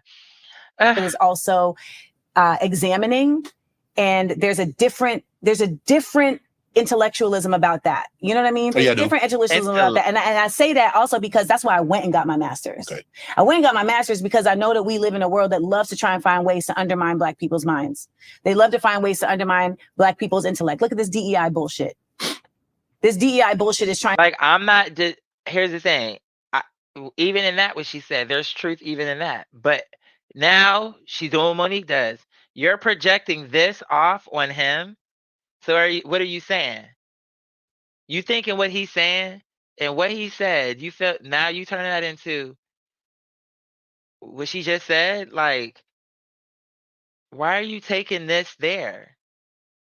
It was unnecessary. It feels like you just, and now it feels like you just want us to know, like, where, again, didn't I say on those Instagrams that was part of what I didn't like about her? Is that she would always, it's like she would be condescending, like, I went to this school. She's doing it again. She's doing it now. She's showing me again all the reasons. I'm like, bitch, if he was on point, we don't need to hear that. Because, like, okay, we know your credentials, but girl, make some sense, bitch. Get to the logic and reason it, and we'll be with you. But, oh, just consider, girl, okay, it's considered, girl, but that don't mean he got to agree with you. And also, you got to consider his point, too, with or without a degree. He's not like some buffoon up here talking to you, whether you agree with him or not. You don't have to agree. But he's talking to you calmly and asking you a question. You are on an interview. Whether you thought it was a good question, bad question, regardless, he asked you a question calmly, and it was not a bad question. It wasn't disrespectful. But now suddenly you're turning this into, you're doing a Monique. It's trying to state that in order to include Black people, we have to lower the standard, which is unconscionable. How are we there? Because if Black people with no schooling were able to build the White House, if Black people with no schooling were able to create all of these beautiful spirituals that we still sing to this day, if Black people with no schooling were able to till these fields and know the ways of agriculture enough to create the actual the actual breadbasket of this nation, then you telling me that their descendants are not smart enough to get into Harvard without you lowering a standard? That's right. Because DEI and affirmative action is not about lowering the standards, it's about expanding the opportunity. So I went and got my master's so that when I am in spaces and I do bring up race and I talk about, like, that's what I'm saying right there. Her saying that nobody's like, especially on our side, like, okay, I hear you. But what does that, how did you get to this just from that other conversation that now you given all this? You see my point? It's not even that I'm upset about what she's saying. It's that it feels out of place. Why? Like, how are you saying that like he's a part of that problem? And I'm not understanding why. About these things, it's not just based on experience, it's based on actual study. Okay. I'll also ask that because if I don't see things exactly as you see them, I don't expect you to. don't take it as being combative. You see things one way, I might see it a different way. That doesn't mean I'm being combative. Right. I would say it's combative when there's a undermining of how someone sees something. But why are you trying to undermine how I see it? Because it's my experience. Okay, well, I'm telling you, You don't know my experience. But I'm saying, see, you take it as if I don't agree with That's what I'm saying. Like right now, girl, you're the one actually being combative. And what he said wasn't wrong. So just because I disagree with you we don't have to, it's not an argument. It's not combative. And it really wasn't coming across that way to me. I'm being combative. No, I don't. I take it as if I have an experience and you're telling me that my experience isn't what it is. No, You're telling me that my thinking somebody is racist who I was in a classroom with for a year that you have never met.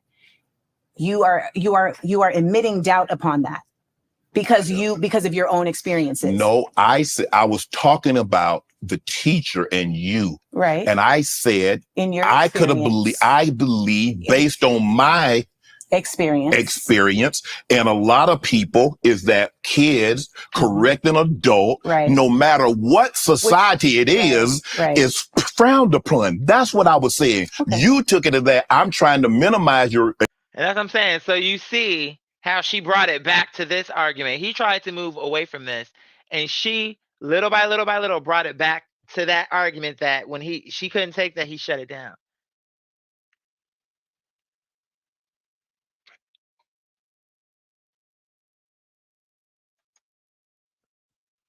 She said all that to get back to this point.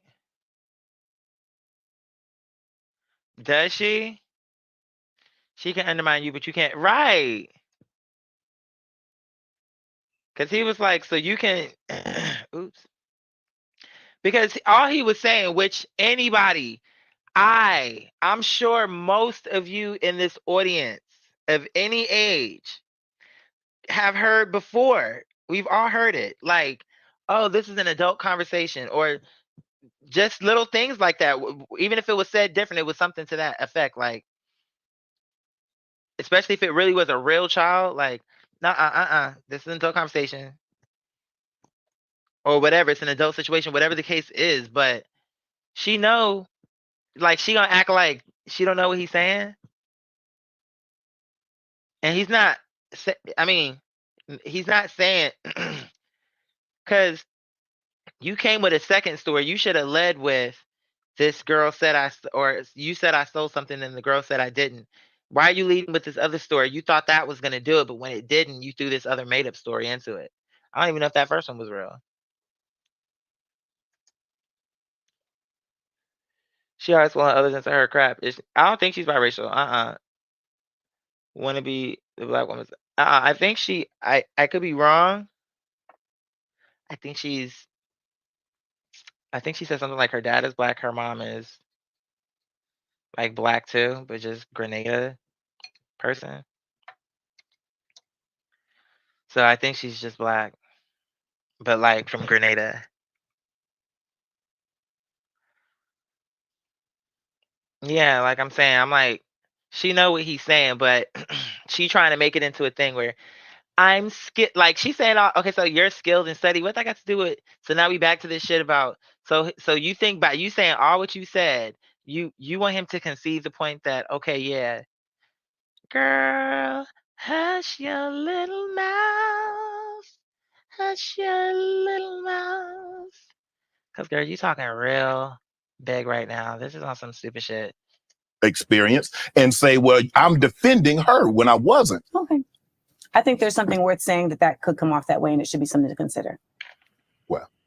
Well, see, again, you're going to consider it your way because you see things, like you said, you see things through your prism. Okay.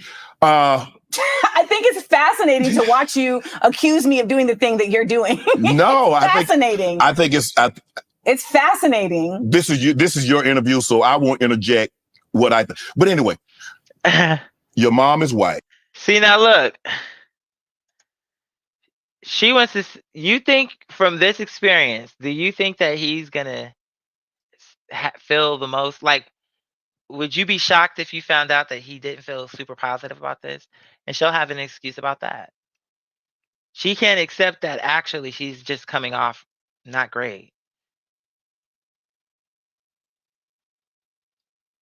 You want him to concede a point that for him to concede it would mean you're putting words in his mouth. He was never saying that. He's saying, do you think, and he made a valid point, but just a question. Because anybody, and it's true, black teacher, black student, black teacher, white student, Latin teacher, like especially if they coming across like you argumentative and want to argue in the classroom and are a disruption to the classroom. Because it sounds more like that, and you putting the Monique package on it. You put where it's like, oh, I'm the angel. I was just helping a student in the classroom. Yeah, when my mom came to the thing, you know what they said? She's perfect. Amanda is great. So I don't understand these concerns about I'm difficult to work with. I'm like, oh, please. You doing the Monique spin. I was just a consummate professional, and my trailer exploded. And they were concerned about the wigs and hair plugs, and I felt sorry, but I still did the film. Oh, we just gonna glaze over that like a Krispy Kreme donut, aren't we? I sure did, because you saw me in there. Was there a lawsuit? Did I sue my safety and all this other stuff? You wanna know why? Because I'm sure they were concerned about her, and she took whatever they gave her so far as the apology and whatever, like, oh my God, Monique, what can we do? That sounds more realistic. You trying to sue Tyler Perry over, you should have been suing the studio for that blowing up ass trailer. But statutes of limitations, you took the apology. Which, okay, you know what I'm saying? You ended up in the film, but I'm like, girl, there was no care. All they cared about were what happened to the wigs. She was like, they're gone.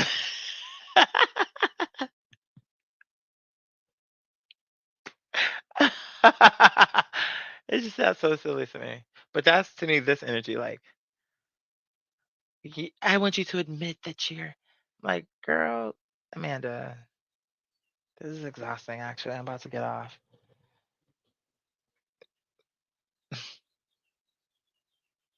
Oh my God. If she came in there talking about, hey, my loves, I'd be like, I'm turning it off for real, like I did all them years ago. Ooh, damn. She didn't say she never wanted her own show. Girl, please. She would have took it in a second. On the second. What it was is, girl, you got up in there and didn't know how to hold your peace. I always had something I'm gonna fucking say about everything. And let me tell ya, okay, you had a little bit of a problem. Cool. However, we back to Ireland. You know, there's a way to do things, especially as you be an older girl. Amanda, I thought you made us. I took it too easy on you when we had you on the first episode, because now I'm looking at this one. I'm like, you had that shows me you faked it. Then you just made yourself come across like, oh, and I'm like, you know what? If she really changed, I'm like, I don't want to go digging. If she's really, I don't. We can leave that. I didn't feel the need, but with this coming up now, I'm like, you faked it. Where is it? Where is this person? Where is this energy, the vibe, the mood, the aura, the essence, the effervescence, bitch? Where's the bar? Please. Come on here. You showing me. I always said, Dirt Queen and Kabuki their makeup, full of lead, powder, and Ajax. It's like, oh, this makeup real good. Clean out Paul. No. You don't want your pores cleared out that way. Get some new makeup. with the new line, this ancient shit is not it. Because Marie Antoinette and Elizabeth had to find that out too. It's like before we became the queen and we didn't wear makeup, we had good skin. You stop putting this shit on. Now I'm up here looking like the hag of Christmas Eve, bitch. Like at some point we got to retire this shit. Elizabeth was like, okay, it was cute 2 nights for 2 nights. And I remember I came out there, I was like, oh my God, my makeup. Even these wigs gotta go. Because it's like in the beginning when we first started wearing these wigs, it was cute in the beginning.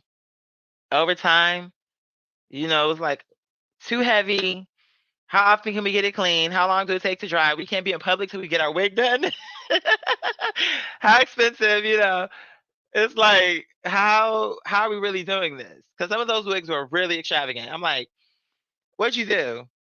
Build it to a cone and what had the curls going? Like, girls a lot. I'm like, there's a lot going on. Come on. And so I'm like, Then it was like, this makeup, bitch, we put it on for them first 2 minutes. We can't even hardly breathe. Why? Because we breathing in Ajax. Girl, my nose bleeding and shit. I'm like, and they was selling it by the pound, bitch. Like, girl, this shit glides on like a dream. Oh my God! Oh my God! Oh my God! Just selling these girls a dream in a bottle, bitch. Like Christina.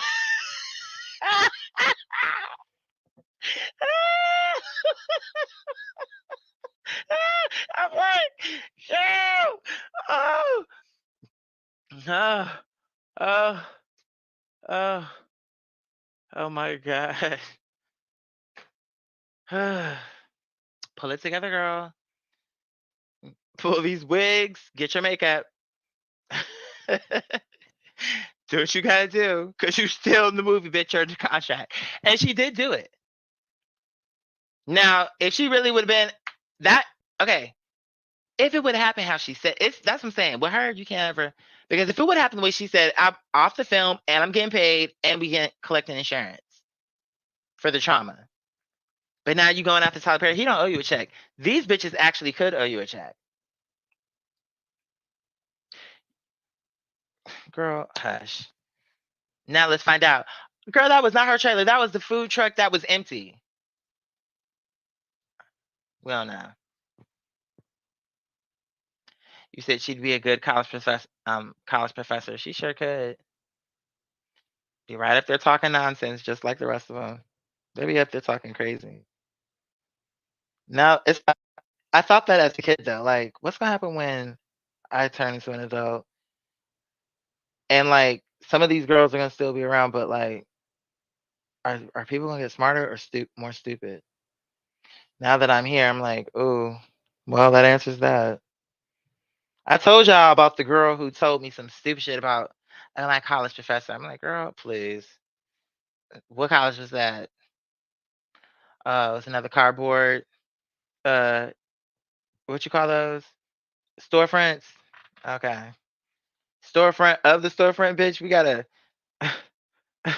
please move. I'm not about to deal with you.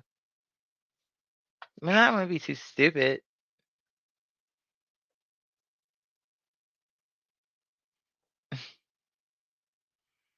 Amanda's like, cheese. I'm like, girl, girl, this is what's annoying. It's this. It's that you literally just sat there and gave a whole fucking speech. You gave a speech. A whole one. About what? Oh, I been schooled by the masters. Can we take it on face? Let me know what me be talking about when me be talking.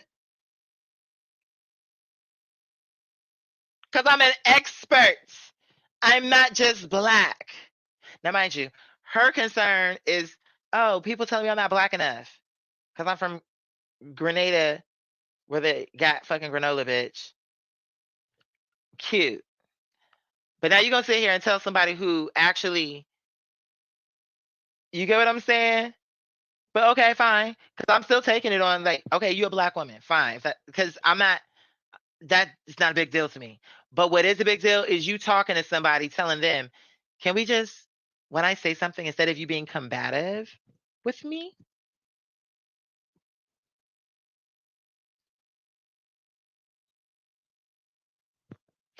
can we just decide that because I'm the expert, I'm black and I'm an expert, I have the paperwork to prove that. Can we take it on good authority that when I say something, that this can be a learning experience for you? Can we? And I'm like, girl, you don't understand why you're annoying. And girl, this Shawisha haircut is not helping. I'm like, girl, it could have been cute. Like, it's cute from the root, maybe into that ponytail, but then the hair that's coming down, I'm like, why did you curl that other part? It's just not giving that. Like, something about it. But that's the least of her concerns, really, with this interview. Because honestly, I'm not really liking the whole outfit, but I could even take the outfit. The hair is my least favorite, but that neither the outfit nor the hair are the biggest issues. It's, to me, how she's coming across. Because all of that I could have got over. I like the earrings. All that I could have got over, and I like the makeup. All that I could have got over, it's how she's coming across. It's how she's talking. And then, so you want him to take you into consideration. He says something, and you disregard it, and then he says he will. So you don't get to. So I shouldn't be taking this consideration.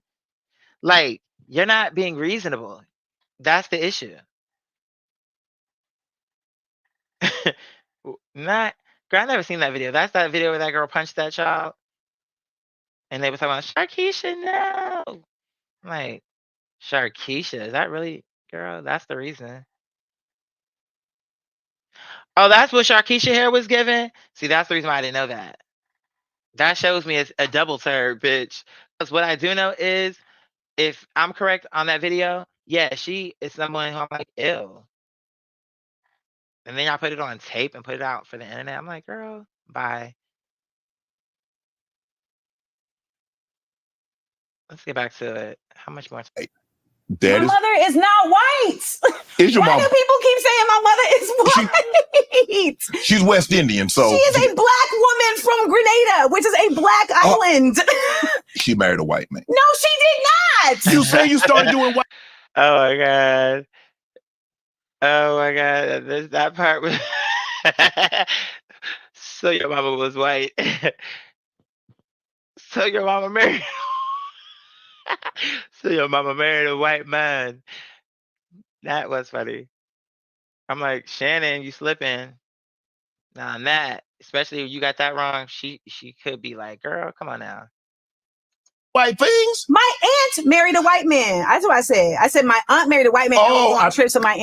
I have no. My mother is a black woman. I misunderstood. Well, listen, I get attacked for this, and people try to undermine the validity of my voice and my even my access to blackness on a regular basis by trying to make up this thing that my mother is a white woman. Okay.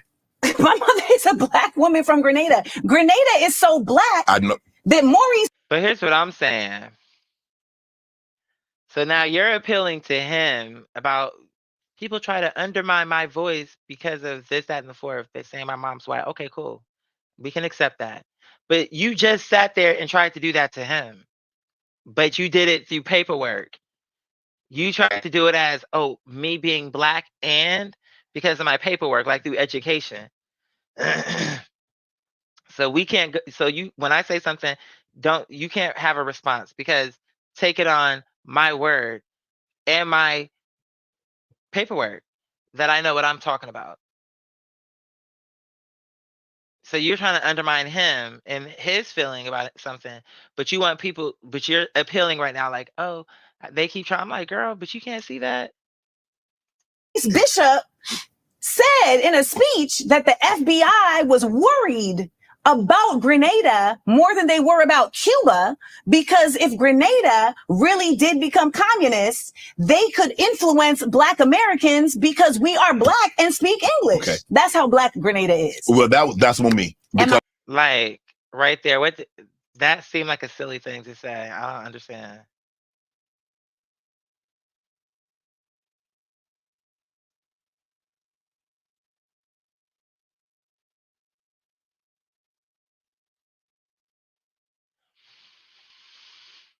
When I say to this, by the way, welcome. When I say conceptualize, what I mean is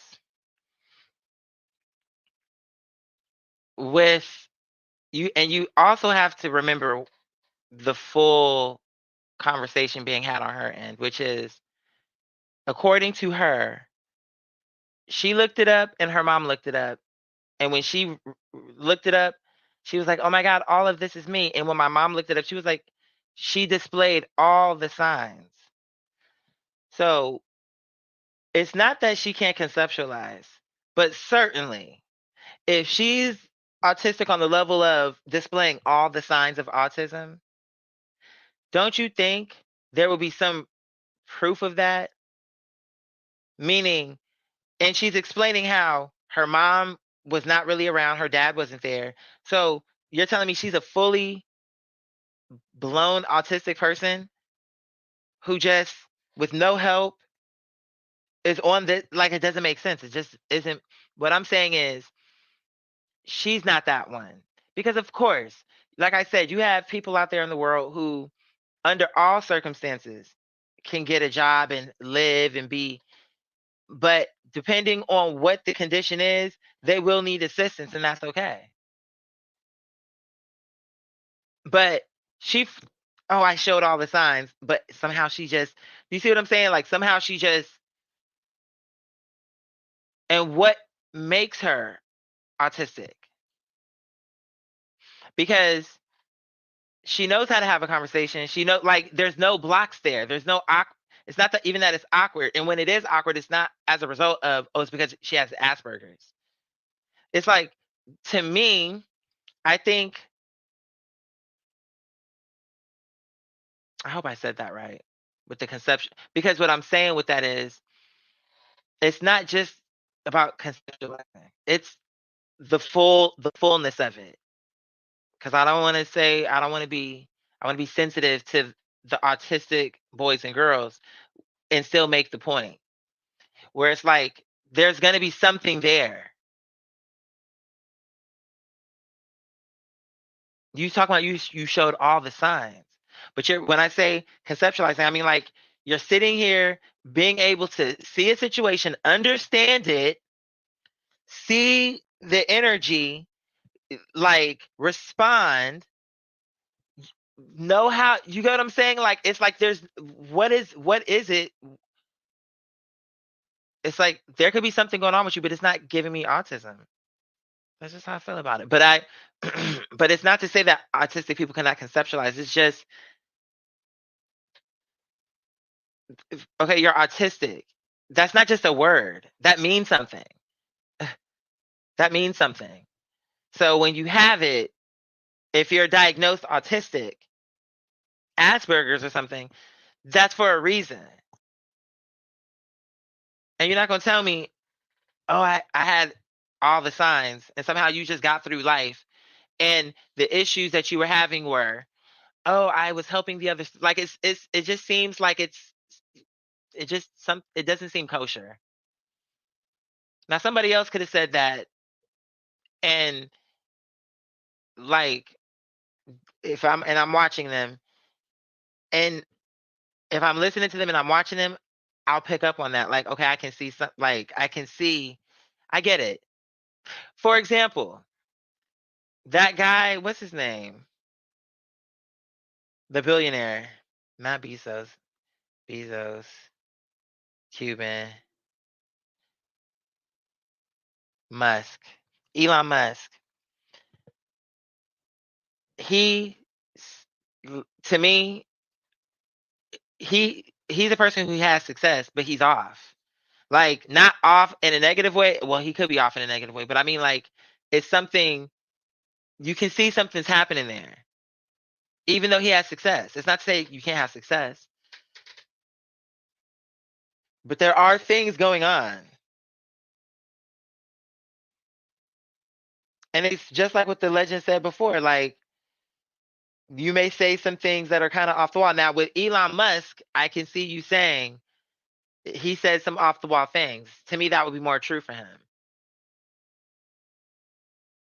And that, and that to me, I don't know if he ever talked about it. I feel like I just heard people say he was, but to me, even just looking at him and the little I've heard of him, like heard him talk and see how he is, I'm like, okay.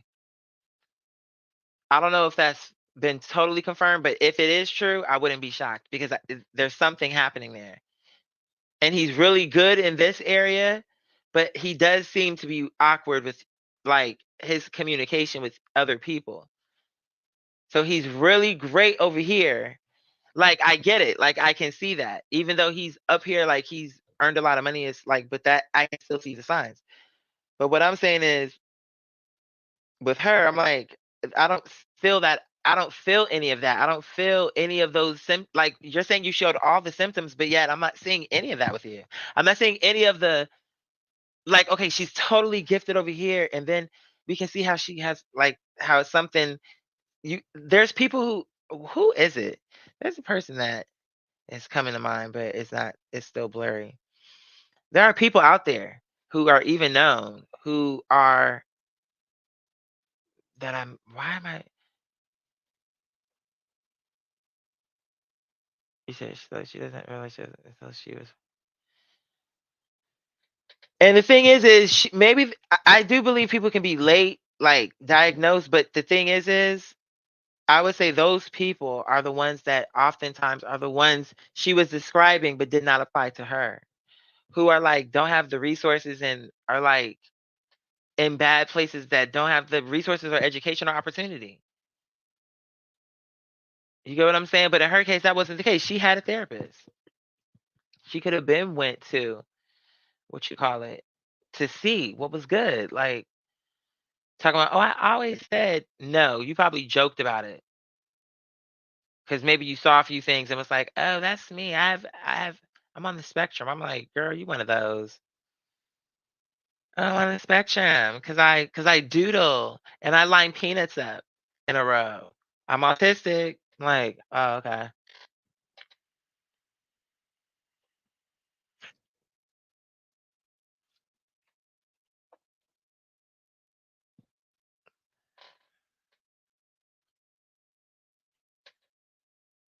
What it is you just have a nasty personality, like, and you're telling him not to be combative, and now you're gaslighting because actually you're the one being combative, my darling. However, you could have answered that question in a lot of different ways. You could have just had a response and been like, and been like, but see, I feel like this is how Monique would have been had he would have given her pushback, and honestly, probably how Kat would have been too. All three of them. But I think this is the first time he actually gave some pushback. So now we're seeing how a personality like hers responds when you say something like that. Like it's like it got to be this real big, nasty blow up. You know what I'm saying? You said, they were just saying, I figured she was just somewhere on the spectrum like Elon Musk. Okay, you see what I'm saying with Elon, right? Like, because you said I didn't put into perspective that she said she, yeah. So do you see my point? I feel like she's just talking. That shows me she's just talking because ain't no fucking way. Now, we've all heard, okay, if she's saying she displayed all the signs and she's speaking in hyperbole, like, I don't believe her. But look, we all know one of the basic things, there's a lot of things about autism and there's a lot of levels, but one of the basic things is when the child comes to a certain age and the parent will eventually begin to understand, like, they're not catching like they're not responding the way my other kids are. Like they'll see that, especially if they're quote unquote displaying all the signs. Like that'll be a part of it. The communication. Look how she communicates. She don't have. It's like what? At what point is this kicking in for her? Oh, the peanuts and the doodling, girl. You not. What are you talking about? Oh, I. And then oh, they didn't complain that I would talk too much. It was that I stood up for. I'm like, all right. I stood up for other kids and I corrected the teacher.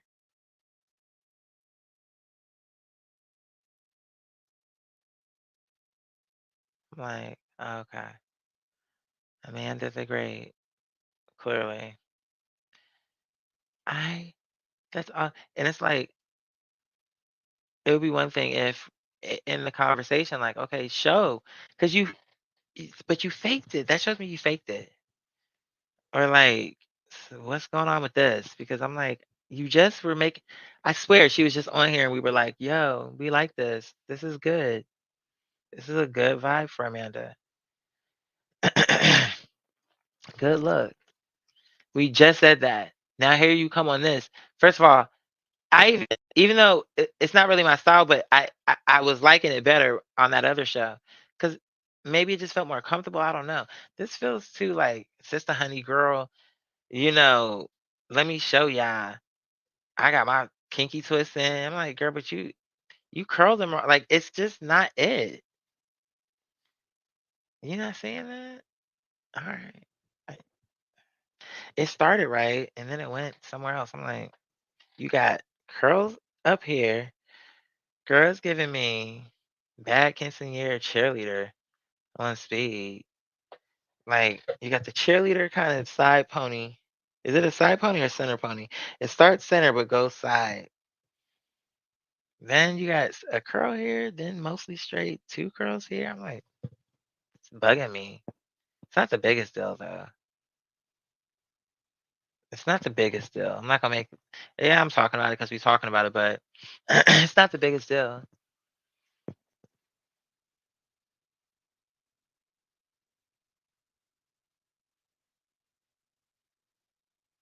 Exactly.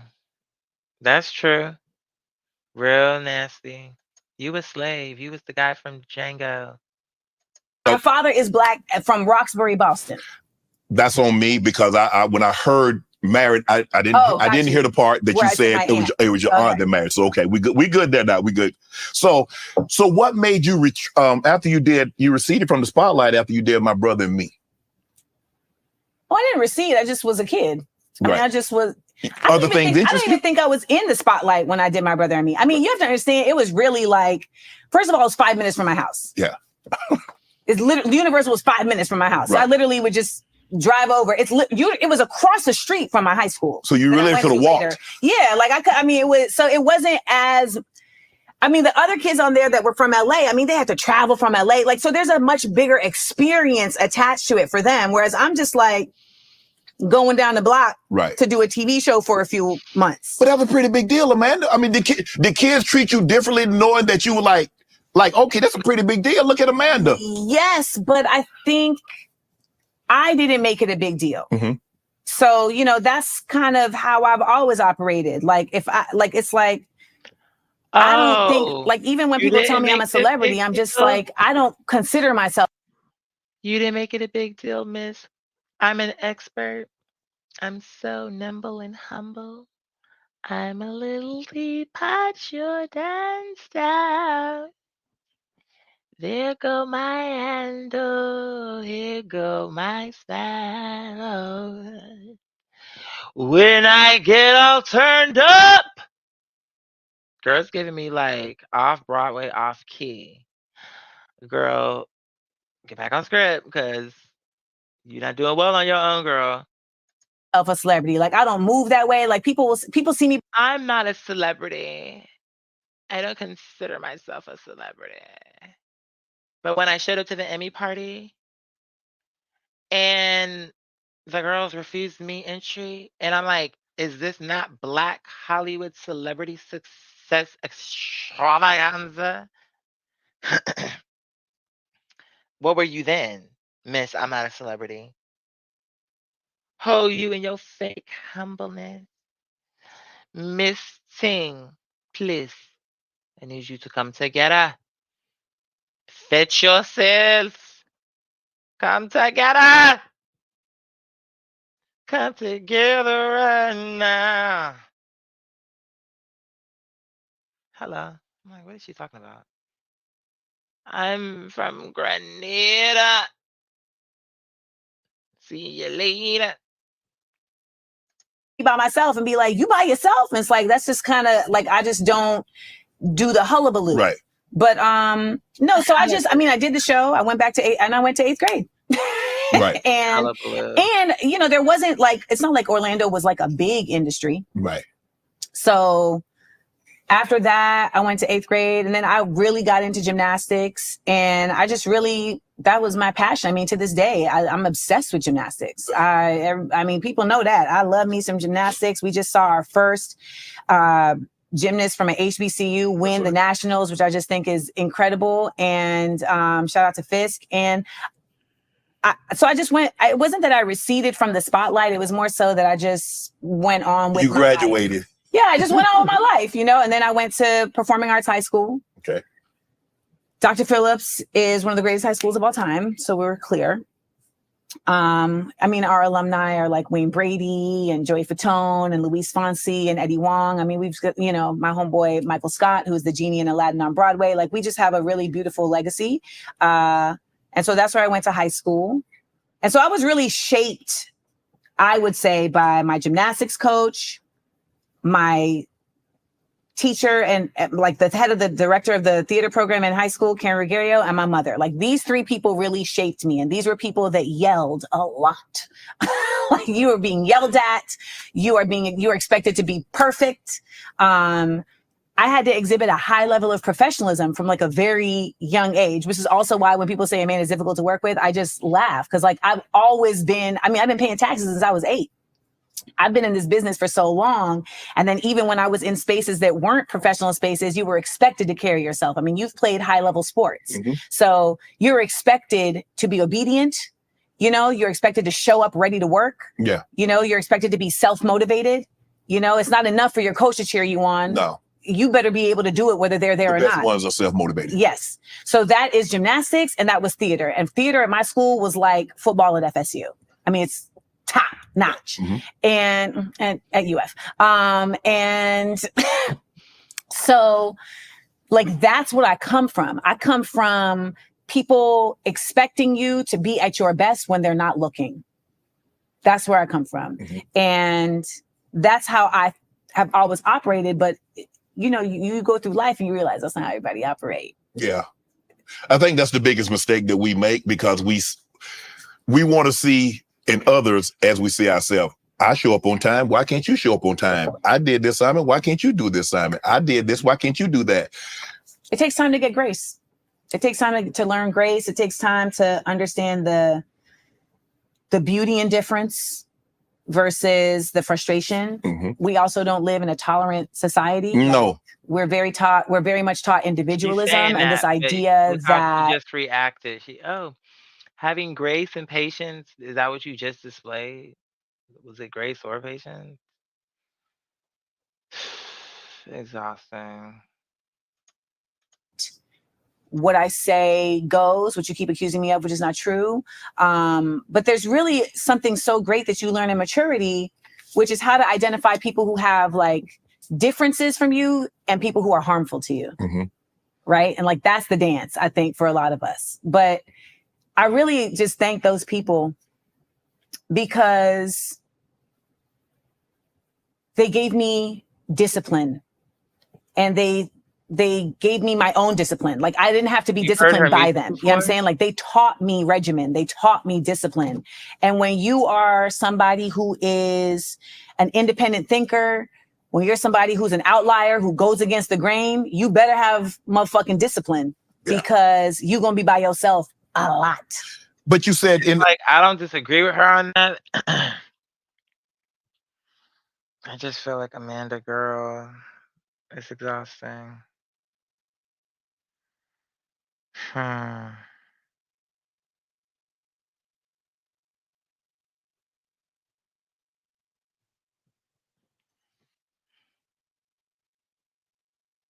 Amanda, darling, this.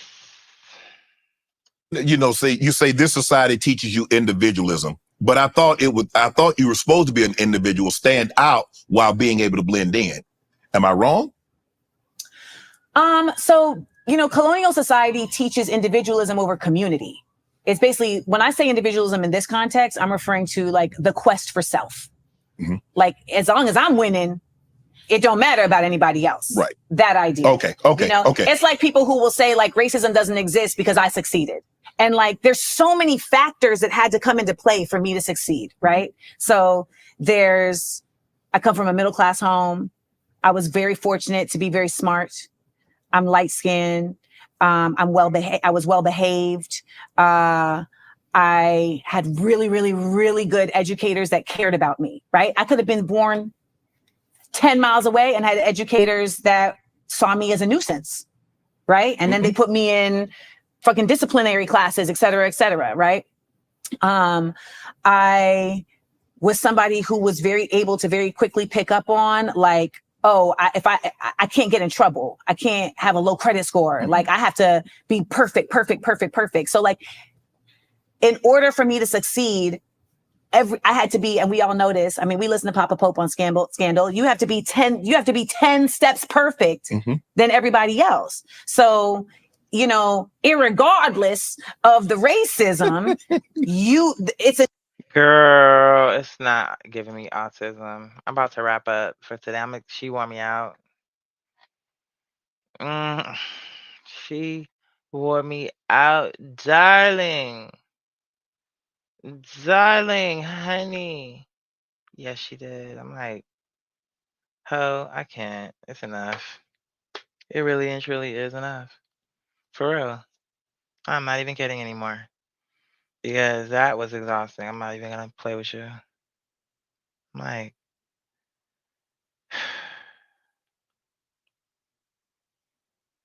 I was smart. I was well behaved. I was all these other things. What? A great communicator, a talent, a this or that. I'm like, but now you're autistic and showed all the signs. And nobody at no point this never came into play in your life. It never. In what way did it? Oh, because you doodled, but you just said you were well behaved and like, girl, shut up. You just talking. I can tell. It's not sincere. It's not for me. From what me watching this, doesn't read authentic. It really sincerely doesn't. And if it did, when we saw her, that's why I'm so annoyed with this. I'm like, so what was that? Because to me, this is too drastic of an energy shift. So I'm like, was that fake? Like, what the fuck is this? This shit here is just some shit that I'm like, nah, this ain't it. This really is not it. Um, we were rooting for you, and actually, you rode the wave before. But I gotta tell you, sis, on this episode, honey, straight up, straight up. For me, it's a no for me. She was too like she's saying you saying things, but really it's you, and you showing why people don't like you. But you're actually gaslighting him. How are you gonna sit up in somebody's face and say that? Please don't be combative with me. But it's actually you who's being combative. What I want to know is why are you trying like you're the one arguing. You're at an interview. He's just asking you questions. And normally these interviews are more fun. Like at least from the perspective of the guests. Like they're comfortable, it's more laid back. like I said to Kat, Monique, and now Amanda, I feel like their interviews are hot messes, but he has had some other people on there who have said some things. I'm like, not bad. This is a good vibe. Good interview.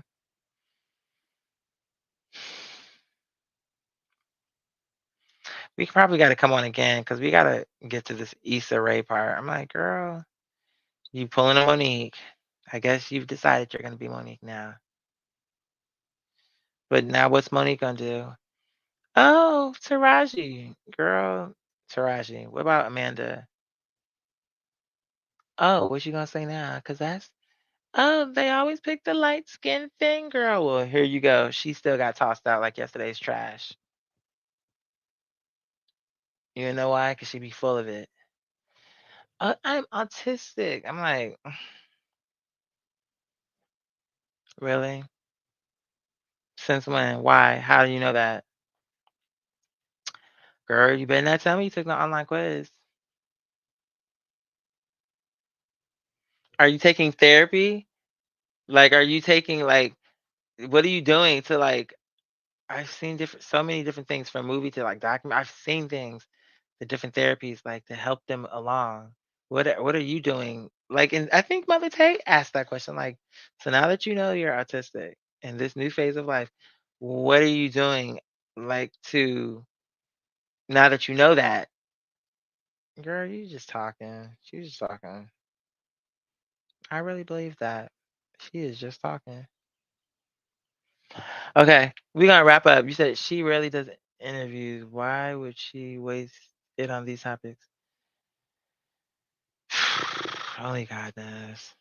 Listen, I love you guys. Thank you so much for tuning in. I love you so much. But my life, I'm off perfect at everything I do. Yeah, I'm like, girl, bye. And thank you for that seed. I really appreciate it. All right. I love you guys. I've been up since 4 a.m. When I came here because I wanted to go live yesterday, but I didn't. So I said, okay, I'm going to do it when I come home from work because I know I'm off the next day. But I have been up since 4 a.m. I'm tired. What time is it now? Yeah. And I could take a nap now because even if I did wake up, I don't have to be to work tomorrow. So works out. Yeah. All right, you guys, look, we're going to wrap up. I came here straight from work and wanted to chit chat with you all and kind of dissect this. I hope you all have enjoyed. And inshallah, I will catch you on Tiflip. Bye.